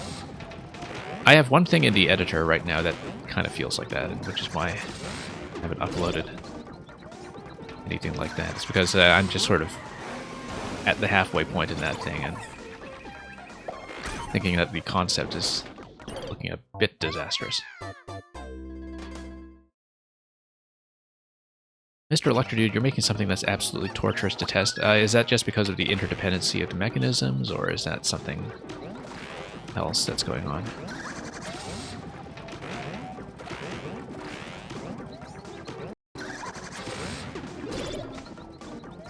Yeah, Supernova, the thing about loop and level length is that I think he actually mapped out early on in Mario Maker a specific formula, like a weighted formula with clear rate adjustments and such for what he considered to be the ideal level length. And the thing is, you know, that's a very good level length for loop as a player. But it's not really going to apply to every kind of concept, right? But I just remember being very impressed but also amused at the fact that he had created this very specific quantitative determination of how long he wanted a level to be. SD is currently working on a Muncher level, okay. I expect lots of hard collisions, I guess. So many levels are Muncher levels. I mean, it's sort of interesting just how much utility they gained in Mario Maker. Solely by virtue of colliding with things.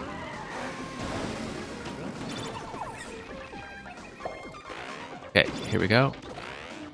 Nope, need a second burst here because landing on top of the piranha will fix some things up. Hey, Merlin, welcome. Hope you're doing well, Merlin. And okay, up we go.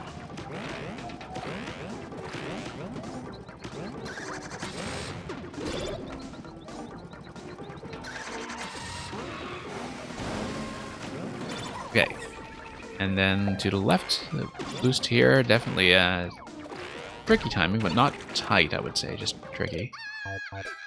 In that location, I guess, while we were going through the clear pipe, we did have a chance to see the blue blocks coming, but it's very easy to forget how low they are on that ceiling, and so I'm definitely estimating that jump poorly in terms of how much headroom I realistically have. Don't know if I really agree with the blue blocks on the ceiling there, but we'll take, like, you get a very brief glimpse of it as you go through the pipe, but they're at the very top of the screen, and you don't really think about them so much when you hit the on-off.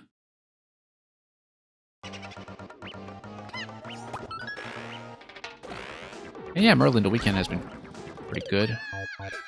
I mean, outside of doing the stream, it's been fairly busy and hectic, but really looking forward, of course, to Nintendo's presentation on Tuesday. We haven't really had a comprehensive product announcement day from them in quite a long time, just given how the pandemic put everything from Nintendo on 2 or 3 months' notice.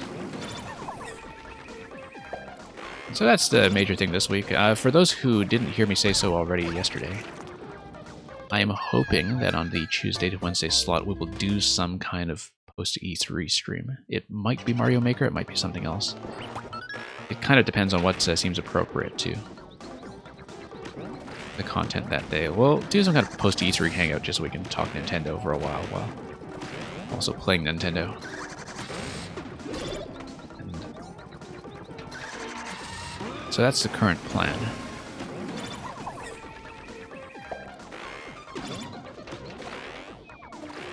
No, I'm still making that mistake. I think... yeah, it's from the way that I'm not really tugging the camera up until I've already hit the block. That we've got to be extra careful about that and not gain quite so much height. So that spot, I think, is a little bit awkward relative to how polished the rest of the level is. But we'll get back to that and we'll see if we can make it work, like right here. Just sink a little bit and then float gently. No, I actually need one additional burst there. That's the issue, is that I'm not supposed to hit the ceiling because I'm supposed to do everything in the first elevation. Bird Nova, you had to re-up the level as Divine Shell Jump could be cheesed with a double. I don't know if I'll have time for it, because this is probably the last thing I have time for today, but if it's... I was about to say if it's something quick, but if it is more difficult shell level, I don't know if I'll have time to get to it today.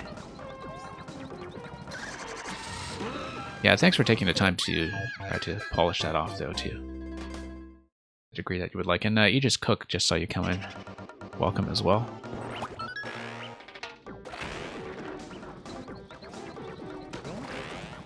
And,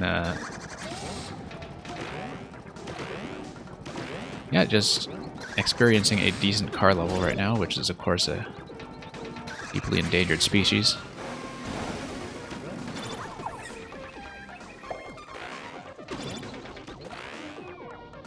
Yeah, no, we wall jump off the pipe. That's it. That's what I'm missing. Wall jump off the pipe. That's actually so simple. It's just that, you know, my instinct there is to use the propeller a third time. And we should have known that wall jump would have done the trick completely.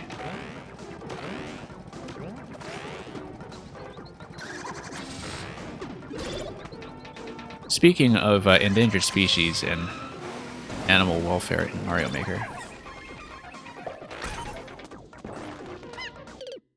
some of you who came in recently, particularly SD, you can count yourself lucky that you did not see the level that Netcat sent me earlier where Yoshi gets devoured by a lobster. To be fair, Boom Boom and Bowser also got devoured by the same lobster, so that was not like it was picking on Yoshi as part of its diet specifically, but...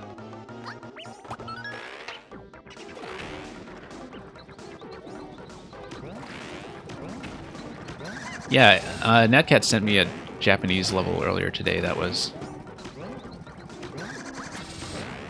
with this giant lobster claw in a swamp that would just pick its way through the other creatures in the Mushroom Kingdom.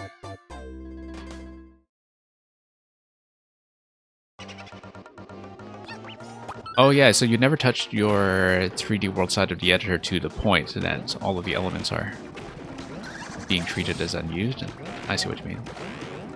I'm actually like that with the World Maker, because I've not even touched a World Maker as a tool set.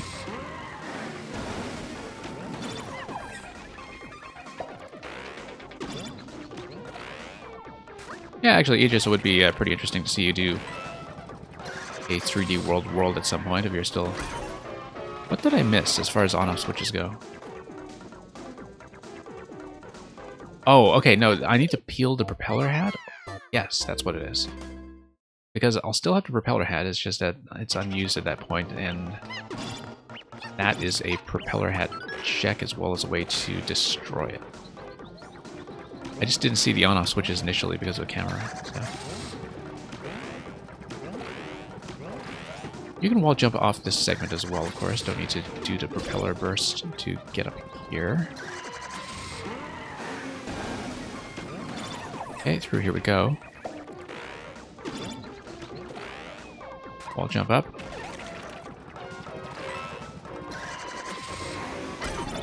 Okay.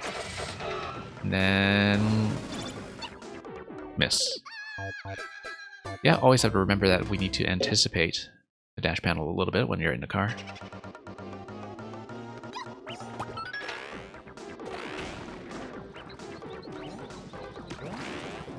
Okay, not quite.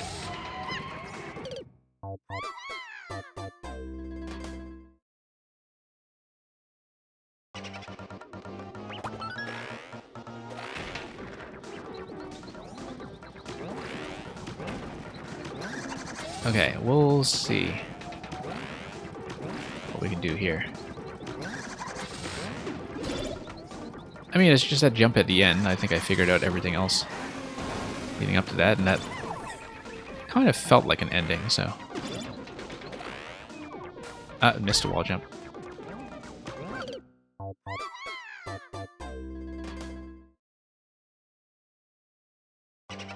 You have no 3D world experience apart from Super Mario Maker. Well, you see, the thing about the 3D world style, the way they implemented it, is that it's different enough from actual 3D world in terms of some of the mechanics.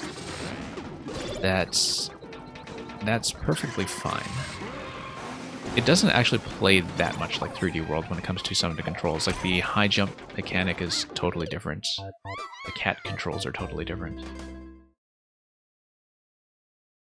It's really its own thing, and I think one of the things that makes 3D World a little bit awkward for some players is simply the fact that in this style in Super Mario Maker, it is basically like a completely original Mario game that never existed. That just happens to have a lot of its enemy set, etc. from 3D World, but I'd say most of the stuff in the 3D World style is actually original to it here. The cannon box doesn't play the same way, the propeller hat doesn't play the same way, and that propeller and POW isn't charge-based in the original game either. It's basically a brand new thing.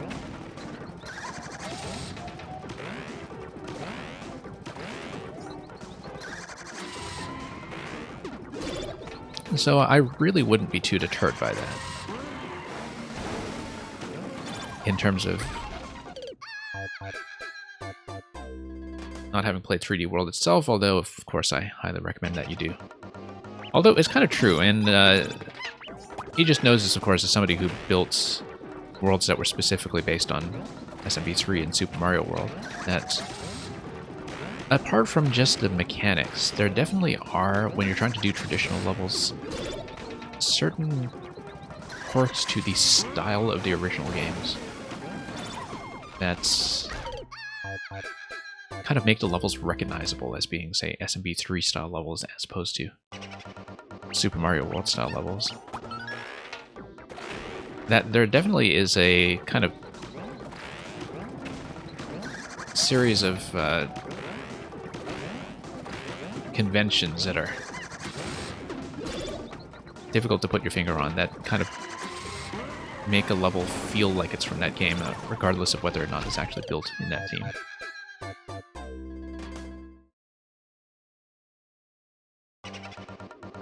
And Supernova, you said you hadn't played 3D World either, had you?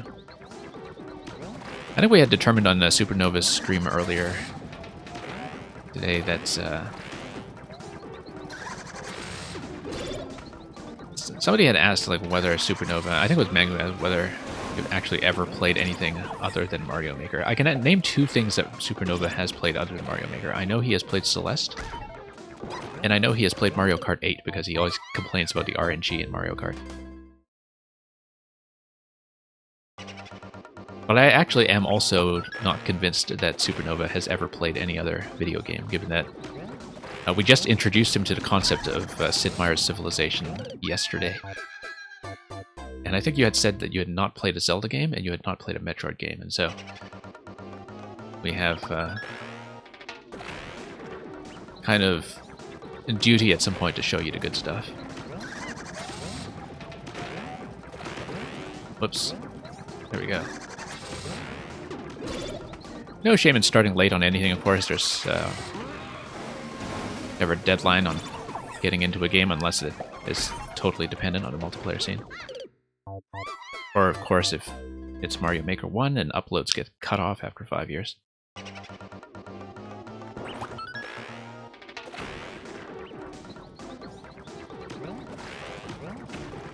And you played Minecraft. Okay, yeah, I guess a lot of makers do come from that background as well. It's always interesting to see what other maker-style games or builder-style games people came in from going into Mario Maker.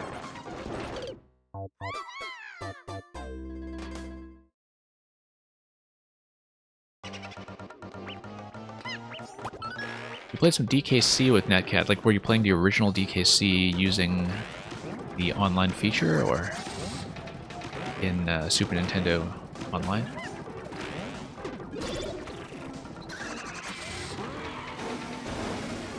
Yeah, because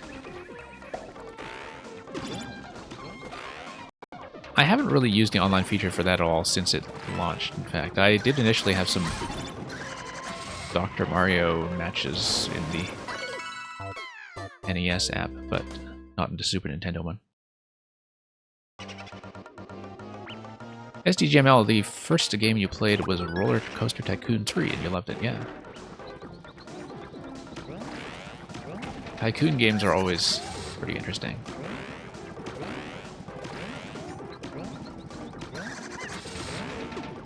But I tend to like doing resource and economy management in video games. You don't really see it so much in Mario Maker, obviously, but outside of Nintendo stuff, I am mostly a strategy game player, so... of course we're checking this. That's just an on-off switch control, okay. And yeah, SD, the car recharging a propeller is very much the concept of this level. Okay, I see. Oh, interesting.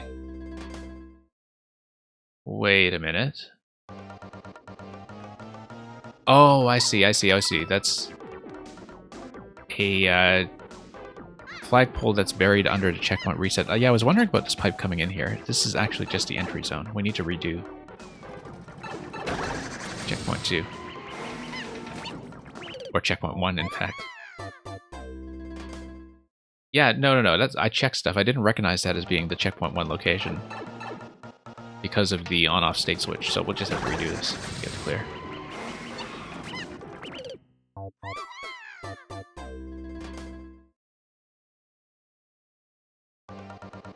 That's really just how I play it, right? Like, when I see an objective in front of me, I tend to do it last and just poke around with everything else. That's okay, we'll just steadily remember how we did any of this stuff, and as you can see, we got back there right away, so... Always nice when something that I had trouble with earlier just comes together quickly.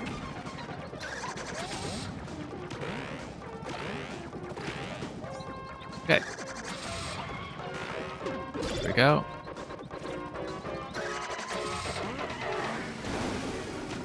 And we'll just go back here. Nope, missed a wall jump.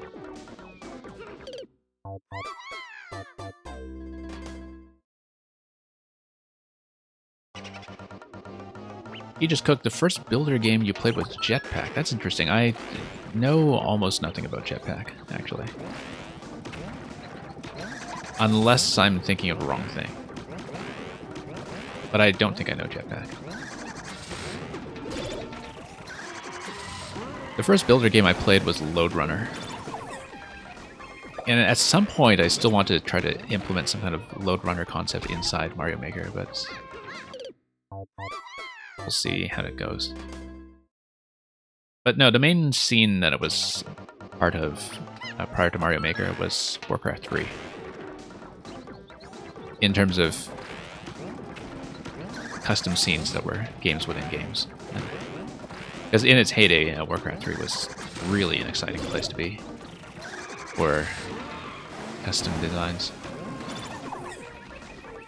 And then Dota took over everything, and then that was terrible.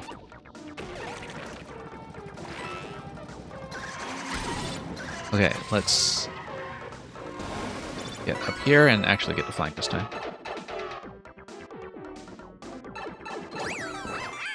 How to win in Roller Coaster Tycoon? Make a pool. Yeah.